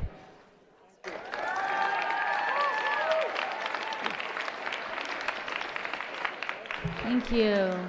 Hi, my name's Steve Abernathy, Penniman alumni. 48 years ago started my education in the OUSD. And I'd like to say, give everybody a big round of applause because this is a great turnout tonight. Absolutely. And I'd like to talk about something else. How many people in this room are going to vote to re-elect any one of these people that vote down our school? Raise a hand. How many people will never elect any of you to another public office in this city again? Enough said. Thank you. Next speaker. Good evening. My name is Kylie, and I'm a fourth grader at Kaiser Elementary. Kaiser is a gifted, surviving, and cherished community school. You trying to close it is hurting kids, not physically, but emotionally, which can hurt more than being kicked. You've already tried and failed around 4 times. More people want Kaiser to stay than to merge. I like Kaiser, and I'm not leaving without a fight. Thank you.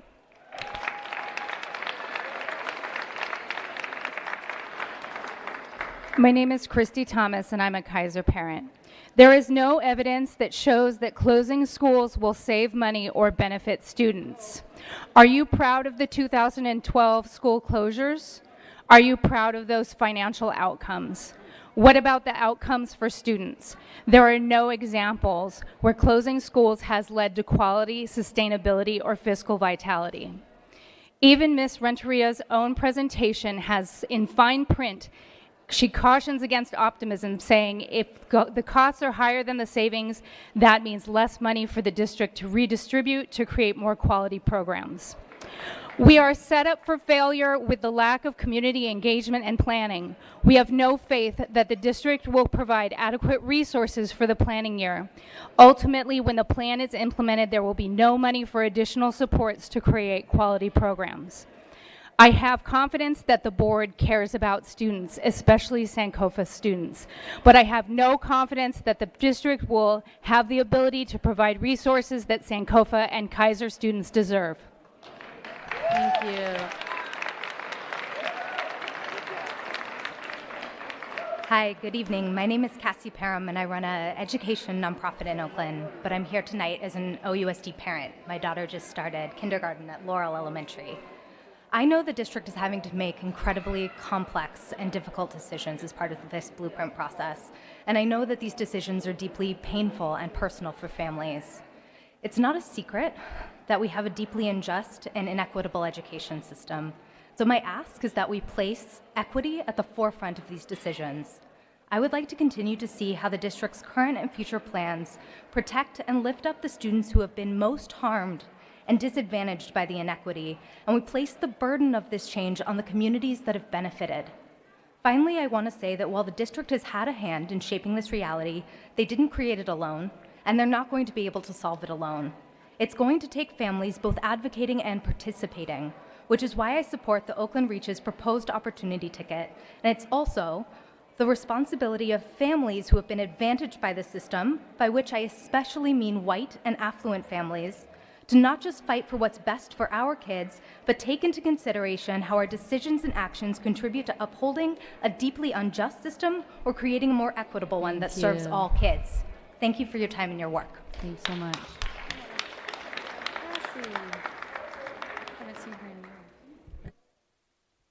Mike Hutchinson, proud graduate of Oakland Public Schools and proud veteran of the school closures of 2011-2012.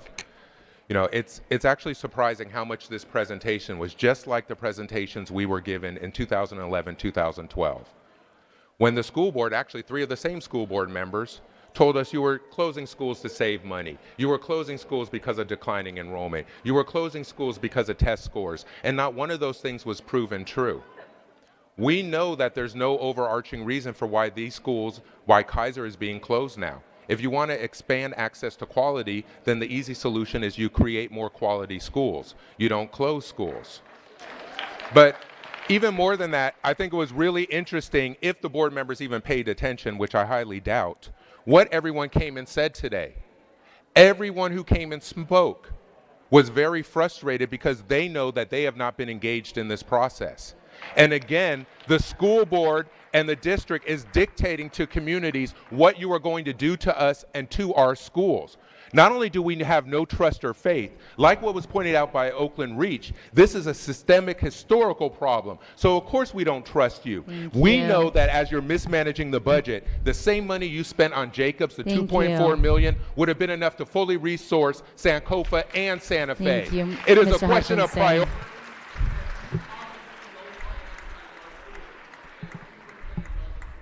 Thank you, Mr. Hutchinson.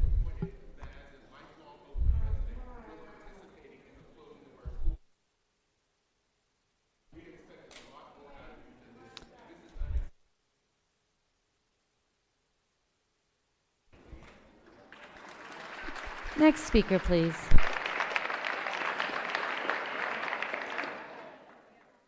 Hello, I'm Michael D'Souza. I'm here to support Jen Korn and Yvette Renteria. I've seen them do some amazing work over the past several months.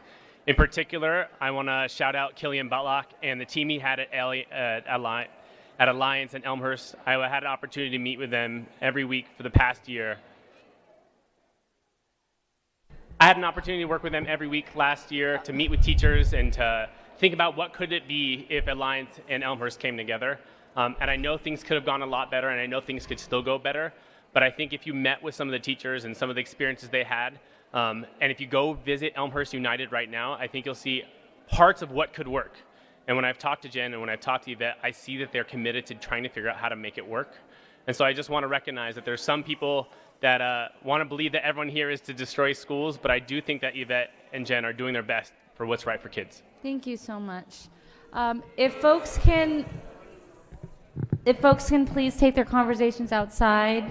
It's hard to hear over all of the mumbling, and please, we'd like to ask you to be respectful to the speakers who are also respectful when each of you spoke. Jim Mordecai is speaking. Oh, hold on, Mr. Mordecai. It's still quite loud. If folks could please transition their conversations outside, that would be great. We want to be able to hear the remainder speakers. Folks in the back.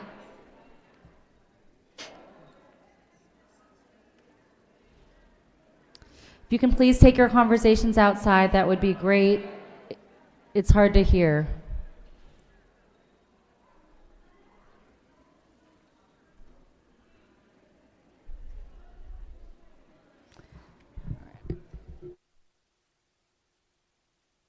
All right, thank you. Mr. Mordecai, go ahead. Okay, Jim Mordecai speaking as an individual. First of all, I don't believe the individuals need to be attacked. The problem is not the individuals.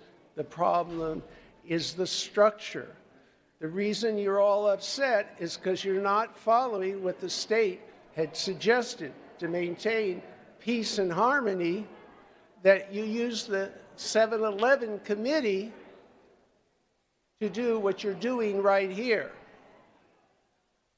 And that's outlined in law. You're not going to follow it because you don't want to give up that power.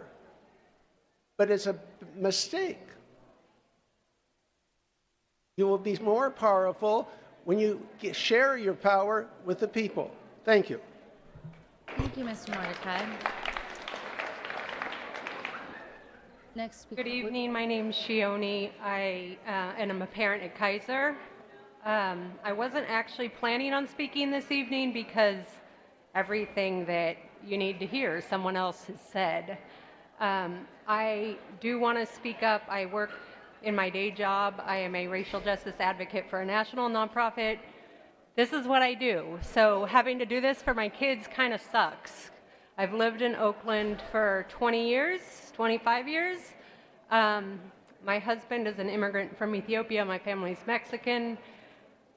When we looked at the schools in this community that actually could be embracing of our children and were integrated and represent our family and the world we want our family to be in, there's like a handful of them in Oakland. And what I have seen through this process is no intention to actually grow more of those.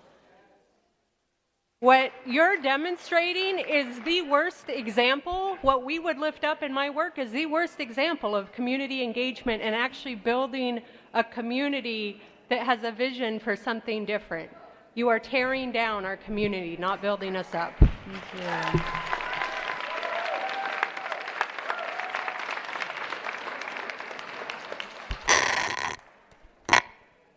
Hi, my name is Catherine Lee. I'm a Kaiser parent. And I waffled about whether or not I wanted to come up and speak, but I feel like it is impossible to look at this chart of the timeline of Sankofa and not just feel so much heartbreak over how much injustice was done for this school.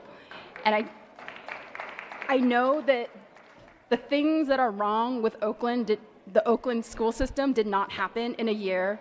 It has happened over the course of decades. It has persisted, and it breaks my heart that it can't be fixed immediately.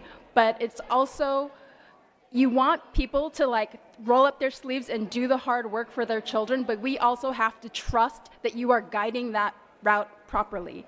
And by proposing the same things and being very vague and very hopeful about how you come up with the projections that this will increase enrollment or what the savings are going to be, but not really tell us what specifically that's going to do for specific communities, we can't have that trust and we can't build that hope. Thank you.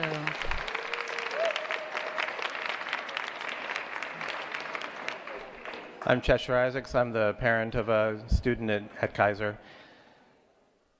I think, to echo the previous speaker, the problem that you're facing is that people have lost faith in your ability to execute the plans that you're talking about doing. Somebody got up here a few minutes ago who's actually in favor of what the district has done and talked about Elmhurst United. But even he being positive about it, you can read between the lines and you can see how many problems there are there. You can see how many problems have been part of the transition. And you can see, and you've been hearing from everybody here tonight, we don't have faith in your ability to create a plan that will serve everybody equitably, fairly. You need to take a step back, take a pause, find a way to build true community engagement so that if you bring a plan forth that we can trust, that we can actually make something positive happen, and what you're doing is not positive, it's negative, and it's going to hurt students everywhere in this city. Thank you.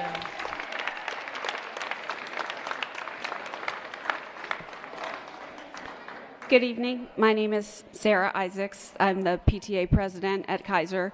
And to begin with, I want to thank you for the time that you gave us to be heard. I also want to say that the presentation included inaccuracies and falsehoods about the engagement process with Kaiser, and it honestly calls into question the engagement process with any of the other schools. I also realize that we were in a privileged position to have as much time as we did. We also tried to reach out to Sankofa and give them access to the same information that we have about how to get up here. We're building community. We definitely support them getting everything that they need. We're talking about doing a joint PTA and sharing resources. There's lots of options that we have to work together. We realize that there's inequity. We want to address it together, and we need time to do it without disassembling the things that are working and displacing children. Thank you. Thank you. Good evening. I'm Clarence Hunt, and I was about to just go home and call it a night, but after hearing everything I've heard so far, I just have to make a few brief comments. And I'm going to direct my comments personally to Director London, because you are the director of District 1. So we depend upon you to represent us. Unfortunately, you have not done that. You've been almost sleeping, at least as far as I can tell, sleeping throughout this whole meeting. But I'm going to tell you one thing. Normally I don't say this, I'm pretty calm and collective kind of guy, but you have woken up a sleeping tiger. And that tiger is this community that's going to seek your recall of you as soon as we can. We're not going to wait until next year. We can't afford to do that. Now, you have other folks running for different things, but I will assure you, starting this week, we have the papers, and we're going to get you out of office as soon as we can.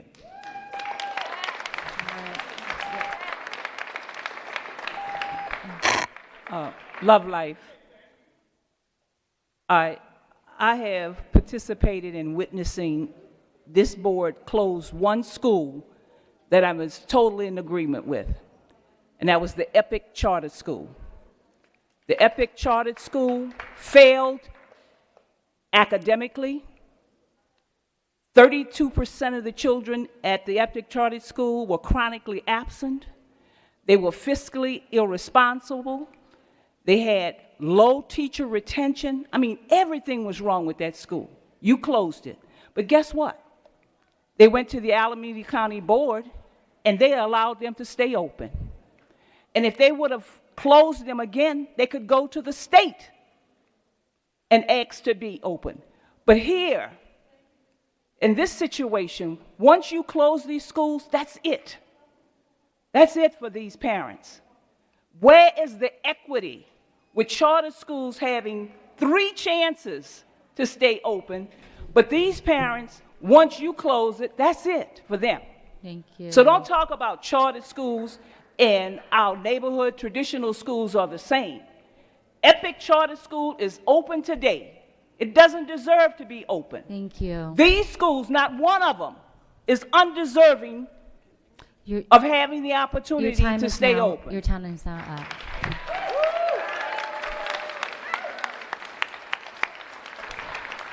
It's late, you're tired, and so are we, but I do want to point out that the people who've stayed to the end of the meeting are the people who are not being funded by the charter school system. The people in the back of the room who came with, and the people who are here who are funded by the charter school system, and the people on the board who are funded by the charter school system, you are not affected, we are. And the fact that we're here till the end of the meeting, that is proof, should be evidence to you that we are not going away no matter what happens. We're going to be here because we have everything to lose, and we're going to put it all out on the table. And the thing is, you should know that nationally, corporate control of our democracy is on the outs. It's going, it's gone, because it's not working anymore. The United States is sick of corporations controlling our democracy or charter schools controlling our education system. Selling off Kaiser to a charter school or Sankofa to do the same is exactly the opposite of what you were chartered to do. And using integration as a front for promoting a charter school system is incredibly offensive to the history and legacy of people who fought for integration in this country.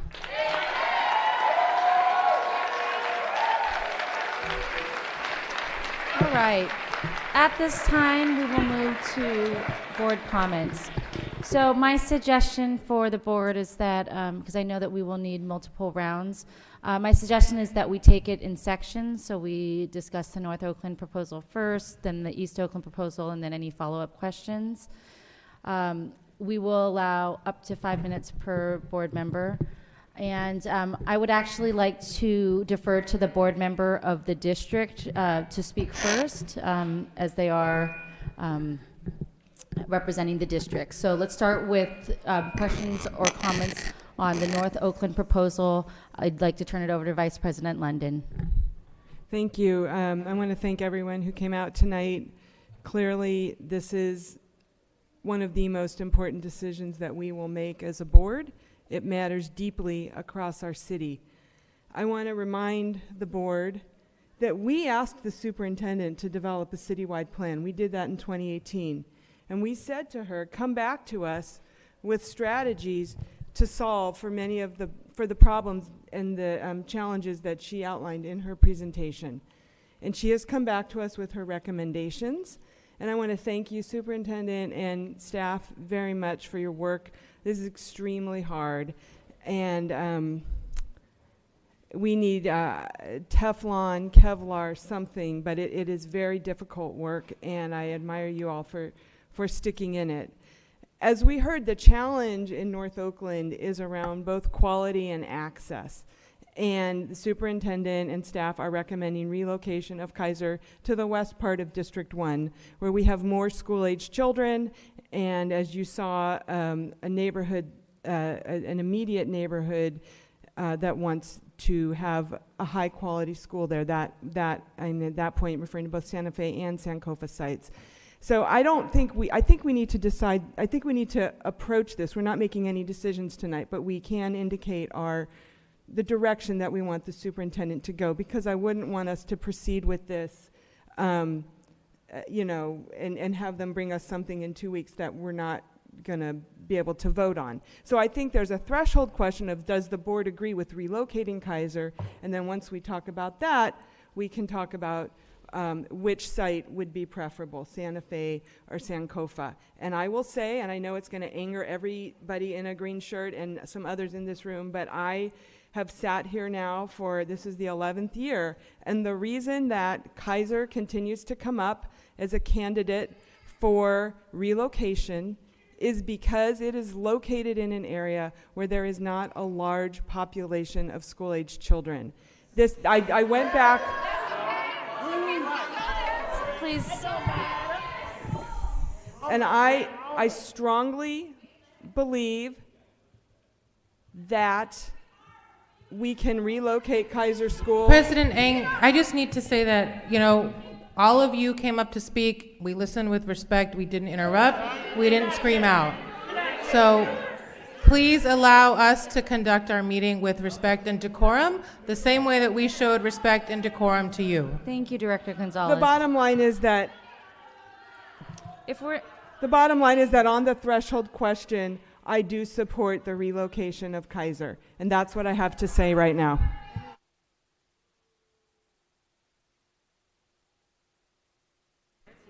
I don't want to discuss the Sankofa Santa Fe topic until we know that there's support for relocation of Kaiser, because it doesn't make sense to talk about the rest of it unless you agree that you're going to relocate Kaiser. Okay.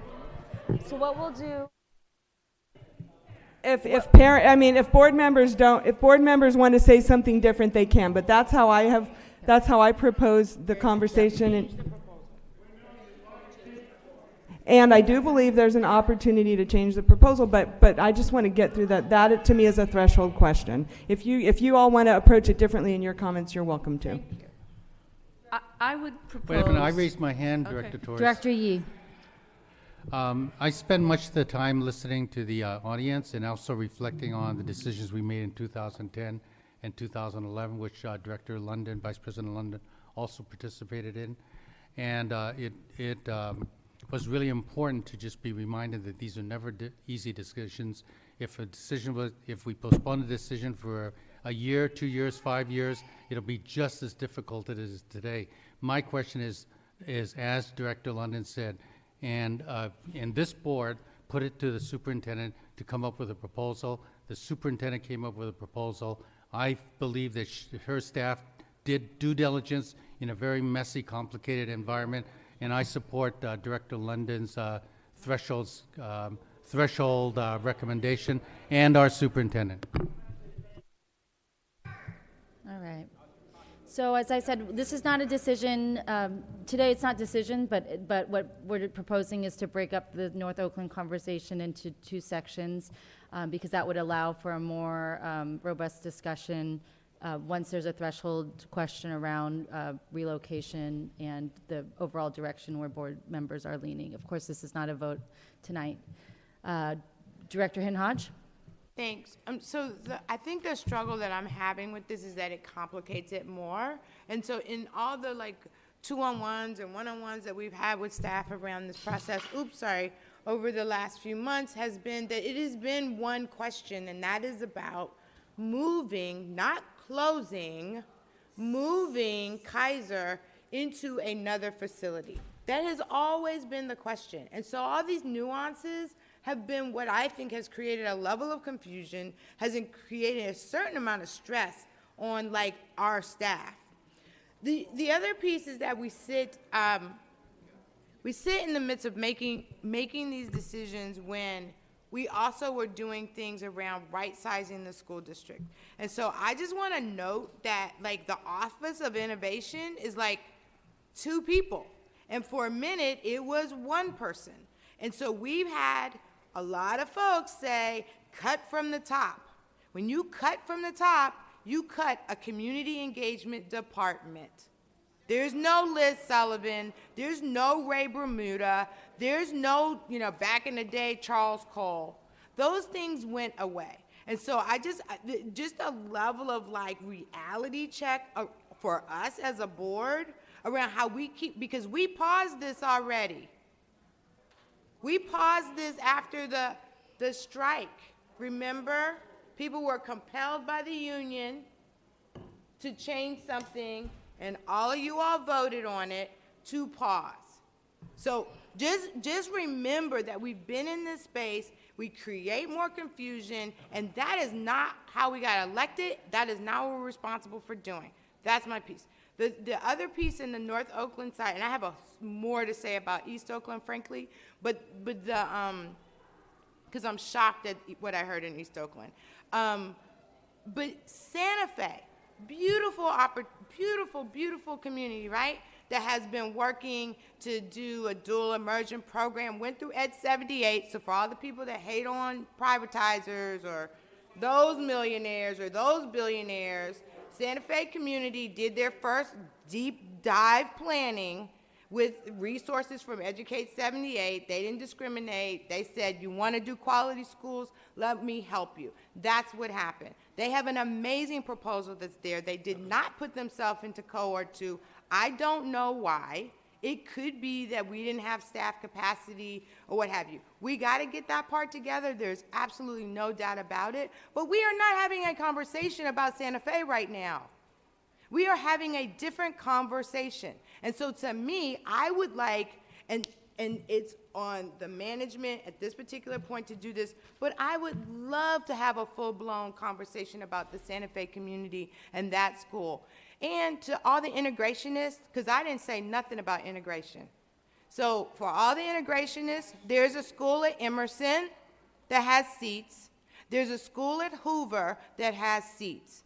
So people want to talk that game when it comes to protecting themselves or sounding politically correct, go right on ahead. But if you want to do something, about integration, and if that's a philosophy, I'm sorry. I don't think I opened my mouth when you were speaking. All right. So don't disrespect. Okay. My time needs to be stopped, and there needs to not be this level of disrespect. Yeah. So can we please respect? Let's hold Thank on. you. So all right. So, please, if audience members could please. So my point quiet is down. that We want to be able to hear each of the I'm speakers. sharing with you. That's not my goal around integration. My goal right now is about how do we create quality seats and create more of them. How do we do that in a way that is more effective and efficient? So for me, I'm willing to engage in Santa Fe in a conversation. I don't want it clouding this conversation at this particular. I don't understand why there's this level of disrespect. I just don't understand. No, excuse me. Okay. So here's the thing. Y'all let Jody talk, but you didn't let me talk.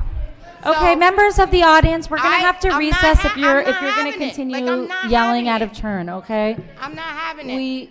And so, just to be really clear, again, I will support the Santa Fe piece as we come into another process down the road. But I just want to say to our colleagues, please, let's not do our jobs. There are people that are standing up saying the time is now. We don't have time for people to, get comfortable. We paused this once already. So I'm passionate in the sense of there are children that need us right now to make decisions, and it's next week. So thank you for the time, and no thanks to the community engagement. Thank you, Director Hittenhodge. All right, members of the public, if you can please refrain from yelling while speakers are speaking, please. We want to be able to have a conversation here and not delay the meeting even longer, but if there continues to be a lot of back and forth, we're going to have to recess the meeting and reconvene later in the evening. Okay, who wants to go next? Director Harris, we're talking about the North Oakland proposal first.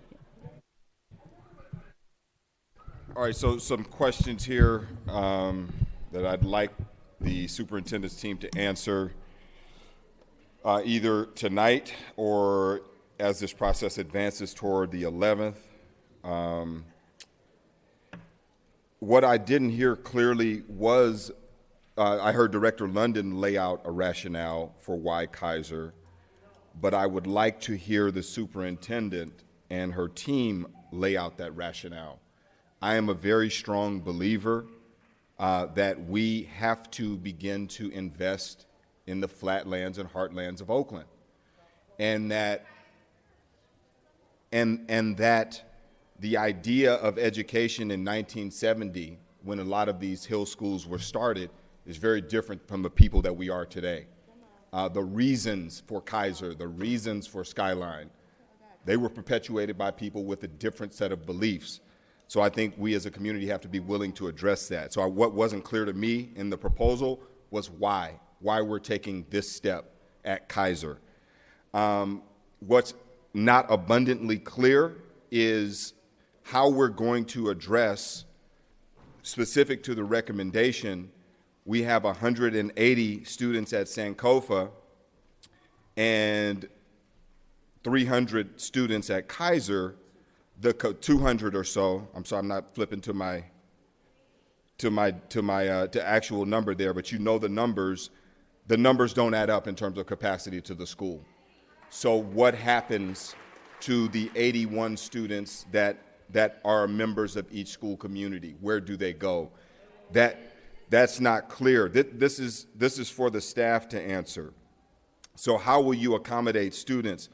More specifically, so the ask here is to, and I think Director Hinton Hodge is right, We're saying to a community at Kaiser first, we want you to do something different. We basically wanted you to take your program and move it down the hill so that more students can get there. How are they bought into the process? If this community doesn't buy into the process, the culture will be broken, right? And then we'll be bringing Sankofa something that may not help, their disposition. So how is that being understood and at the superintendent's level? How is that being communicated with staff? With community. My last question is about the SDC classes there at Sankofa, which is really closely related. When you're bridging to communities, here you had folks from Sankofa come out earlier who embraced the merger, and you've had a lot of parents at Kaiser who don't embrace the merger. My greatest worry is for the SDC students, for the students who we often overlook. What will their experience be like? How will it be improved? So the goal in all of this, with my last minute and 40 seconds, is to actually share success in different spaces in Oakland. In order for that success to be shared, there has to be openness on both sides. And there has to be a willingness to do things differently. If there is not that willingness, I guess we'll learn about that in 2 weeks. But I guess as folks from Kaiser go home, you're coming from a special place. I would ask you to think about what would it mean to share that experience with people that have not had that special experience. What would it mean for you? Here I am, a bureaucrat, a guy up here making suggestions. What would it mean for the community at Kaiser to say, you know what? Oakland needs us to do something differently now. Oakland needs us to show up in a different way, to take all of the advocacy that we poured out here tonight, and maybe we can actually do something to build and deliver on the promise of Sankofa. It's a question. Again, I'm presenting this for you to think about as community. You can take it or leave it. I'm not here to argue with you. But those are certainly some of the considerations I would like to see the staff addressing as we're having these conversations. We are too far away from what it's going to feel like for a fourth grader because we're in our adult feelings. I want you to put those down and think about where the city's headed, where the district is headed, and what's needed right now. So that's all I would say. No time to answer those questions, but maybe the second time around, or certainly maybe in the time between now and Director September Harris, 11th. maybe we can, if it's all right with the remainder of the board, I think those were some good questions. So I think we could pause and I'm not, did you jot those down or do you want them to be repeated? Okay, let's take some time, let's take a few minutes and get some answers to some of the questions that you asked. Ms. Renteria.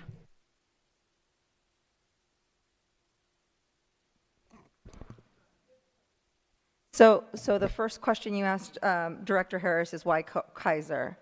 A few reasons why we were talking about Kaiser, and I presented this in the presentation, is that we have so few students, school-age students that live in that area. Currently, we have 60 school-age children living in that area, of which 28 go to Kaiser. That's 10% of the students that go to Kaiser. So to have a school in that area with limited school-age children, where we have another location with more school-age children, is one of the reasons why we did that. I will also share during one of my meetings, and I believe this parent presented today, the journey it took to get up to the school with the various bus lines. That is not okay. If we could be able to move that to a closer location for all of our students. And so we want to just make sure that we're in a place where we have more access to that location, not only for students that have the ability to go through the various bus lines to get up there and to drive, but also those students and families that don't. The other question was, where do they go? So where do they go in this building if we don't even have enough room for our kids? We've heard from the Kaiser community, many families saying they're not going to go. I have worked with the head of facilities because currently we don't have enough space for 100% of both Kaiser and Sankofa on the Sankofa site. I will say we started from this place as we were digging into what the final proposal was around going to your fourth question. I'm going to kind of interweave between your fourth and second question, really saying what does it mean when we talk about equity and not displacing specifically our special ed programs as well as some of our most vulnerable students. And you heard some from families here in Sankofa. They just want the resources. They want to be where they are. And we wanted to support that. So we started off from there and said, how can we actually build from that? That's when I had an opportunity to talk to the head of facilities. And he said, we could definitely get creative with the space. And we started looking at that, and we're talking about potentially $700,000 to $100,000 to be able to fit like 100% of the Kaiser and Sankofa students in that building. We recognize that it's an investment for the sake of equity. I won't dismiss that. When we looked at the idea of Santa Fe, we also know there's facilities cost involved in the Santa Fe move as well. And so the number there was $700,000 to $1 million to make the space able to accommodate all students and Correct. families. Got it. And then I want to address one of the other questions since so the third question was, how are we bringing Kaiser in? And I think that is the question that we hope we can bring Kaiser to this. We hope we can be able to bring our Kaiser families to the merged location. We do have a situation where we've spoke to the principal, who, congratulating the principal, I just want to take a time out to congratulate him for all the successes he's had. He is committed to being the design leader of this merger, as well as our veteran and superstar principal at Sankofa, Dr. Denise Sadler, who's also willing to partner with him so we could talk about not only building the quality, but how are we actually figuring out bringing these communities together given all that has happened in this situation. So we have two committed leaders who are willing to do that, along with the design process that Jen Korn has mentioned. If I just may, just a quick, this is caution in the last statement. Two leaders don't comprise the community. And so I think the work is, because we want this energy. We want, if this is going to happen, it has to come with the investment of families and teachers, more importantly, because they're gonna have the challenge of making the connection between Sankofa as well as bringing their culture down the hill. So it has to be, in this case, a team effort. And, so that's it, but I appreciate your responses. Thank you. Thank you, Director Harris. Let's go to Director Torres, followed by Director Gonzalez. So, interestingly enough, I was reading an article about the fact that closures don't save money, and you actually opened the door for what I was going to say, which is that the Pew Institute did a study, and this is in regard to closures all over this country, and in particular, this one that I'm reading briefly is Chicago, Detroit, Pittsburgh, cities that probably look a little like Oakland. And the fact that closures only save money if there's a mass layoff. But most of the time, closures reassign employees, teachers, whatnot. So closures only save money if there's a mass layoff. And as far as I'm concerned, I don't think we're doing a mass layoff. Otherwise, what you said about repurposing buildings is the reality. Closing schools costs district more. So it's a fallacy to close schools and save money.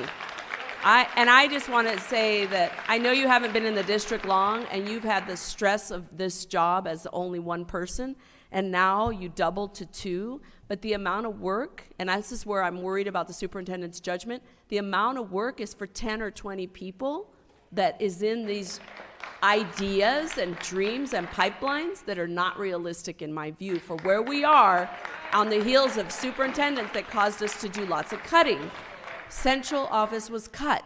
We had superintendents making a lot of waste that were here before. So that isn't her fault either, but I just feel that you were set up for failure, and you will continue to be set up for failure at this rate. What I do hear from people who have their fancy signs that came and went is that if we make a decision, but the decision is to get back to reality and put some feet on the ground, not up in the air, would be to take things slow. Like one parent in particular said, or maybe it was a teacher, that if we allowed schools like Seoul and Frick to have a year to discuss what it would look like, and then a year to plan it, and then the following year they do it.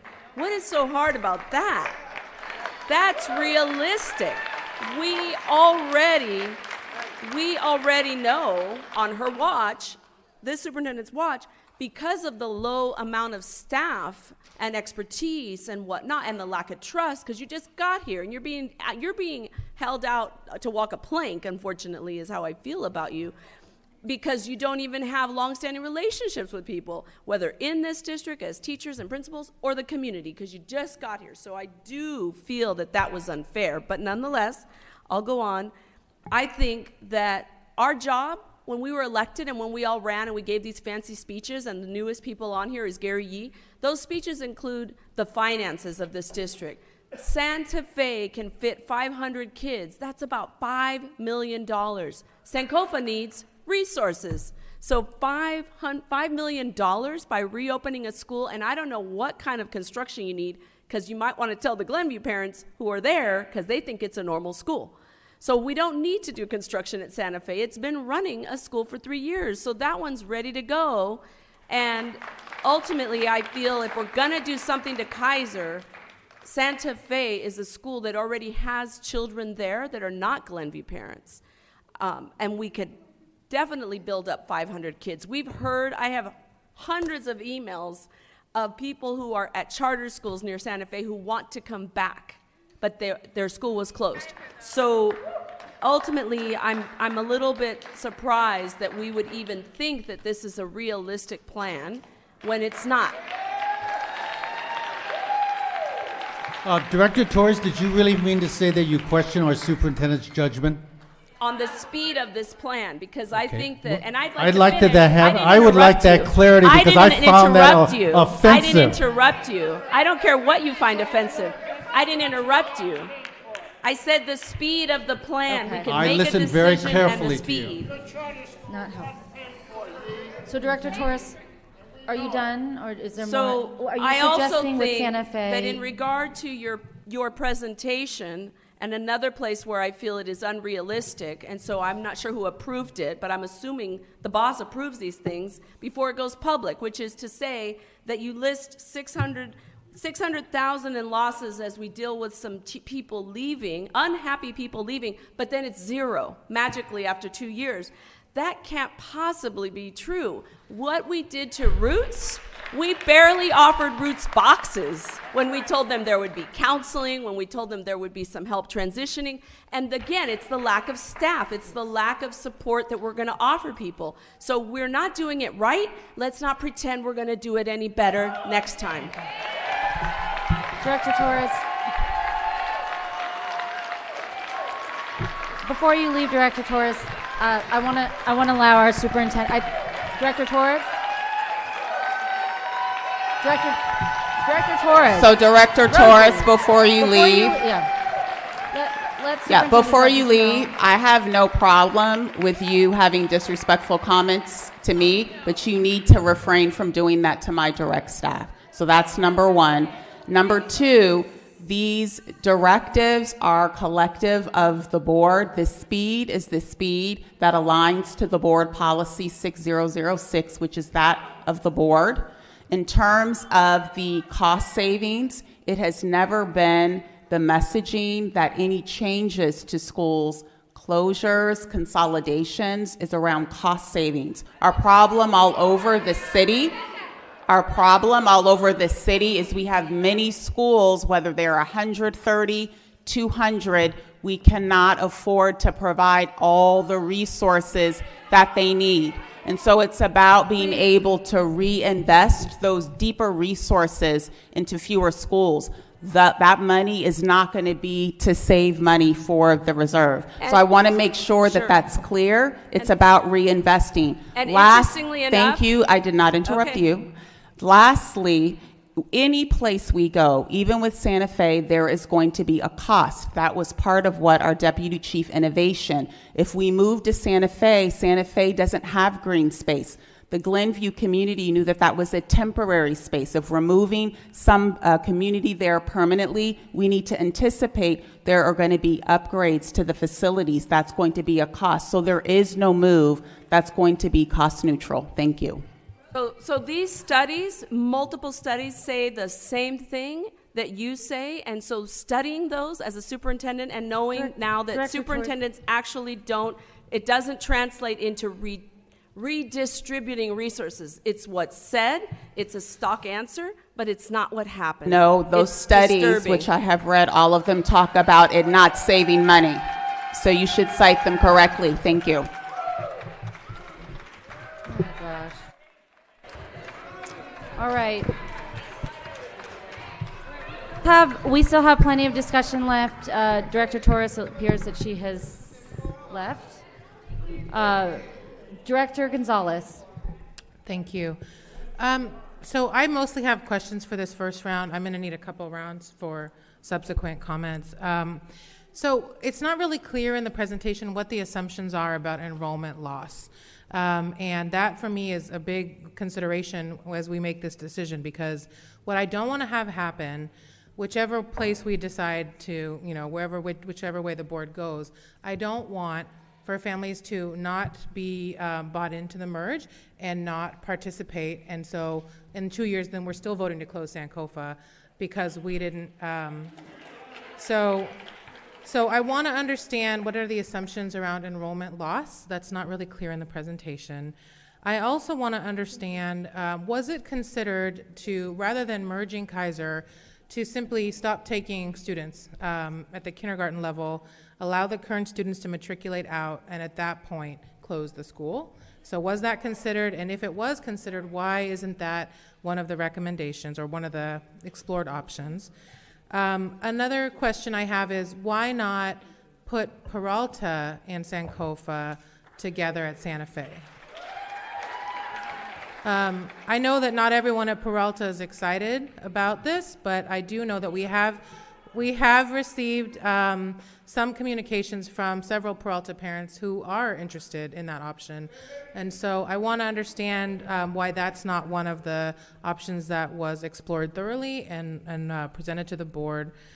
And then I just want to understand what, based on the feedback that we've gotten from the Kaiser community, what is it that leads you to believe and to recommend to the board that the Kaiser families will attend a merged school at Sankofa? So I'll start off with the enrollment loss. And just to be clear, Director Gonzalez, are we focusing on all these questions on North Oakland? Yes, right now, yes. Okay. So in terms of the enrollment loss, like I mentioned, that is the big unknown, is the number of Kaiser families moving to the site. So as we thought about Sankofa, that's where we see that the impact or the facility build out might not be as extensive as we think it is. Now, I also want to be really clear, and I've said this in meetings too, we want our Kaiser staff and families to move, but that is the choice that our families have. So as we factored in the impact, we factored in for a 20 to 25% attrition rate for our Kaiser families. Again, that given that just the communication. We also But can I ask a question? We've done mergers in the past. Did we look at either in other districts or in OUSD when we've done school mergers before? Did we use attrition data to arrive at that 25 to 30% number? Yes, we actually looked at the 2011 mergers, and we noticed that we saw at that time an 18% attrition rate, and so we decided to also increase it given the feedback and the responses from Kaiser families. And so that's where we decided to go with a 25% attrition rate. Again, knowing that there's still a big unknown, but we do want our staff and families from Kaiser to move with the site. So the numbers that you presented in terms of the fiscal impact of the merger is assuming 25% or 30% attrition? 25%. Okay. And in addition to that, to the 10% for Sankofa, just because with any merger we account for 10%. So thinking that Sankofa will be a less, have lower attrition. Okay. In terms of your second question around Kaiser phasing out, currently, Kaiser is the second smallest school in our district, first to Seoul. So Seoul is our smallest school in terms of seat capacity. If we continue to phase out, what we'll see is almost a reversal that we're experiencing with Sankofa. We'll be draining them of any resources because the enrollment will limit the budget. So we don't want to also put ourselves in a situation where we see ourselves seeing draining of any sort of budget and resources to our kids, and we would be doing that if we see a phase out. The third question was, why not Peralta and Sankofa on Santa Fe? So this was something that we thought through as we were thinking through scenarios.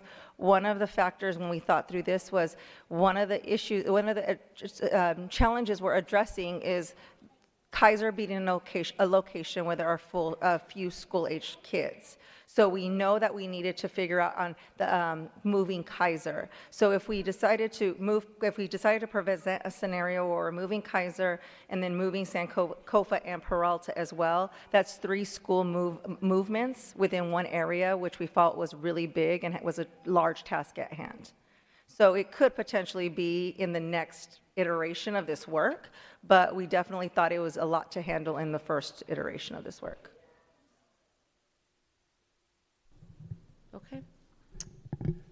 Great. Director Yee, did you have more comments? I know that you had. Okay. Can I just ask Director President, the last question, just based on the feedback that we've gotten from the Kaiser community, what makes the recommendation is to merge Kaiser at Sankofa.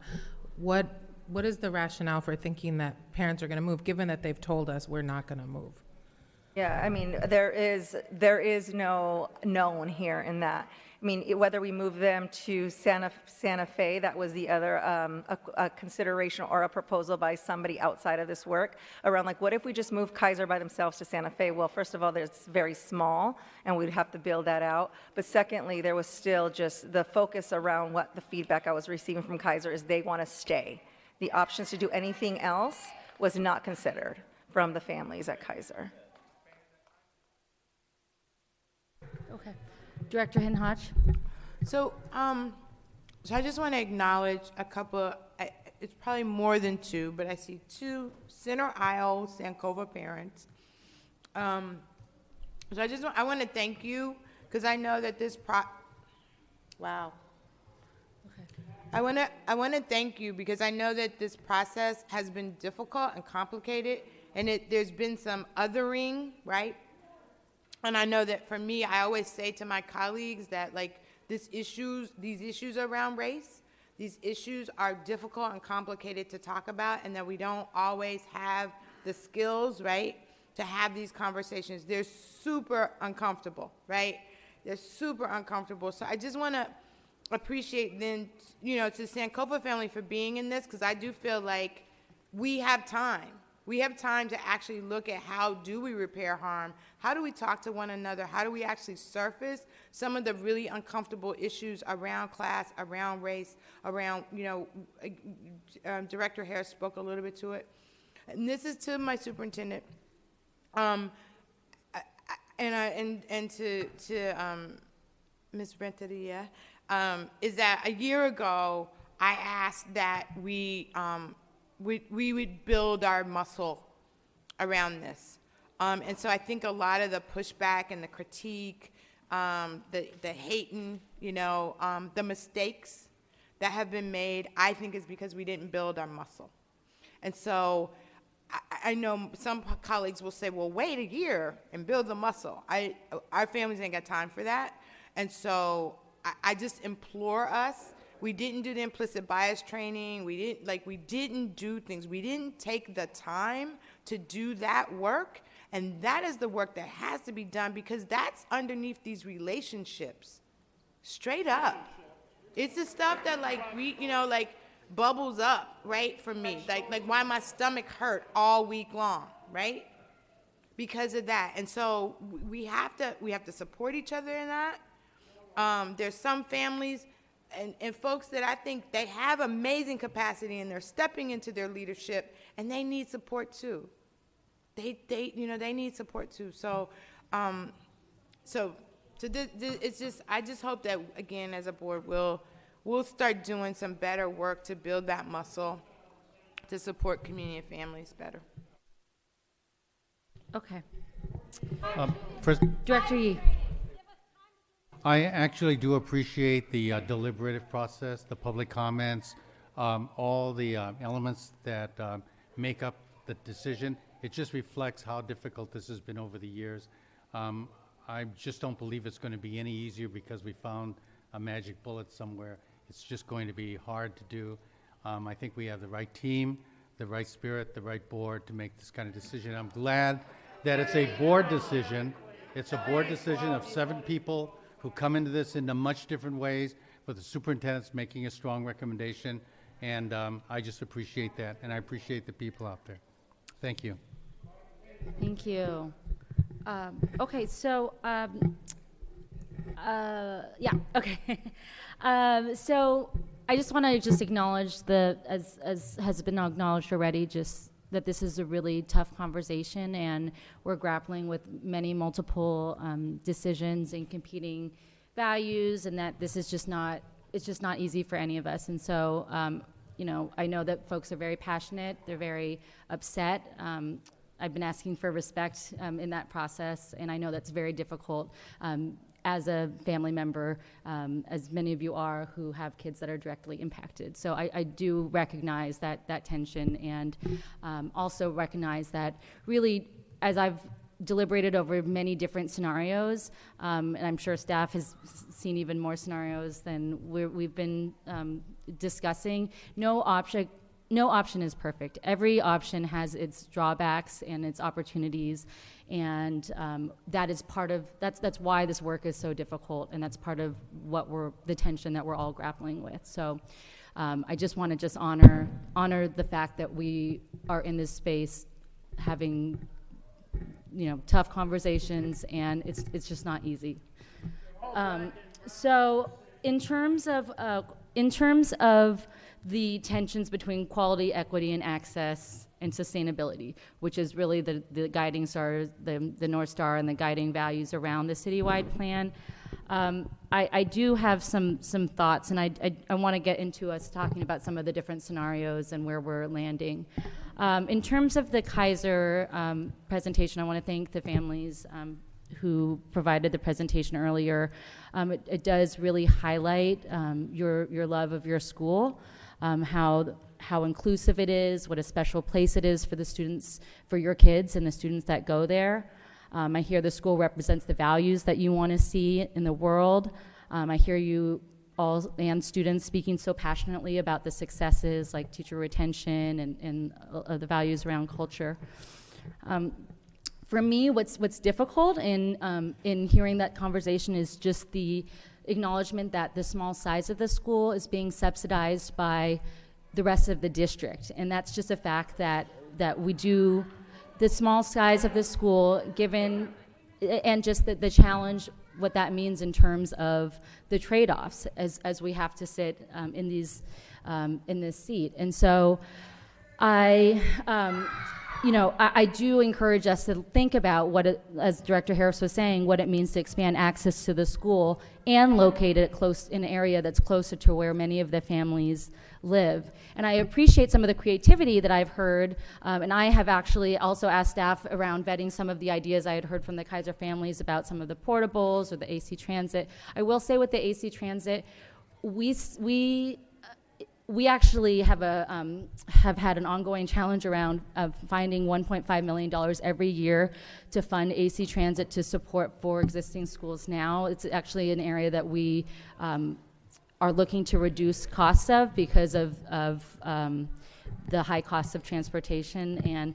And so I do think that, so while I appreciate that there are families that are seeking that as an option, I will say that that is an area that has been actually a fiscal burden on us over the last few years in our discussions with AC Transit.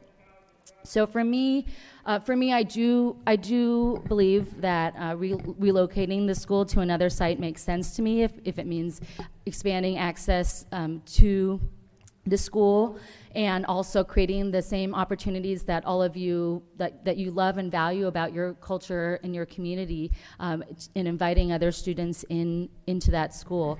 I think I have some more comments around where in terms of the Sankofa and the Santa Fe discussion, because for me the challenge around the Sankofa recommendation, although I really appreciated what I heard from staff around the access to transportation, just the challenges, the ups and downs and instability that the Sankofa families have already experienced, and also just the facility itself. Sankofa, so I understand why the recommendation was made. For me, I just question, well, first of all, that we're not necessarily expanding the number of seats overall in the area by that much overall. It's also, in the big picture, it's only 0.3 miles away from Peralta, and I think that's having 2 schools located there and no schools in the Santa Fe region in that whole area. In terms of the bigger picture and long term, doesn't necessarily make sense to me, and so I wonder about the wanting to further explore the Santa Fe option.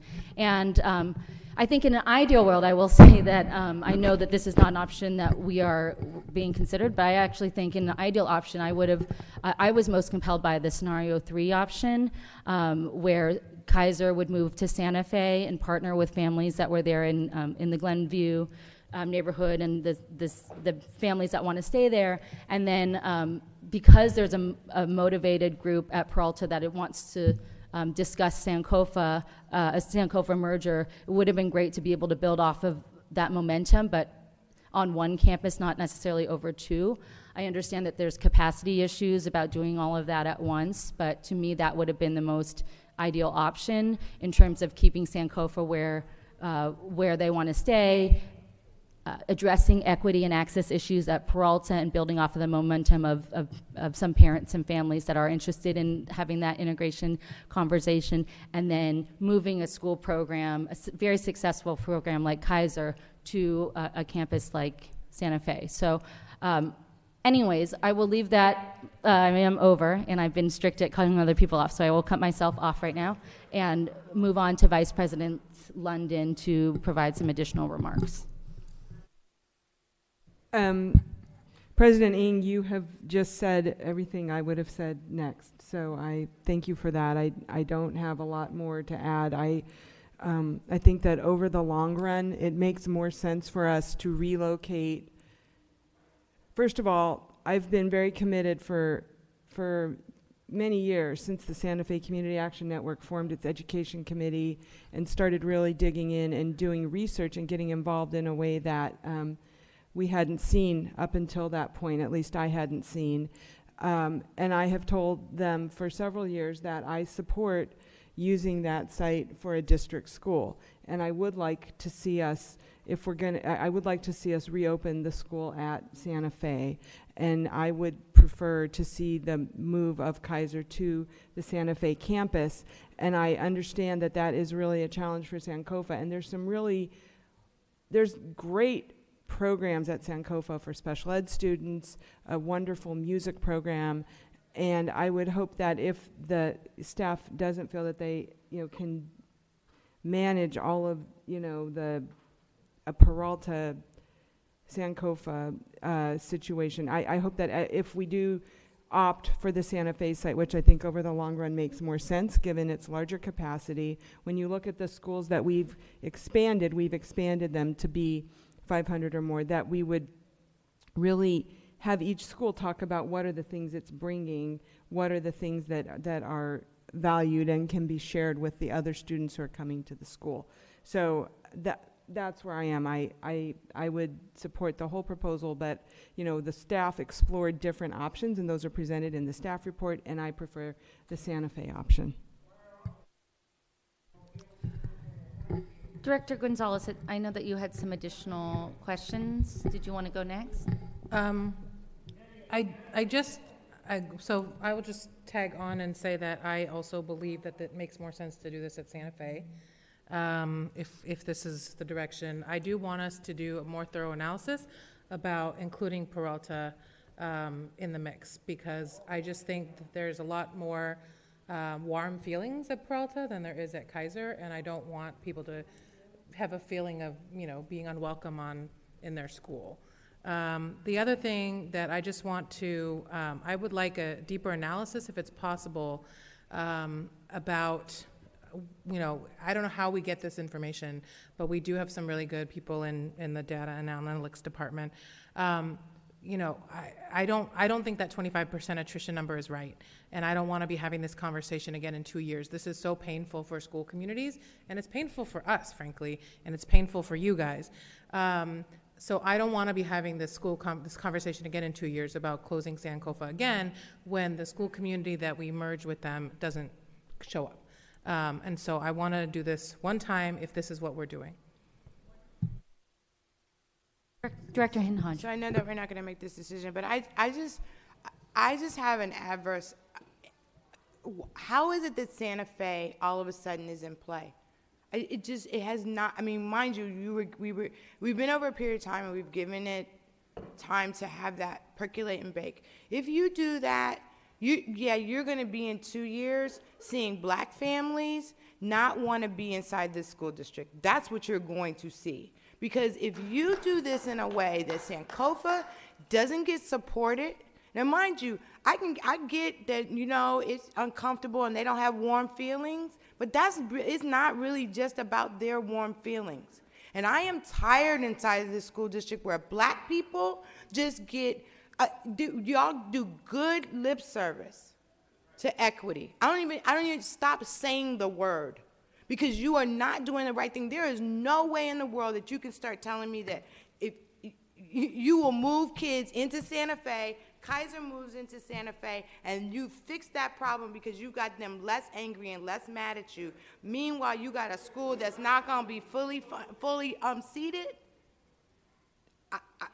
I just be very clear what you're willing to keep your warm feelings about. When it gets complicated, who do you leave out?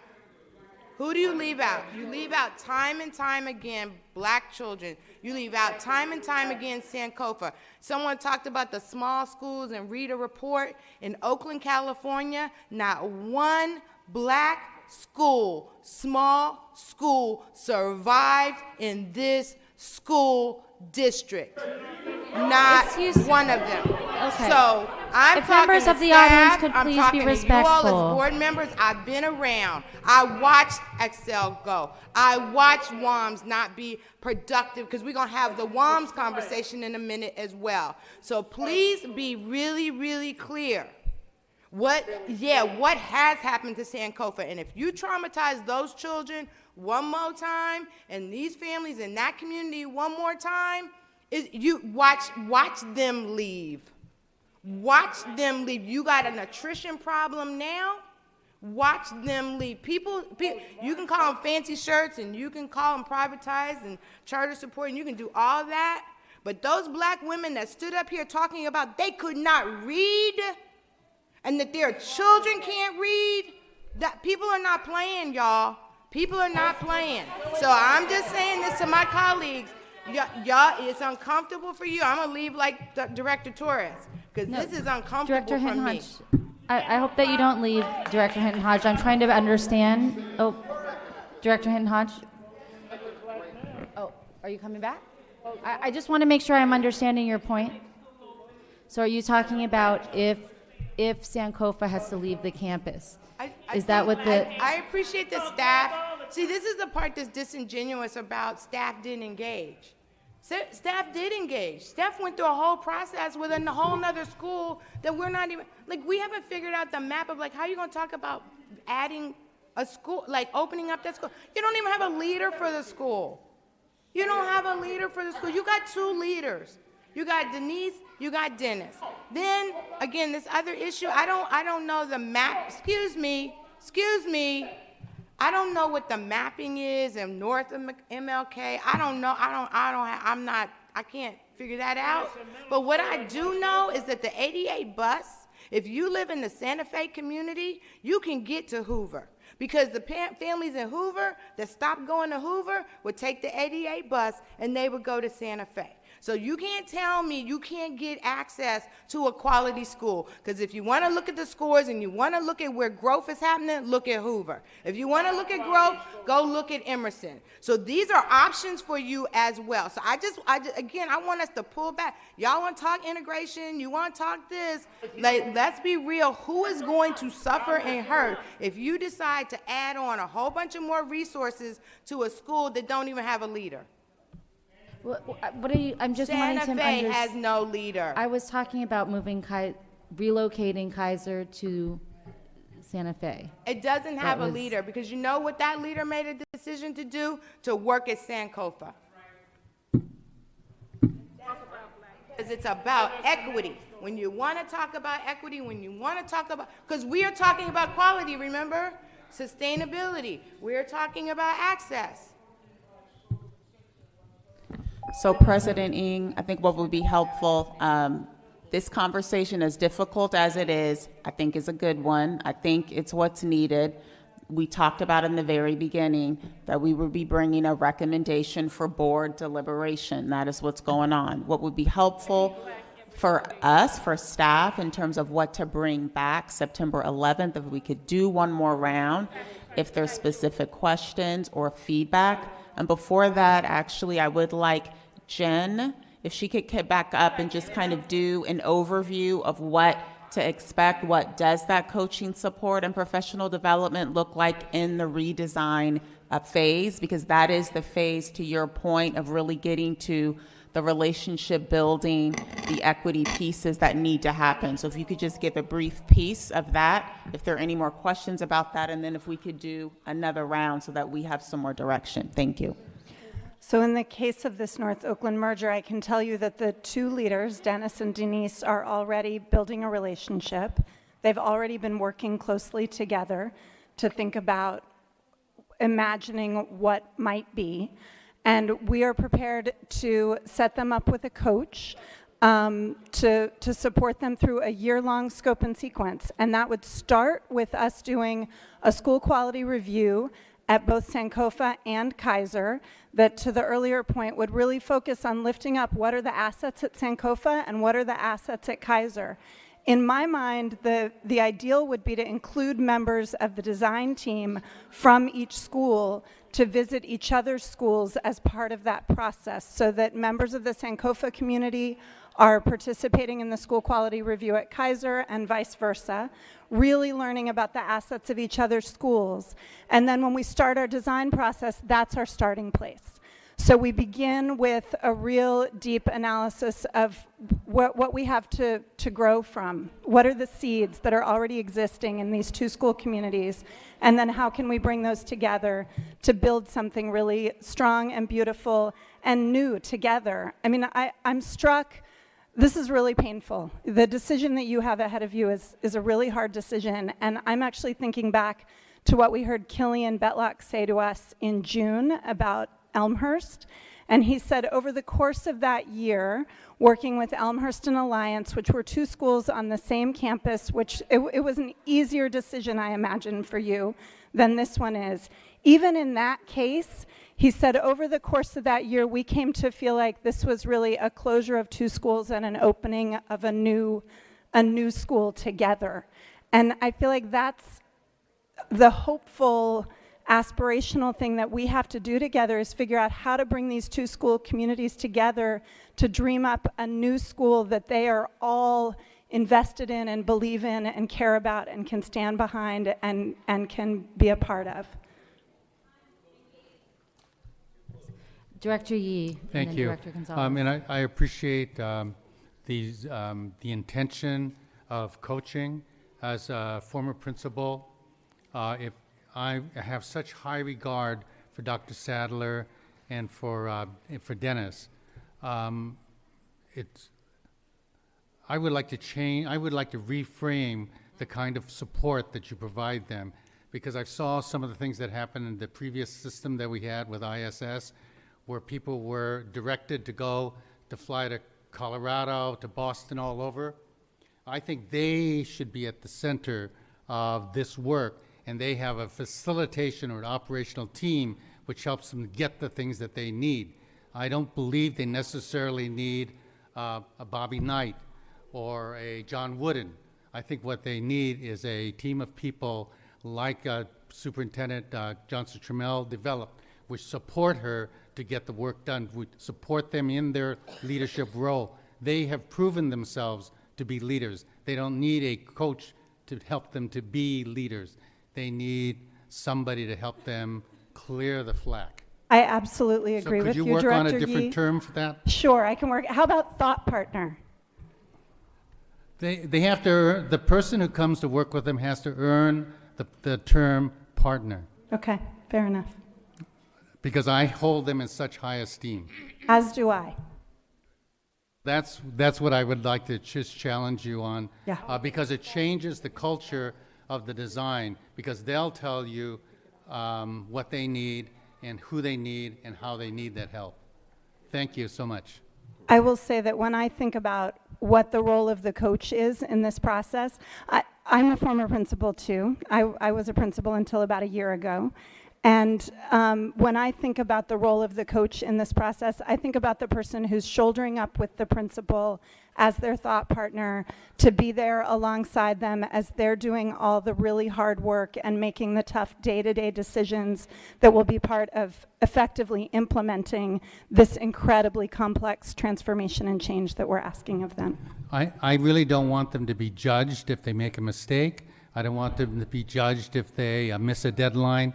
I want them to be supported in a continuous improvement model that models exactly what the district's values are, and that it becomes the signature of how we're moving forward in the next years. That's the challenge and the opportunity you have in this coming year. Thank you for that input. Thank you. Director Harris, we were trying to wrap up the North Oakland conversation.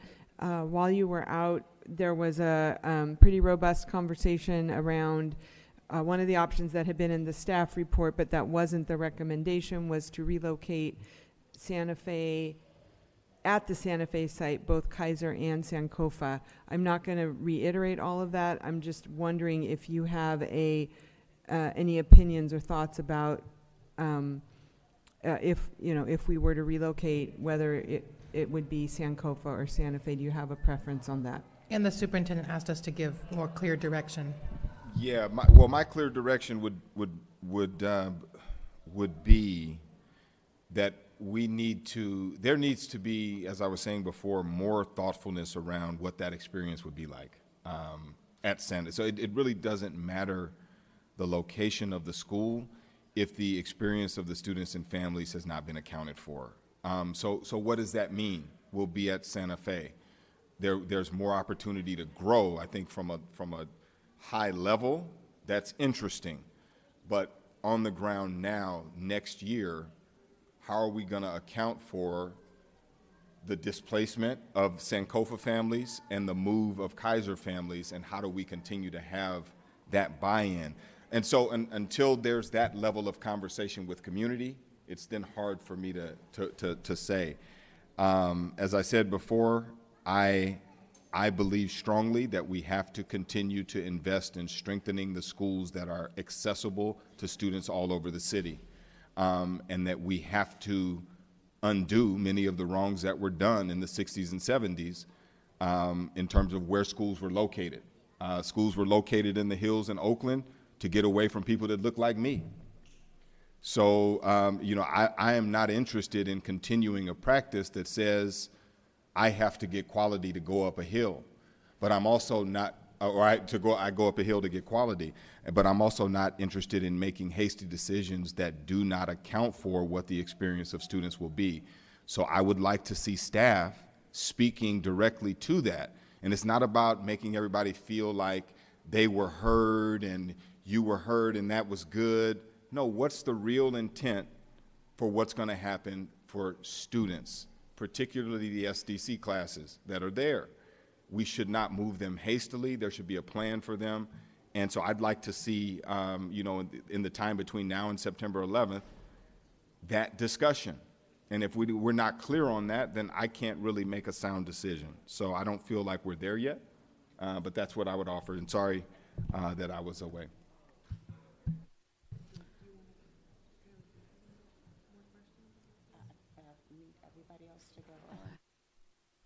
Director Gonzalez. Thanks. I echo wanting to understand the plan for special education. I know in the past when the board has made decisions about mergers and moves and closures, and that special ed has often been sort of a last minute consideration. So I want to make sure that that there's clarity about what the plan is for special education students. What I need is to see an analysis of what it would look like to do a Peralta-Sankofa merger at Santa Fe. So both, what are the fiscal implications of that, what are the enrollment implications of that, and phasing out of Kaiser. When we started this work a couple years ago, I went around and I talked to as many principals as I could find who were still around the last time that we did this round of mergers and such. And one of the things that was really interesting when Greenleaf was created at Hawthorne, I think that's, no, what was Greenleaf called? Whittier, thank you, is that rather than closing Whittier and just sort of, pushing out the students, at the same time that Whittier was phased out, Greenleaf was phased in. And so nobody was pushed off of their campus. And people, as a result, had a really different experience of that, the creation of that school. And so I understand that it would be challenging fiscally. I want to understand what it would look like. And I want to let them see what it would look like and hear from them. Would we rather this, even though it's going to be painful because it really does mean like the slow sort of death and diminishment of the school, but maybe they would prefer that to being merged and moved to another campus. So that's what I would like to see in order to make a good decision, because I think that there are Peralta folks who are interested in a merger with Sankofa, and I think that's going to lead us to be much more successful. I'm interested in being at a bigger campus where we can draw more students into OUSD and into a quality program. And so that's what I would like to see. Can I ask you a question, Director Gonzalez? What, in that scenario that you just outlined, what happens at the Santa Fe campus? Sankofa and Peralta would merge with the remaining Santa Fe families. On the Santa Fe campus? On the Santa Fe campus. Okay. Sorry, I stepped out. So who has not, has Director Yee and Hinhaj, have you gone? Okay. Vice President London, have you provided your feedback and questions? You have? Okay. So I think what I'm hearing is the preference being the location being Santa Fe and not Sankofa. I don't know if you heard a preference. You heard probably 3 people voice that, but that's not. Taurus ain't here, so that's not, I'm clearly against it. So that's not a preference. Director Yee. I don't need more time around Santa Fe. It can be done next year. I trust the superintendent's staff and her staff to come forward with an optimal recommendation. I think we're fortunate that we now have 2 or 3 moving parts. I like the way Vice President London broke it up into 2 pieces, and I think almost all of the options, except the phase out of Kaiser, commit to a Kaiser facility shift. And the phase out is even has that, but it's stretched out and some time. But all the others assume a Kaiser facility closure and a merger or shift somewhere else. Relocation. And so I think that part is a Kaiser facility closure, not a program closure. And so I think that's the consensus that I heard with a lot of other wishes and desires of people for a bigger citywide plan for North Oakland that includes Peralta, that includes Hoover, and some of the other sites. Yeah, but that's a lot more complicated for September 11th. So I do think it is important to name what you did say, Gary, was that, Director Yee, is that it does sound like there is some, I mean, that is a big decision in itself to, that there is direction of, sounds like the majority of the board around a relocation, but where the question is around some of the sites and options. So I know that we want to help provide staff with input going forward. I worry about creating a lot of new scenarios for them to run, because I know that they have laid out different scenarios, and yet I know I Can I just say, President, I think it's more important to reach the right decision, Yeah. Even if it takes Well, another little bit of time. Well, what I was going to say is that because I also, for me, I'm very torn between the Santa Fe and the Sankofa, because I do believe that we need a school in the Santa Fe area. I do believe that there's a lot of there's a lot of demand there, and I think that there is an opportunity to really build off of the momentum there, and families that are already doing a lot of organizing, and yet I hear the harm that has been caused by multiple broken promises and challenges around, a further move with Sankofa. And so for me, I am torn between those two options. That's why like I said, I don't want to invite another. That's why for me, Peralta, I would be very interested in a Peralta Sankofa at Sankofa, and I know that that is not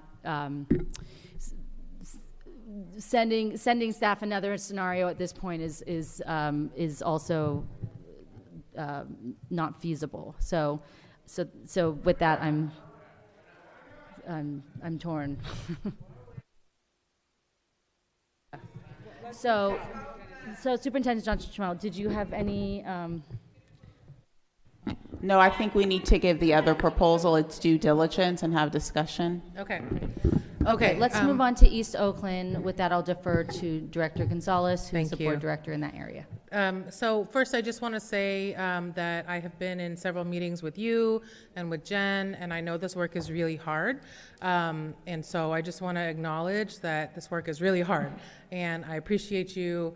And I think our district is lucky to have you, and please don't go. If you had any thoughts about that, please don't do that. Okay, so here's my questions. You heard Sol and Frick ask for more time tonight. Is that possible? So that's my first question. What would that look like? What would be the impact on giving them the year that they asked for relationship building, because the principals are still getting to know their own schools? Never mind, they're not well positioned to then lead school communities that they literally just met through a very, complex design process. So is that possible, what they asked for? And then you talked about sort of the, you said a little bit in the slide deck about the do different between cohort 1 and cohort 2, but I really want to understand, you have 2 brand new principals at Frick and at Sol. What do you anticipate, what kind of support do you anticipate them needing, and how are we going to make sure that they get it? Whether that's in a year or in 2 years. And then can you clarify just this idea that we're sort of, I heard one of the, I forget where I heard this, but this idea that we're sort of forcing a dual immersion program onto Frick, because that's not my understanding of what's happening, but I have heard people say that. And so help me understand what the thinking is about what the scope of authority of the design team would be in determining what the program would look like at the merged school. So the first question that I heard was, is it possible to hold off? So one of our challenges... Well, not to hold off, but to give them the time they asked for the relationship building process prior to launching the design work. So when we think about the timeline, we are at the place where we just don't have enough capacity for Sol for next year, being the 2020-2021 school year. So when I think backwards from that, we want to make sure we have a space for them starting 2020. Okay, let me tell you what I heard tonight, and let's see if we're aligned around that. So I heard them say, we would like to spend this year in building relationship with each other and not designing. We would like to spend next year co-located designing, and then the following year is when we would implement the merged school. That's what I heard them say. So that's their ask. I'm interested in knowing whether that's even feasible. So I would have to go back to the team and really talk through that. I think I'm part of a team, and I want to make sure I don't make that choice individually. I will say, though, I know we've heard them talk about this too, and some of just thinking around that is thinking about some of our schools that share a campus and wondering what benefits that has. There are some benefits, but there are also some drawbacks. The idea of being on the same campus and potentially seeing two cultures build without seeing them build together is a potential challenge. And I think a potential benefit is this idea of giving them time to get to know each other and build a relationship and figure out what program it is. So I'd like to be able to come back to you and be able to give you a little more definitive answer around that. Okay, so that's one thing I would like Superintendent to have an answer to before we are asked to make this decision. And then the second question has to do with the leadership and the leadership tenure of these two principals. We started this conversation with the previous leadership last, I want to say, early winter, spring.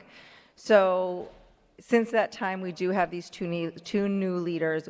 We do know both of them, again, I want to take a time out to give them, to celebrate them, because they've been doing a heck of a job opening up schools, getting to know their communities, and then also knowing that this was part of the process. So I don't want to dismiss all the work and the effort because they're doing double time. But I also want to say that we've been in this process well before they were here. And so to think about them coming into the fold, we did go through the interview process with our Frick principal selection, with the job description, understanding that this was part of the role. And then with our sole principal, who has been a staff member at OUSD, again, very strong leader, has been aware of this change as well. So I think what is our part, something we have to be accountable to, is making sure we provide them the professional development and the resources and the support needed to actually go through the design year. But they have both been aware of this happening, and also we've been thinking through this well before they were here. Third question has to do with the dual language program.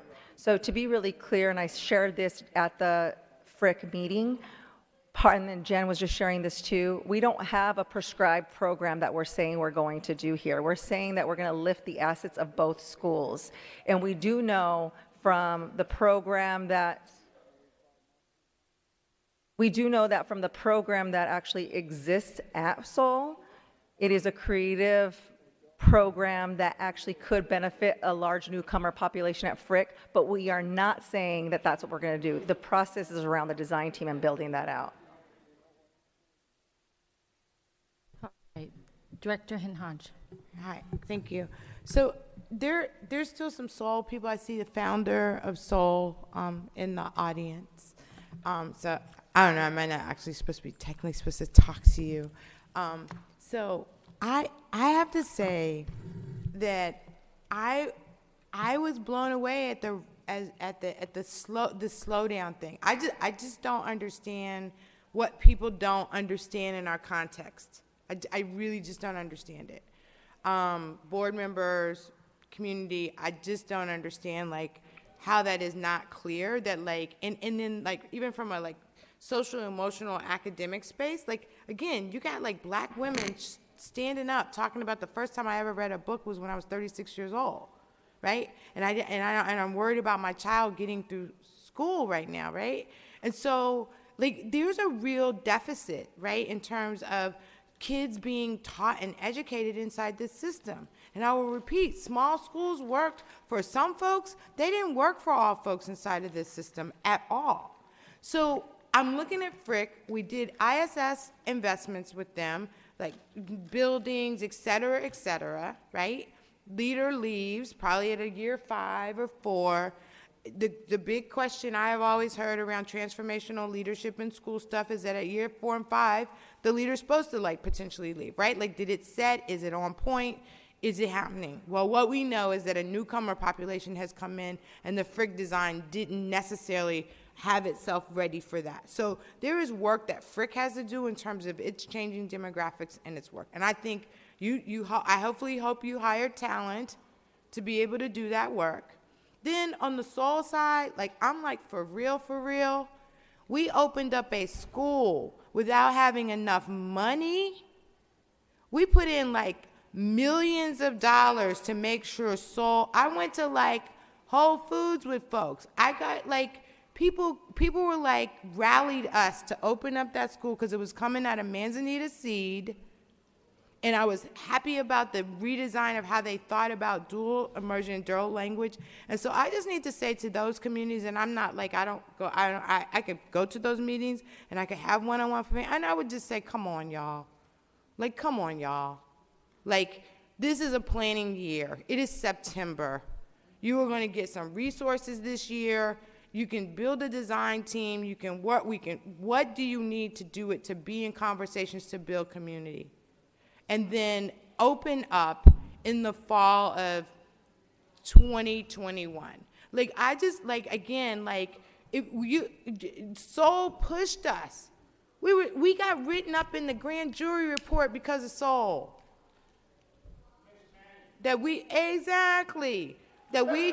We did something that we didn't know if we had a budget for. We invested money in the building, capital investments, et cetera, and then I'm sitting here and I got a building that got empty seats, and you're gonna tell me I gotta wait 2 years before y'all feel comfortable and you ready? Kids is ready now.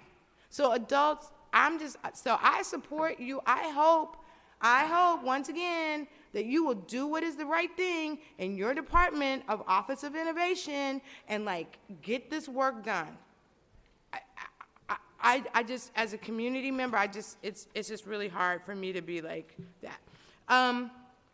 What's not being talked about is the MLA piece and the Sherman piece. So we're dislodging, we're interrupting a charter school that does pretty good performance, and special ed programming really strong, and there's like been hardly any conversations about that. And so I was very concerned months ago when that came up, because I thought, oh, these are children that we're willing to just disrupt, right? Because they're they're in a different delivery system. So we don't authorize that school, so it's a county authorized school. So I don't know if we feel like, and they're not all of a sudden they're not Oakland kids, or they don't exist to us, is a problem for me. So I need to know better about that. You don't even have to tell me tonight. And then my other concern is, and this is, again, I'm watching my colleagues on this, because we played around with Prop 51 for a couple now years, right? We don't want them to. Sherman has, Urban Montessori has Prop 51 dollars to redo that space. So I'm gonna watch us and whether or not we're gonna be in integrity about that Prop 51 following them to some kind of space, or being at Sherman. So we are not gonna, I'm letting you know, I'm gonna call all of y'all out if you try to play it both ways, because that school has resources for this district, and we are about to tell them to get out the building. So that's a question for me around whether or not that Prop 51 will follow them or not. So those are my things, and I just want to say to community, I love y'all at Soul, but come on, I don't know the Frick community well enough, but I'm just like, baby's got to learn now. And thank you. Thank you, Director Hinaj. Do you want to answer that last quick question around the Prop 51? I don't need any answers until September 11th. Director Yee. Thank you. So how many students are currently at Frick? Do you have roughly? About 230. Okay, 230. And if we take out the newcomer population, how many? They're about a third of the population. Okay, so 230, a third, so that's, say, 150. And then if you take out the special ed kids who have been assigned there in either in SDC or in any other kind of situation, about how many would that be? I'm giving you a different metric here, about 20%. Okay, so 20% of 220 is, let's say, 10. So now we got to about 130, 140. So we actually also have a very small population. So, two things, and I'm going to probably take up my whole 5 minutes. The first is I actually attended Frick myself, and I got promoted through in 1959, and I go by Frick Middle School quite frequently, and it's got a great soul food restaurant across the street, Lena's. But some of my colleagues who are on staff now may remember that we had enrollment and performance challenges at Frick 5, 7, 8 years ago. And at the time, we were worried about the exact same situation we are today. And some of us believe that we should do something more dramatic at the time.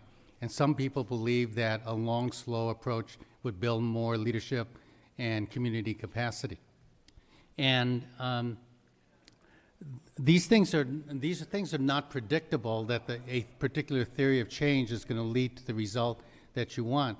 But the evidence, I think, we should not mistake that the Frick community being served by Frick is something in the range of 100 to 125 students. And so this would qualify as a low enrolled school, because the reality is we could take the newcomer program and place it in a variety of other places, and we'd actually have the space there. So the challenge for decisions around Frick are the historical and legacy challenges, which are much of the same ones that we've been talking, that underline many of the discussions we have. But as Director Hinton Hodge says, you know, when you hear the Oakland Reach parents and you realize the urgency for families to get high quality schools in and around the neighborhood that they live in, I mean, that's pretty convincing to me. So rather than people saying, we'll get a better product if we wait, that's the message that I was told by staff 7 years ago if we did it. And maybe some of my board colleagues in the ISS program process also believe that slow is better. I think it's pretty convincing to me that the recommendation you put forward to us was a more accelerated one, with the expectation that the two principals and the two teams would be committed to building not two co-located campuses, but some kind of an integrated, maybe it's an options campus or something, who knows what it is, but there is a commitment from your recommendation to build it together. And so, as opposed to what I said about the Sankofa thing, where I was pretty strong about that I didn't think Dr. Sadler and Dennis Geikema, isn't his last name, that Mr. Geikema and Dr. Sadler needed a coach at this place in their career. I think that's a different story about these Frick principals. Maybe there is a coach. And, you know, I was flipping through my mental Rolodex about retired administrators that work actively in our district now. And two come to mind very clearly to me. Maureen Hartney, who used to be the assistant principal at Frick Middle School. And the second one that jumps out to me is Mary Hamada, who used to be a middle school principal at Bret Harte. So both of them are people like this would be, in my view, helpful in terms of coaching, which is navigating the role of a principal in a school design change. Now that's very different and contextualized according to what the school needs. So I'm not opposed to coaches when the language of a John Wooden is necessary. I was only reacting really to the people who were designing at the other school. So I just tossed that out there. I think, and I'm looking in the audience, we have design principals in middle schools who've actually done this work. I'm looking at them. Well, I won't say I'm looking at them in the audience, but I can imagine who they might be. And that would be, to me, the kind of direction, direct action, and direct support that your Department of Innovation should be able to tap. So in those cases, I think coaching is very, very promising. And so I just wanted to make sure that I distinguish between those two, these two models. But I support moving forward aggressively. Thank you, Director Yee. Director Harris, did you have comments on the East Oakland proposal? Yeah, more questions. Can you talk about how is MLA a part of this? I don't understand why they're on the same sheet of paper. So MLA we're currently on a satellite site. So the 4th and 5th grade students currently are at Sherman, co-located with Urban Montessori. They're going to continue to grow because they haven't reached their full capacity. So 4 years ago, they went from 2 cohorts of kindergarteners to 3 cohorts of kindergarteners. That whole bubble is continuing to move up. So we're going to need extra space no matter what. And so when it comes to specifically MLA, we need to find another space for MLA.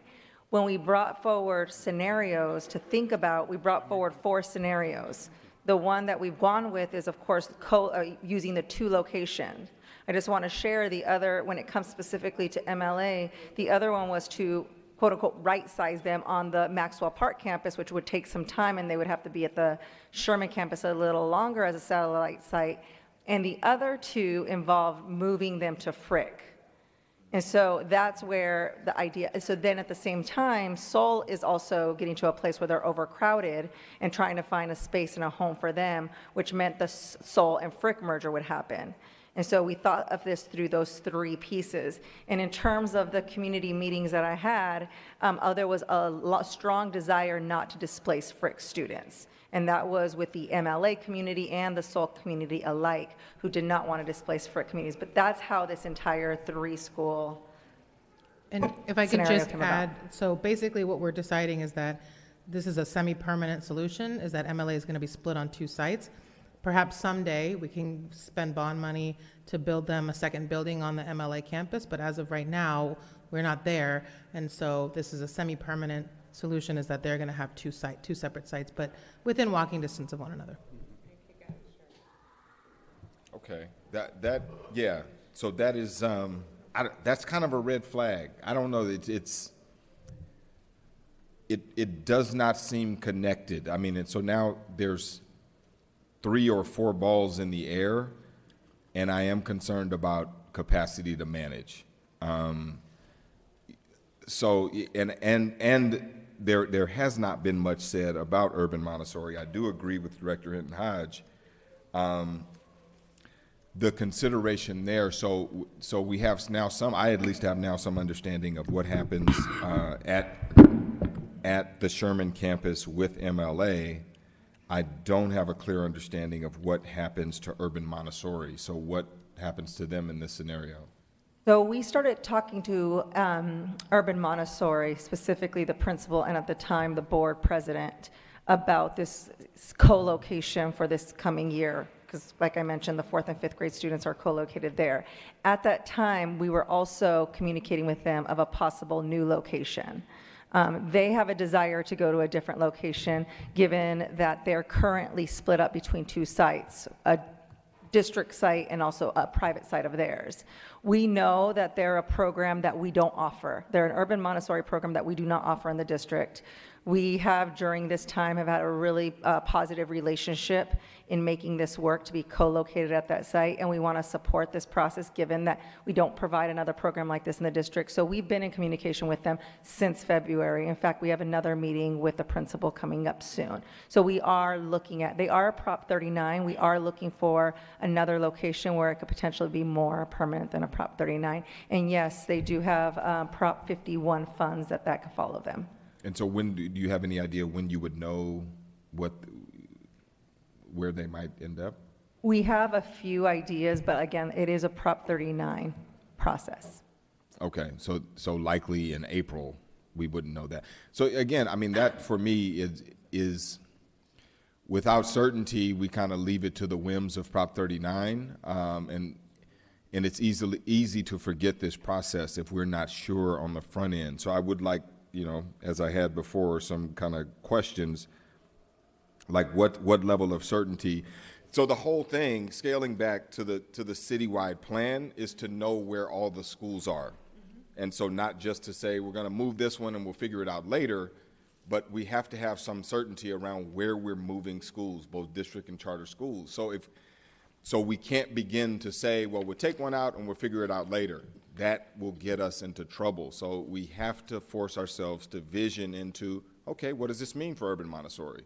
What have we done to sustain that relationship, to understand where they're going to be, where we want this program to be? At the end of the day, it's a Montessori program that's offered nowhere else in the district. So we can't blindly say, well, we'll figure it out. We have to know where it's going to be. So just to clarify, one of the other dilemmas is we have to first free up other space so that we have other places for it. So that's the other part, is currently there aren't other places, vacant facilities for it, unless there's a desire to move that particular facility, of that particular school program, into a particular facility that could perhaps be vacant next year. So part of this work is we have to start making some moves to then have some more vacant facilities for some of these other moves so that we don't have as many co-locations. All right. So, who are you done, Director Harris? No, Or where are you? Well, yeah, I was just going to just briefly respond and say, I kind of agree with that, but I also say we're the school district, right? We can tell a charter school, here's where we would like you to be. That's why we make Prop 39 offers.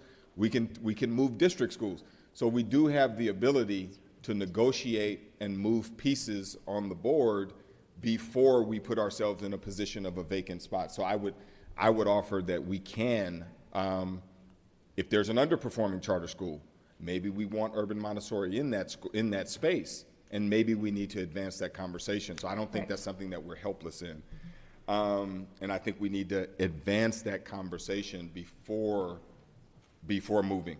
As it relates to the Soul, I'll be totally transparent. Big fan of Soul. I love the concept of that Soul has started, and I'm glad they have grown to 100. We need them to grow to 300. I've always thought Frick was the right spot for them. And so, I'll just share that. So I think this is the right move. Again, I think that you have to determine your ability to bring folks from Frick and bring folks from Soul together. You heard some conversation tonight. Okay. Well, Mr. Hunt, hold on. I just wanted to say that's your responsibility to do that, but I think that is the right move, bringing them to Frick. So I'll stop there. I'm over time. All right. Thank you. Thank you, Director Harris. Who is next? Director Gonzalez has gone. Vice President London. Excuse me, Mr. Hunt. We had many. I know we had a lot. We had much time for public comment. Okay. Vice President London. Okay, Mr. Hunt. All right. You're talking about the children that I know, that I want to grow up at 25. Mr. Hunt, please, we're going to have to recess if there's continued direct disruptions. What I'm supposed to do, just sit up here and listen to stupidity? And not what's my opinion? There's a time for public comment. That's the time for you to express your opinions. 5 minutes. 2 minutes. Right. Maybe 1. And I feel that my concerns are more valid than 1. Okay.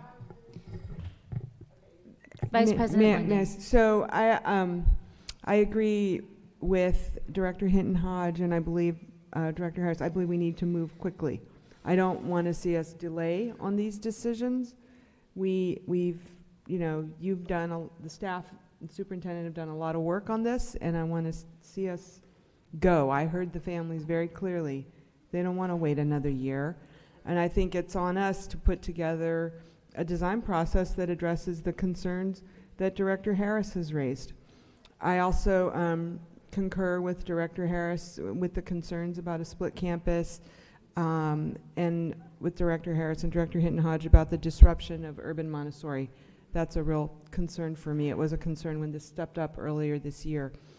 So I would want to understand better where that would go. And Director Hinton Hodge, I agree with you also around the Prop 51 money. I think we should be figuring out how we can help urban Montessori use that fund in our district. So I don't know if that's helpful to you, but that's where I am on the East Oakland. And I want to again really appreciate the work. And I know the feeling of wishing you had a clone or 3, and just the capacity to do the work. So I don't know what it will take to get even more resources than the ones you're starting to identify, but I know that should be a priority for us as we think about how we're going to really do this work in a big way. Thank you. Thank you, Vice President London. Has everyone got? Okay. On the East Oakland proposals, I agree on the overall direction. I think that it is the. I also believe that I remember Seoul went to visit Frick initially on the as they were looking at a permanent location. I do think that that's a better location for them. I am interested in seeing what the merge and what the co-design can look like. I am nervous about there being new principals at all those schools. I do, that is a lot to hold coming into a school year with the new community. I do think it makes sense to co-locate next year. I would like to learn more about, it sounds like most of the board wants to move forward. I just worry about that being a lot, just capacity-wise. What I was hearing was not a delay of the decision. The decision would be to merge, but a delay of the design year, which to me, if there's alignment around the staff and families and principals around that it makes sense to at least consider what the impact of that would be.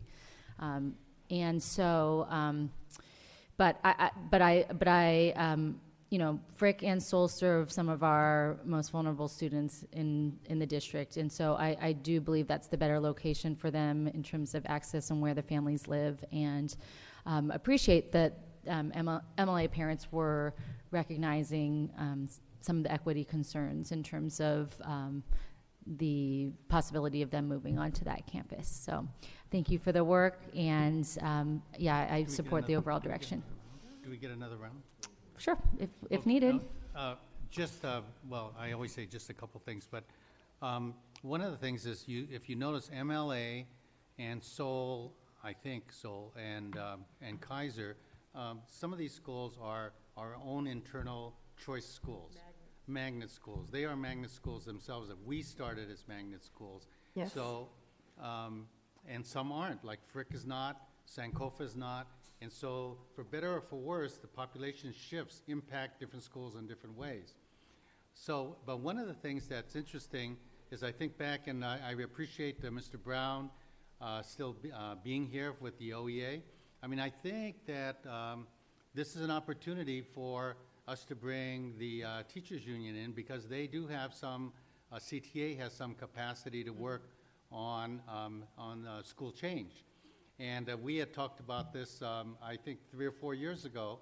And this is an opportunity for us to actually build a space for teachers to actually actively engage. Because once they know that, once a community knows that the school is going to be redesigned to a particular end together, not co-located, but together, then it's in the vested interest of the staff to be part of that process. So when we talk about community engagement, we're not talking only about the parents, we're talking about the engagement of staff. And I was frankly very impressed with the staff that came up to talk about the East Oakland schools. And so that's really the only thing I wanted to add. And only the other thing, I guess, is that Director Gonzalez has spoken on many times of the need for us to rethink our enrollment policy.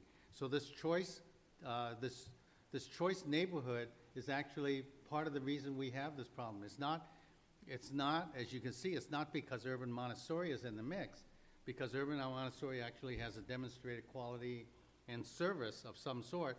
It's the fact that we have choice schools.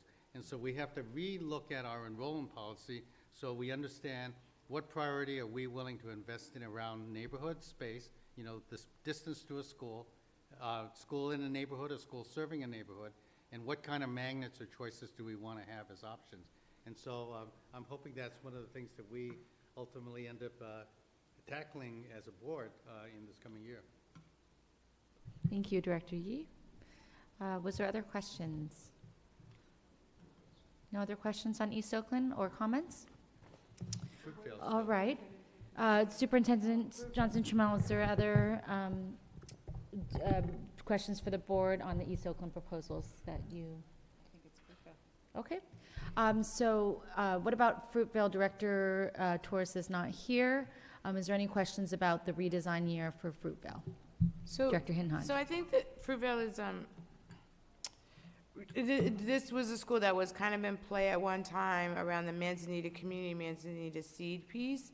And instead of moving Manzanita community to the Fruitvale campus, there was some, so I don't even know what's actually happening around that. Like, there was one thing that was happening and then it changed.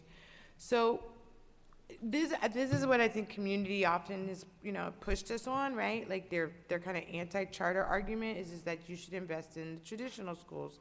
So here's this moment, and I feel like we need to say that really loud and clear. Once again, knowing what does that look like.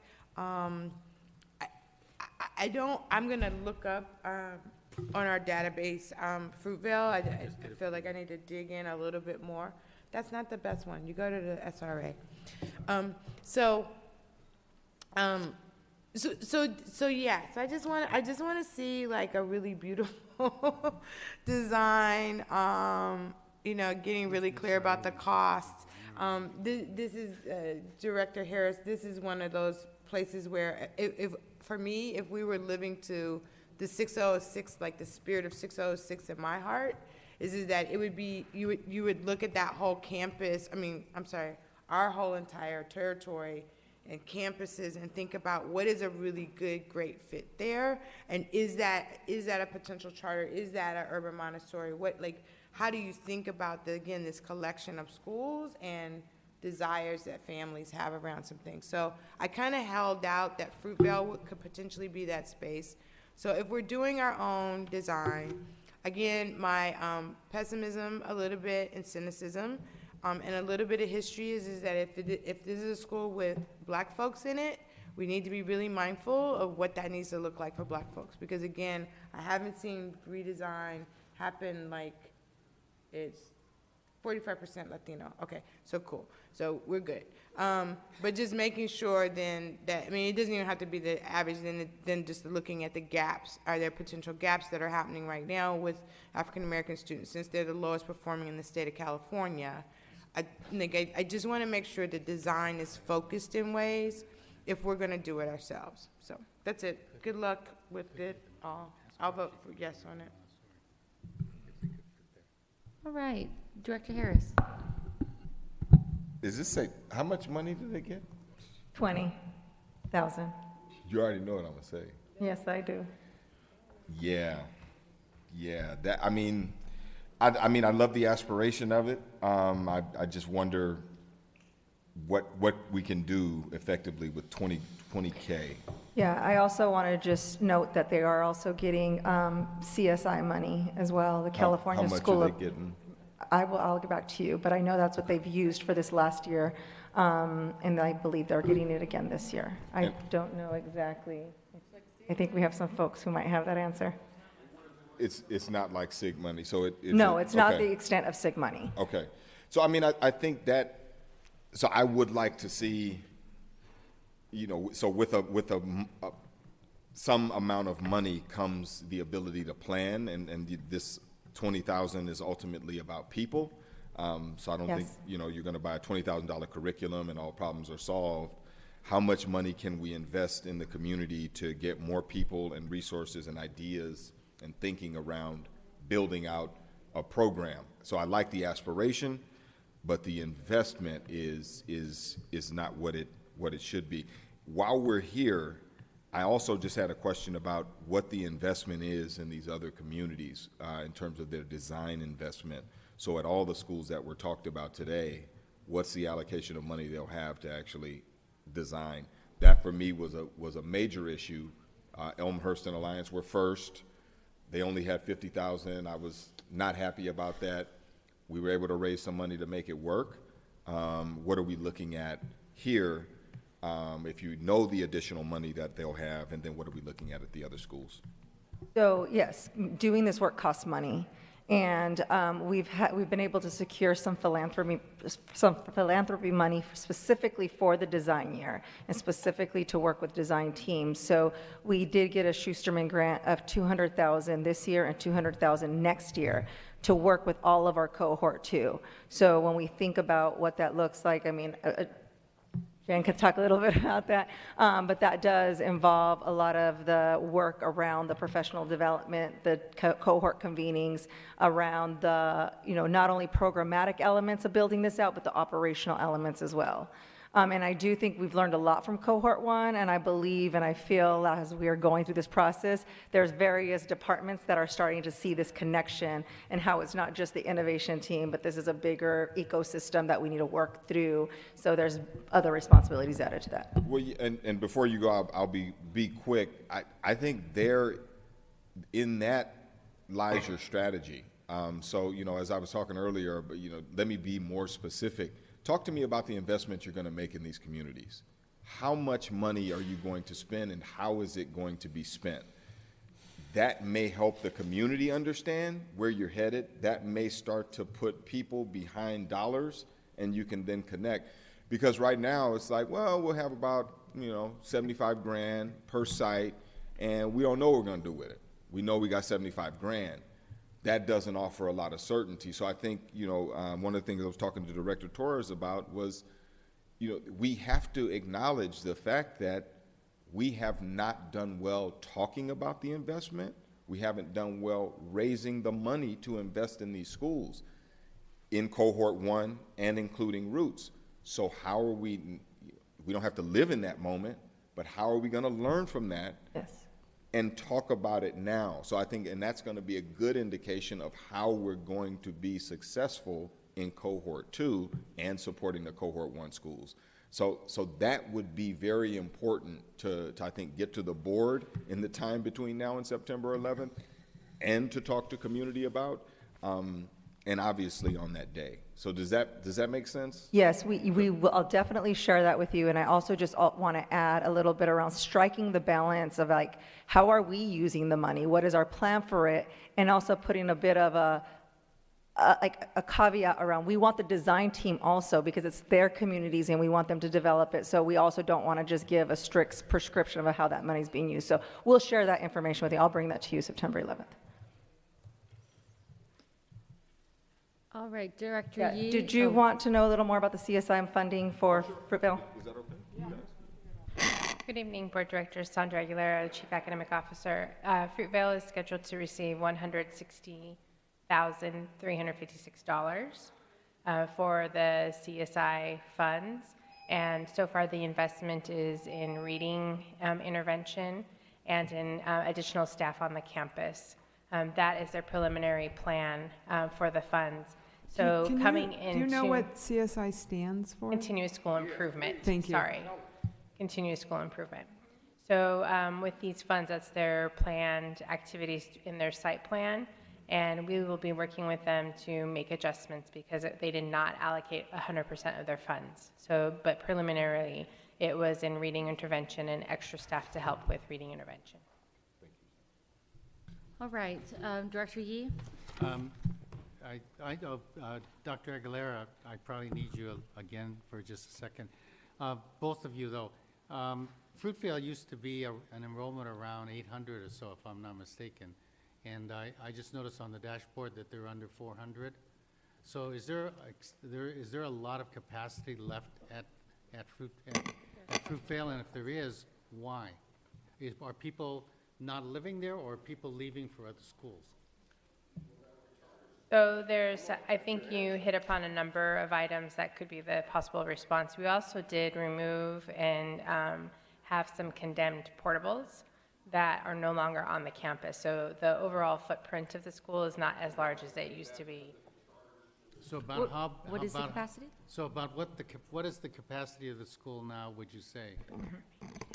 So there's a capacity to house about another 3 more classrooms. 3 more classes, Yeah. so about 100 kids. Okay, and then the second question is, Superintendent Johnson Trammell said that Fruitvale showed some pretty great gains in this year. And I got to thinking of, I think their principal, this is his 3rd year, Gene Stoll, isn't it? Second Sorry, year? last year was his first year, Okay, so he's going into his second year. So then the question is what in your professional judgment do you attribute the gains? Is it just a one-off gain, or is this something actually happening at the school that the design is going to support? In other words, this is not a, doesn't sound like necessarily a turnaround. This does sound like some kind of an acceleration, maybe? Deciding who's going to answer this one. So, I'll say when speaking to the network superintendent, Larisha, about this work, she was definitely talking about some of the accountability systems that he has put in place, and then also the community events that he's put on to really uplift the community. I don't know if Ms. Aguilera has anything else to share. There was attention to the professional learning communities on the campus, and he was actually able to bring that work forward to share his best practices with his colleagues. And he brought a team together. We also have a network partner that we call, it was a literacy-focused network partner and a math-focused network partner. And they were able to work during the 6-week cycles on their improvement cycle and coach teachers as well. So there was a lot of attention to the capacity building of our teachers and the strength within the professional learning communities, and that means that teachers are learning from each other how to improve instruction. So that was the focus of the school site. So then I'm assuming that this design of this, the Fruitvale design in this bucket of the cohort is not to redesign it, but to accelerate the design. Is to build forward off of the assets and the gains that Fruitvale has demonstrated so far, yes. So I just think it's important for us to message, that that these are not all cases of failures to educate kids. There are a lot of other moving parts in here that get you into the design bucket. Is that fair to say? Yes, and we also are focused on sustainability because, as you stated, we don't want the improvements to be one-off or a fluke. So it is an investment in the ongoing development of Fruitvale Elementary. Okay, thank you. Thank you. Any other questions on the Fruitvale redesign? Any other questions or comments on this item before we finally move on? Does not look like there's any more questions. All right, so thank you very much for the work. Thank you for the tough but thorough discussion on each of the different proposals. So we are going back to our agenda now. We did not do public comment on non-agenda items, so we are going to go to that next. Is there any public comment on non-agenda items?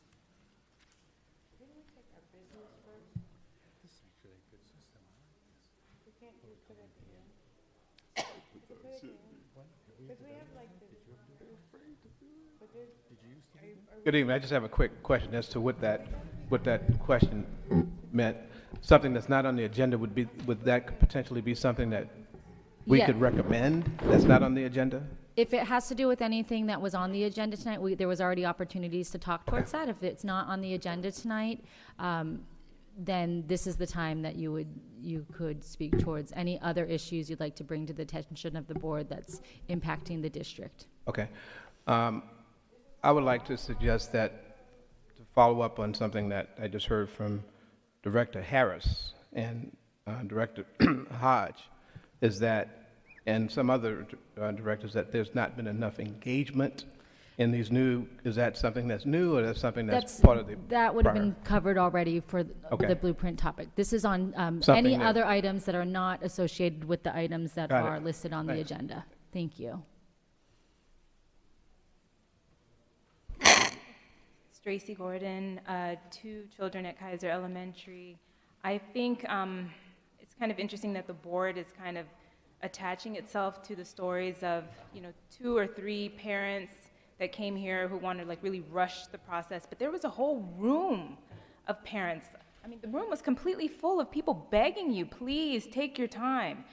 There's not even a consensus amongst the people who are actually sitting up there. You're kind of going back and forth with each other. How do you expect us to trust you and trust your judgment in 2 weeks? 2 weeks isn't long enough to really give this whole process. You've already said you have 2 people doing a job that's made for 20. This is not appropriate. You need to wait. This is why we want you to wait. If we've learned anything from the past closures, it's that you're moving too fast. You need to wait. Thank you. Thank you. This is, just to repeat, that was fine, but this is for items that are not on the agenda. Please go ahead. Mike Hutchinson, lifelong Oakland resident. You know, it's not really appropriate to tell somebody who comes and speaks in this time that this isn't the time for them to speak after they sat here at this whole meeting. And these are the parents that supposedly you want to engage with.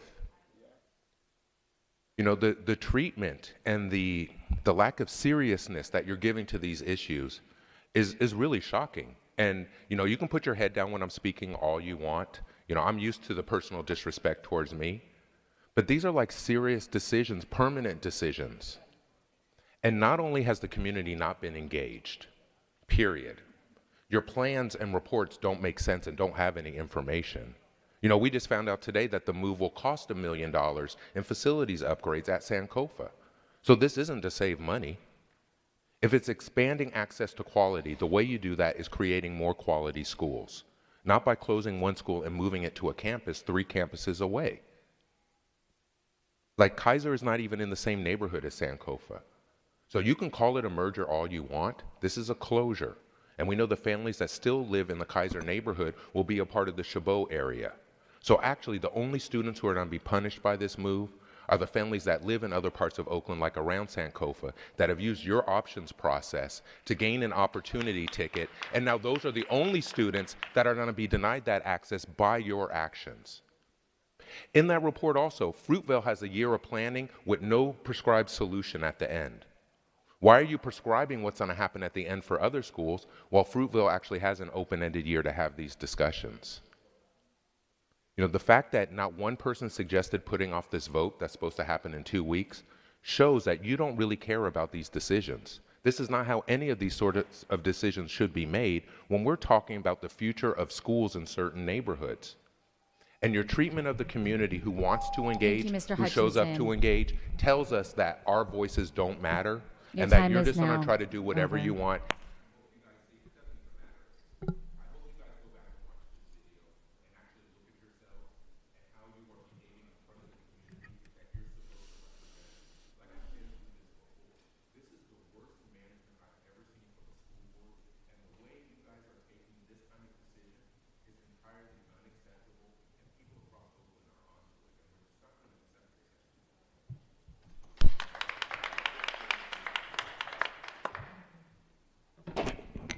Mr. Hunt, special education advocate. I came up here to say some good things tonight.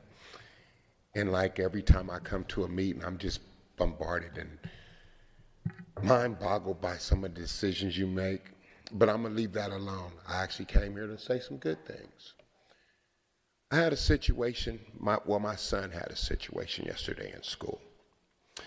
And I didn't like how it went. So I went to go see the principal at Westlake Middle School. And I went up there with a certain attitude, but I seen the principal and I met her in the hallway. And I must say, she's a good principal. She's a great educator. I was really proud the way when she met me at the front door, she shook my hand. She dropped what she was doing. She brought me in her office. She talked to me. She brought the VP in there, and we talked about the issues. And I just want to let you know, she told me that, Supervisor, you're over the school.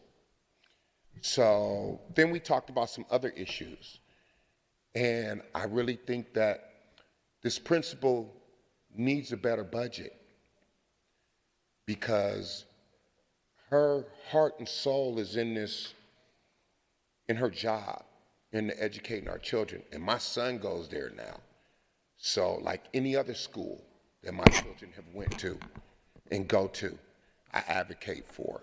So I really think that we need to give Ms. Taylor the funds that she needs so she can give our kids the help and the tools that they need to prosper in life. And I really, really would like to get with you on that. Okay? All right. Thank you.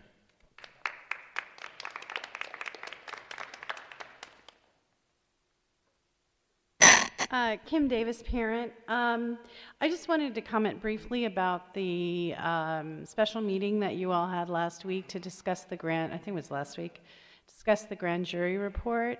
You know, it's hard for folks to come to all the meetings, and we count on the ability to watch it online or watch the videotape of it.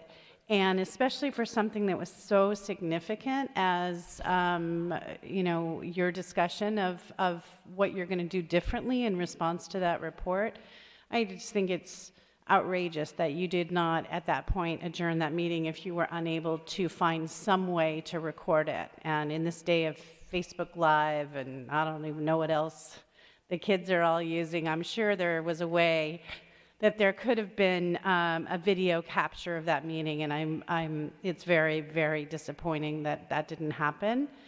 And just, you know, kind of reflecting on what you know, tonight was actually better than I was fearing it would be. But what, you know, what you hear from parents is passion, and what we hear in your discussions, it seems it's like confusion, and it just you know, I feel a lot like you blame the public for the dysfunction of these board meetings, but if you would reflect on the way that you all are interacting and addressing these subjects that you, in theory, have left to the superintendent to make her best recommendation, and then you're pulling things out and changing everything, and you know, and having these. I'm glad you're having the discussion, but you can't have those discussion and all those questions and then say, oh, and yeah, we're going to vote next week.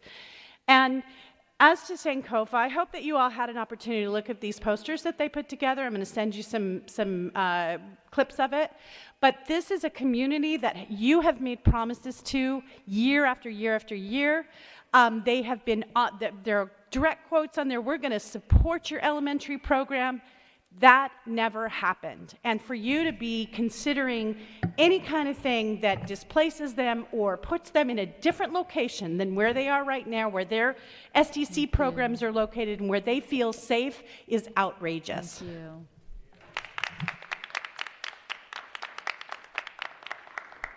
Hi, my name is Christy Thomas, and I'm a Kaiser parent. I also wanted to stand up and say that it was just totally unacceptable for there not to be a video of that meeting. That was a meeting that a lot of us have a lot of interest in hearing your response to that grand jury report. I also wanted to say that I believe that the board obviously wants to be fiscally responsible, but a plan that closes schools is unlikely to result in sustainable quality schools. I urge you instead to come up with an innovative plan to address district corruption that was outlined in the report, excess spending on consultants, waste from no-bid contracts, and an administration that still takes too large a share of the district budget away from our kids. Thank you. Jim Mordecai speaking as an individual. My first point is that this meeting tonight is not a good meeting. You have to have some type of looking back without anger at what happened and how it could be different. Now, my suggestion how it be different is that you look at the 7-Eleven committee process and get them further divided. Now, that increases public participation. And that would be the thing that you keep hearing people about. Now, the school board passed resolution number 1819-0247, directed its 7-Eleven committee to limit the committee's scope to considering 5 properties it wants the committee to ratify as surplus. Now, first you created the committee without any inhibitions, any limiting of the scope, and then 4 months later you passed that resolution. The thing about that is, one of the things that the 7-Eleven committee has to do according to state law is they have to make a list of the surplus space. If you order them to say, look at this 5 properties, you usurp the power of the 7-Eleven committee to decide what would go on that list. You define the list. That's a conflict. That's a legal issue which I am not qualified to be able to say pro or con, but my opinion is that's wrong. You shouldn't do it that way. You should allow the 7-11 committee to act as it does in many other districts. There are some districts that act like yours. Thank you, not all of Mr. them. Mordecai.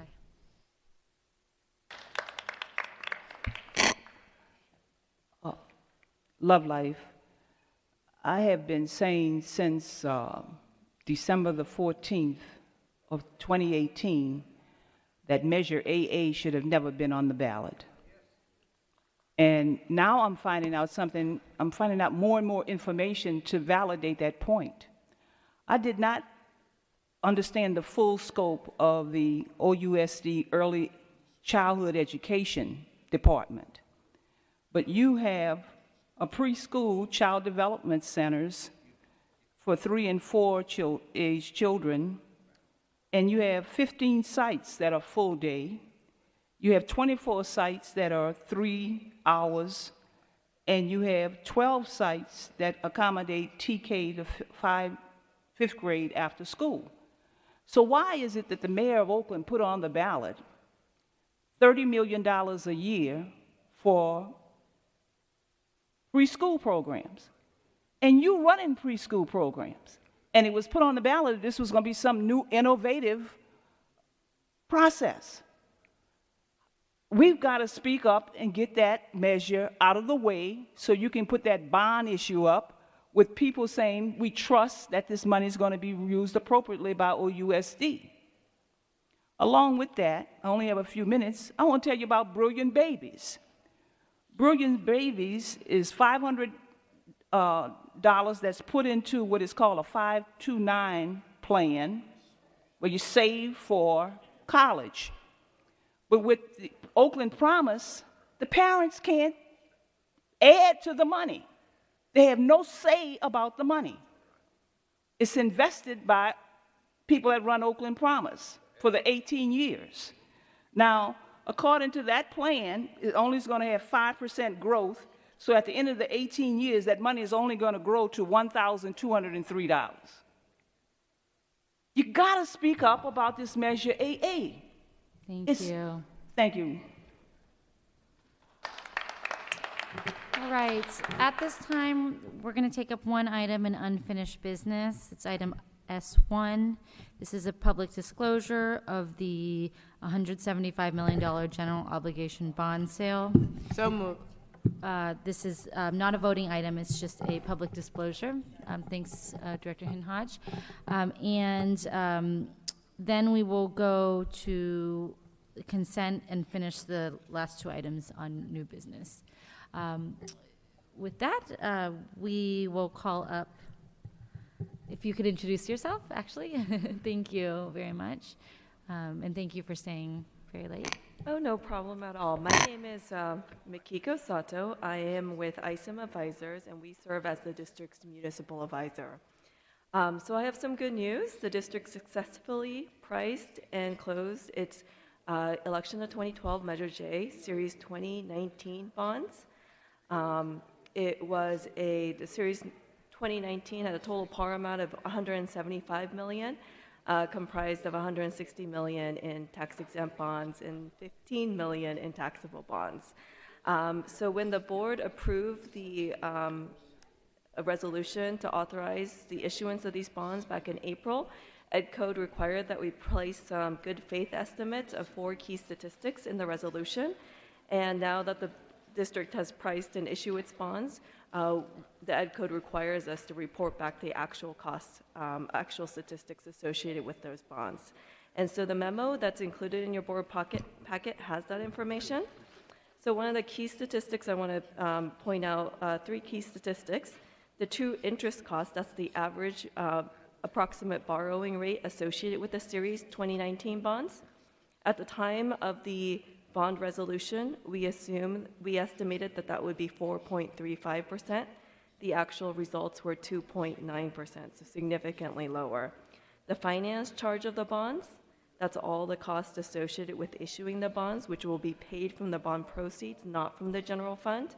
We estimated that to be $1.8 million.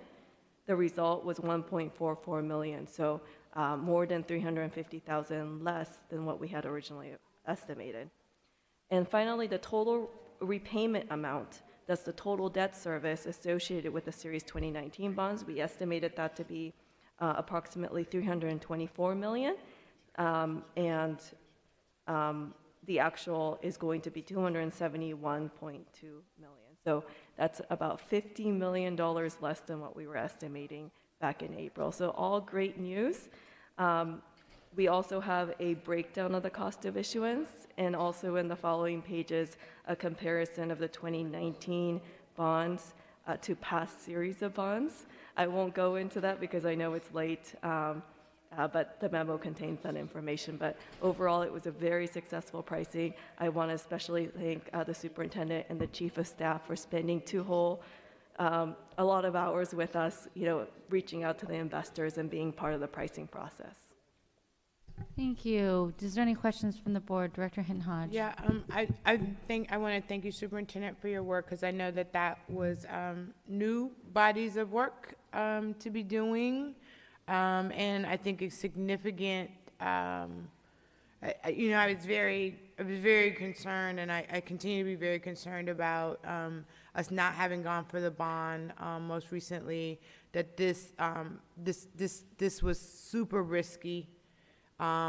You having to go in to do this, and so to the firm for really, holding us. And I sat there, and I was, we had just built up over the last couple of years. We had built up our credit rating. It was starting to move down again. So I'm excited around it. Again, I know that like you've had to take on yeoman, bodies of work.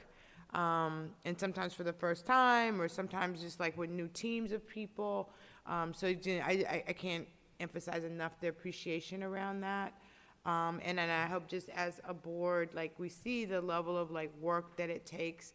And some of this when we don't take risk and when we don't kind of move efficiently and effectively, and when we don't think about like the future of the organization and not just like 5 people in the audience. And I just think that it's really, really important for us to look at like this work happening and hope that this is the momentum for a future work, right? To look at bonds and things. And to the chief of staff, thank you as well. So just very, very appreciative. I was scared. I was very scared. And I think that sometimes people, the people who say they love Oakland, they hate us, at the same time. And so we have to have champions that move in the world on our behalf. And so thank you for that. And again, thank you, Superintendent, for loving this town and loving these kids and putting it out to make this happen for us. Thank you. Thank you, Director Hinton-Hodge. Superintendent, that's I just want to just give a deep appreciation to both Makiko and Curtis. Director Hodge, for me, this was all about the completion of our projects depended on this cell. So that was the drive, just knowing that, we made a promise and we needed to finish them. And you were right, it was extremely risky, but it was teamwork from our chief of staff, folks within the organization who normally hadn't participated, and everyone pulled together. There was a lot of support from our bond team. So yeah, just teamwork, and thank you very much.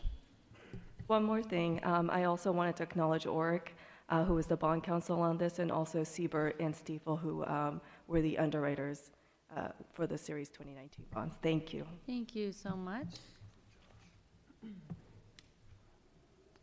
Great. Is there public comment on this item? We have 2 speakers, Ben Tapscott, Mike Hutchinson. You can come up to Mr. Mordecai. I checked that box electronically. Jim Mordecai speaking as an individual.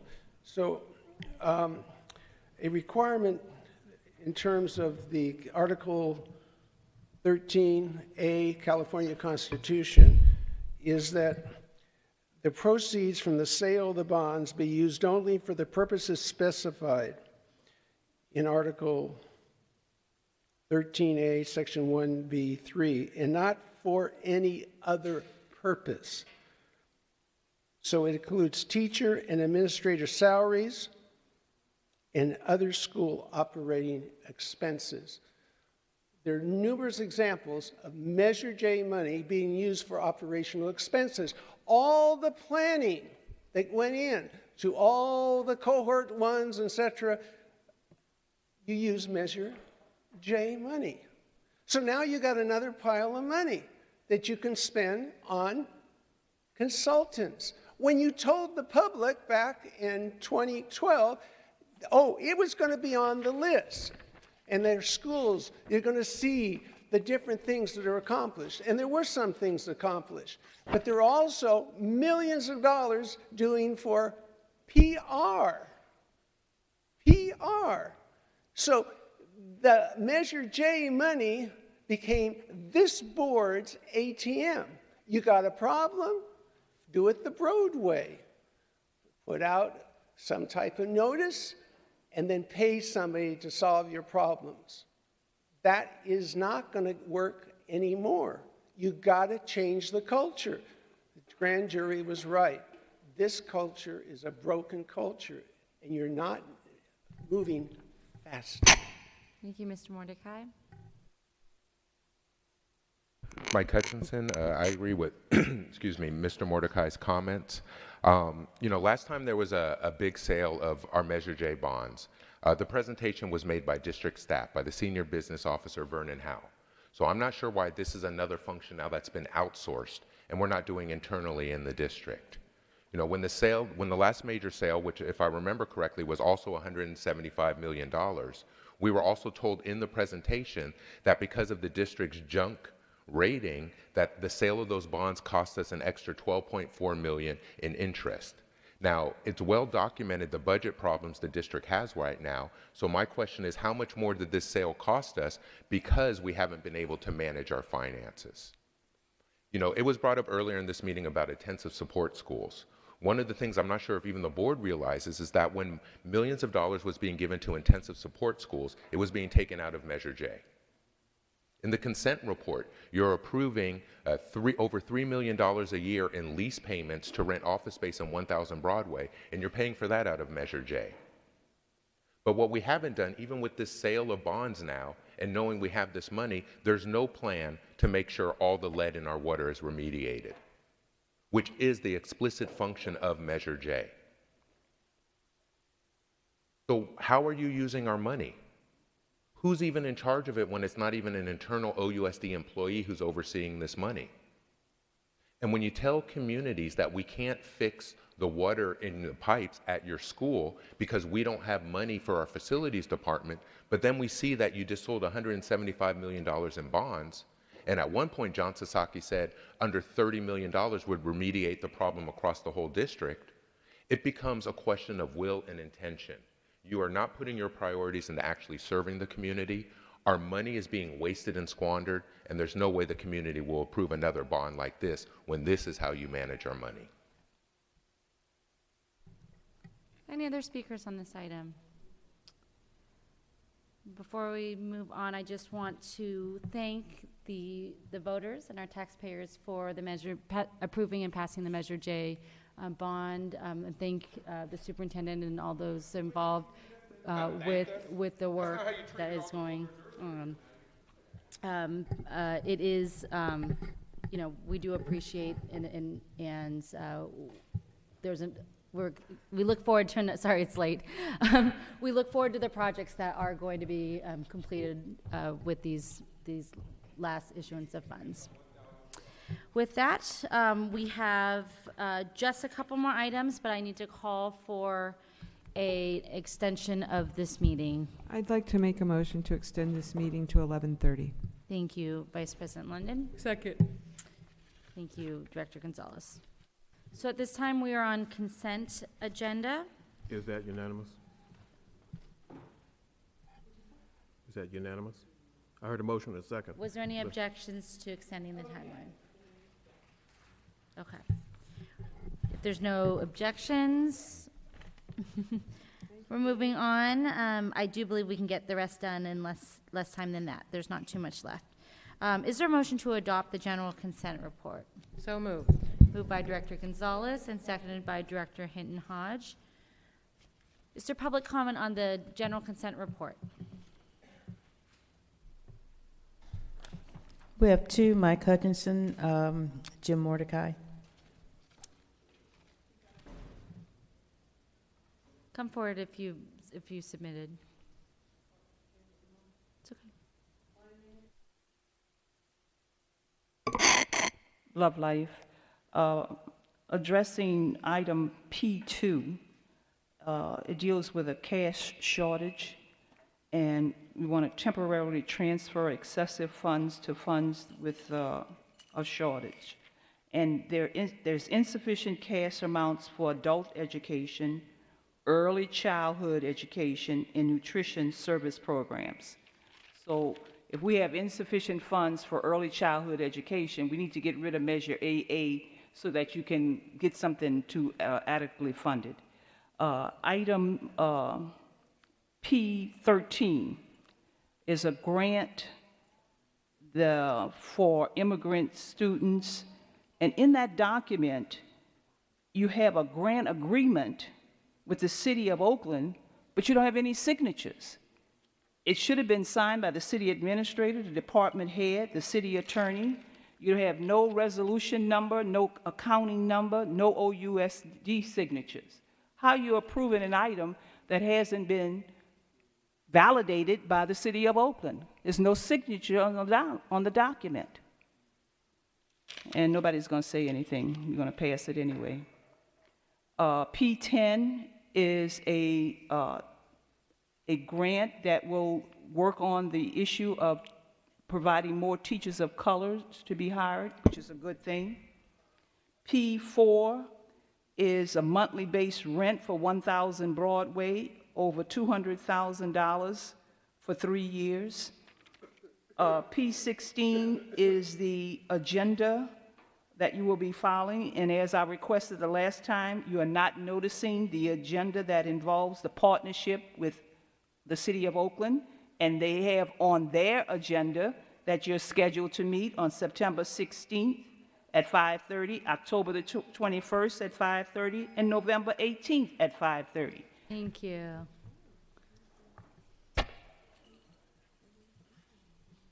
Mordecai speaking as an individual. So right off, an example I mentioned was P4. The funding source is Measure J. That's the lease of 1000 Broadway. You have an auditor that looked at it and said, that isn't the way you're supposed to be spending the money. But hey, somebody else on the board said, well, where would you get the money from? Well, the only reason people rob banks is because they have money in the bank.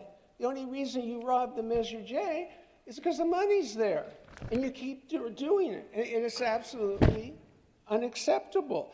And that's the other thing. What's the use of having an audit if you just say, oh, you did it wrong, and everybody goes home? Doesn't mean anything. Why do you bother even paying the money for an audit if you're not going to do anything about the darn audit? It's ridiculous. And then finally, P1, you temporary transfer of funds up to $30 million. So here's how you play the game. You just approved Measure J, hundreds of millions of dollars.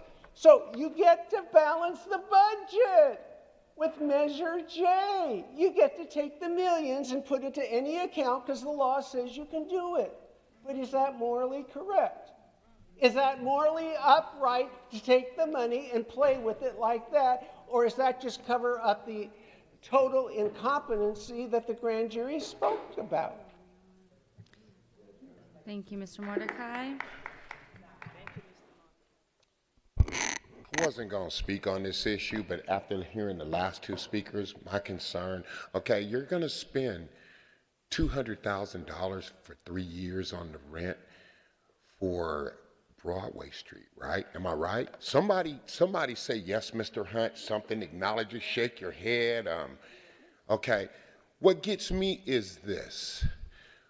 What happened to the project across the street? Wasn't that building supposed to be fixed? I've heard, I haven't really delve into the issue deeply, but I've heard that it's been like stopped, or am I wrong? Somebody, are you right? Am I right? Am I wrong? Is the project still going? Have you closed it down? Mr. Hunt, thank you for your inquiry. We voted, I believe in June, to pursue a central admin at the Cole facility in West Oakland to house our offices. We're looking into, I believe we directed staff to look into using the green Ethel Moore building across the street for enrollment and other services that need to be accessed and should rightly be accessed by the community. But we, for a number of reasons that, I'm sorry, I haven't read the resolution in a few months, we moved away from putting the central admin at 1025, and because it was proving to be more costly than we have money for right now. Yeah, because I heard that this project was going to, you took a little bit of my time, so, but I'm glad you explained though, Ms. London. I appreciate that. I heard that this was supposed to be, I guess, nixed or cut or scratched or whatever you want to call it. So what's going to happen to the children at the Cole program? Because I have a child at the Cole program. So is that program still going to exist, or is it going to? We're figuring out a new location for that. I honestly. So we're going to move the handicapped kids.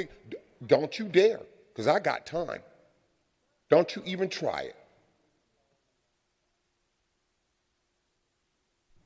Because I'm a taxpayer, and I have deep concerns about it, Ms. Hodge. And somebody should explain it to me.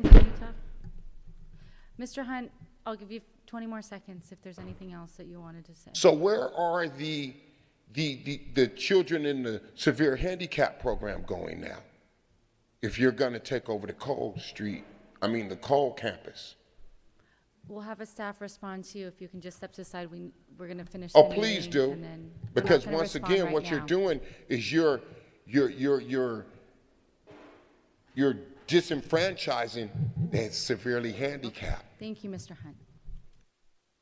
I really would like somebody to explain that to me. So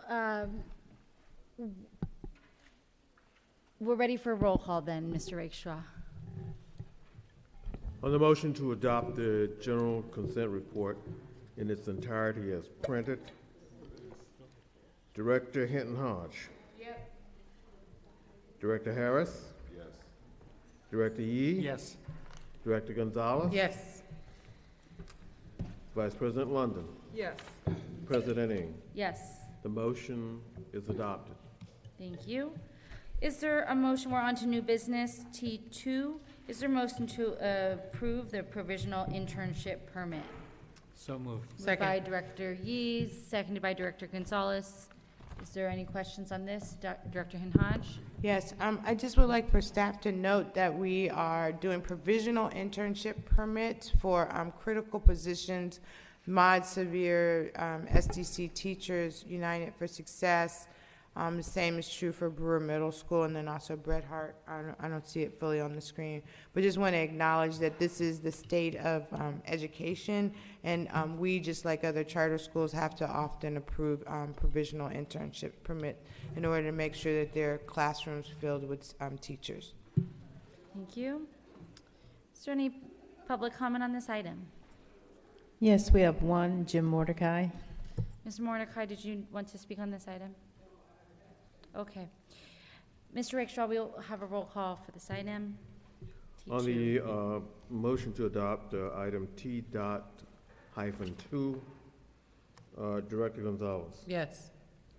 Director Harris. Director Yee. Yes. Director Hinton Hodge. Yes. Vice President London. Yes. And President Ng. Yes. Motion's adopted. Thank you. Is there a motion to approve item T3, the variable term program waiver? So moved. CBSB clad, and Second. moved by Director Gonzalez, seconded by Vice President London. Is there any public comment on this item? There are none. Seeing none, Mr. Rakestraw, we're ready for a roll call. Yes, and Madam President, for technical reasons, to be precise, it's T.-3. Okay. on the item. On the roll call, Director Gonzalez. Yes. We do have an official record. Okay. And Director Hinton Hodge? Director Harris? Yes. Director Yee? Yes. Director, Vice President London? Yes. And President Ng. Yes. Motion's adopted. Regular board member reports. Director Gonzalez. Thanks, President Ng. Two cool things I learned today. One is that our number of emergency credentialed teachers is down this year, so we have more teachers coming in through other kinds of credential programs. That bodes really well for our students. And the other thing, I just wanted to express gratitude for the amount of hustle over the summer to fill our special education vacancies. In the spring, I believe we had a very high number of, I think, 140 or 150. Today, that number is 14, so obviously still not perfect, not where we want to be, but amazing amount of hustle over the summer for our HR and site-based staff. So I'm really excited that we've made so much progress, and we've still got a long way to go, but some good news there. Thank you, Director Gonzalez. Any other reports? Vice President London. Thanks. I just want to acknowledge all the parents and teachers who are getting ready for back to school night. I know across the city, back to school night's happening now. It's happening next week. It's an exciting time. So I hope everyone takes advantage of the opportunity to meet your students' teachers and the parents of your students' classmates. And I also want to highlight a program at Oakland Technical High School. They have a number of services for students who could use some additional assistance, and they've partnered with a number of outside groups around a food backpack service, a closet where they're collecting supplies for health and hygiene, and more. I encourage you to call Oakland Tech or go to their website to find out how you can support students who are in our schools and need a lot of additional assistance. So thanks. Thanks, Vice President London. Director Yee. President Ng, is this our first official meeting with the General Counsel? Or yes. So I'd just like to welcome him. And that's one of the reasons we're on our absolute best behavior tonight. The whole community was on its best behavior to acknowledge your presence with us, but welcome, and we appreciate your support and all the experience you bring. Thank you, Director Yee. Anybody else? Introduction of new legislative matter. Madam President, we had two speakers on that item. Jim Mordecai, Asada Olabala. Both passed? Okay. Thank you. Is there any introduction of new legislative matter? Mr. Mordecai. Okay, Jim Mordecai. I put on the, electronically I put it on, but essentially I'm asking for a motion for somebody that voted yes on Board Resolution 1819-9247 be rescinded. And I think I got that number wrong. I think, as I remember, it was like 047. Sorry about that. But anyhow, it was a resolution that narrowed the scope of the 7-Eleven committee. I would like somebody that voted yes to bring that back at a future meeting, and hopefully the majority would see to fully empower the 7-Eleven committee to not have to have a meeting like tonight, where they would feel that they were better heard, as they and this whole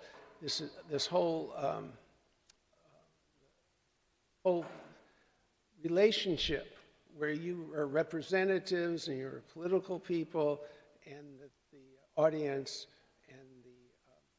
becomes adversarial rather than cooperative. If you had the report, you could get the same things accomplished with a more user-friendly outcome. Thank you. Thank you, Mr. Mordecai. This meeting is now adjourned.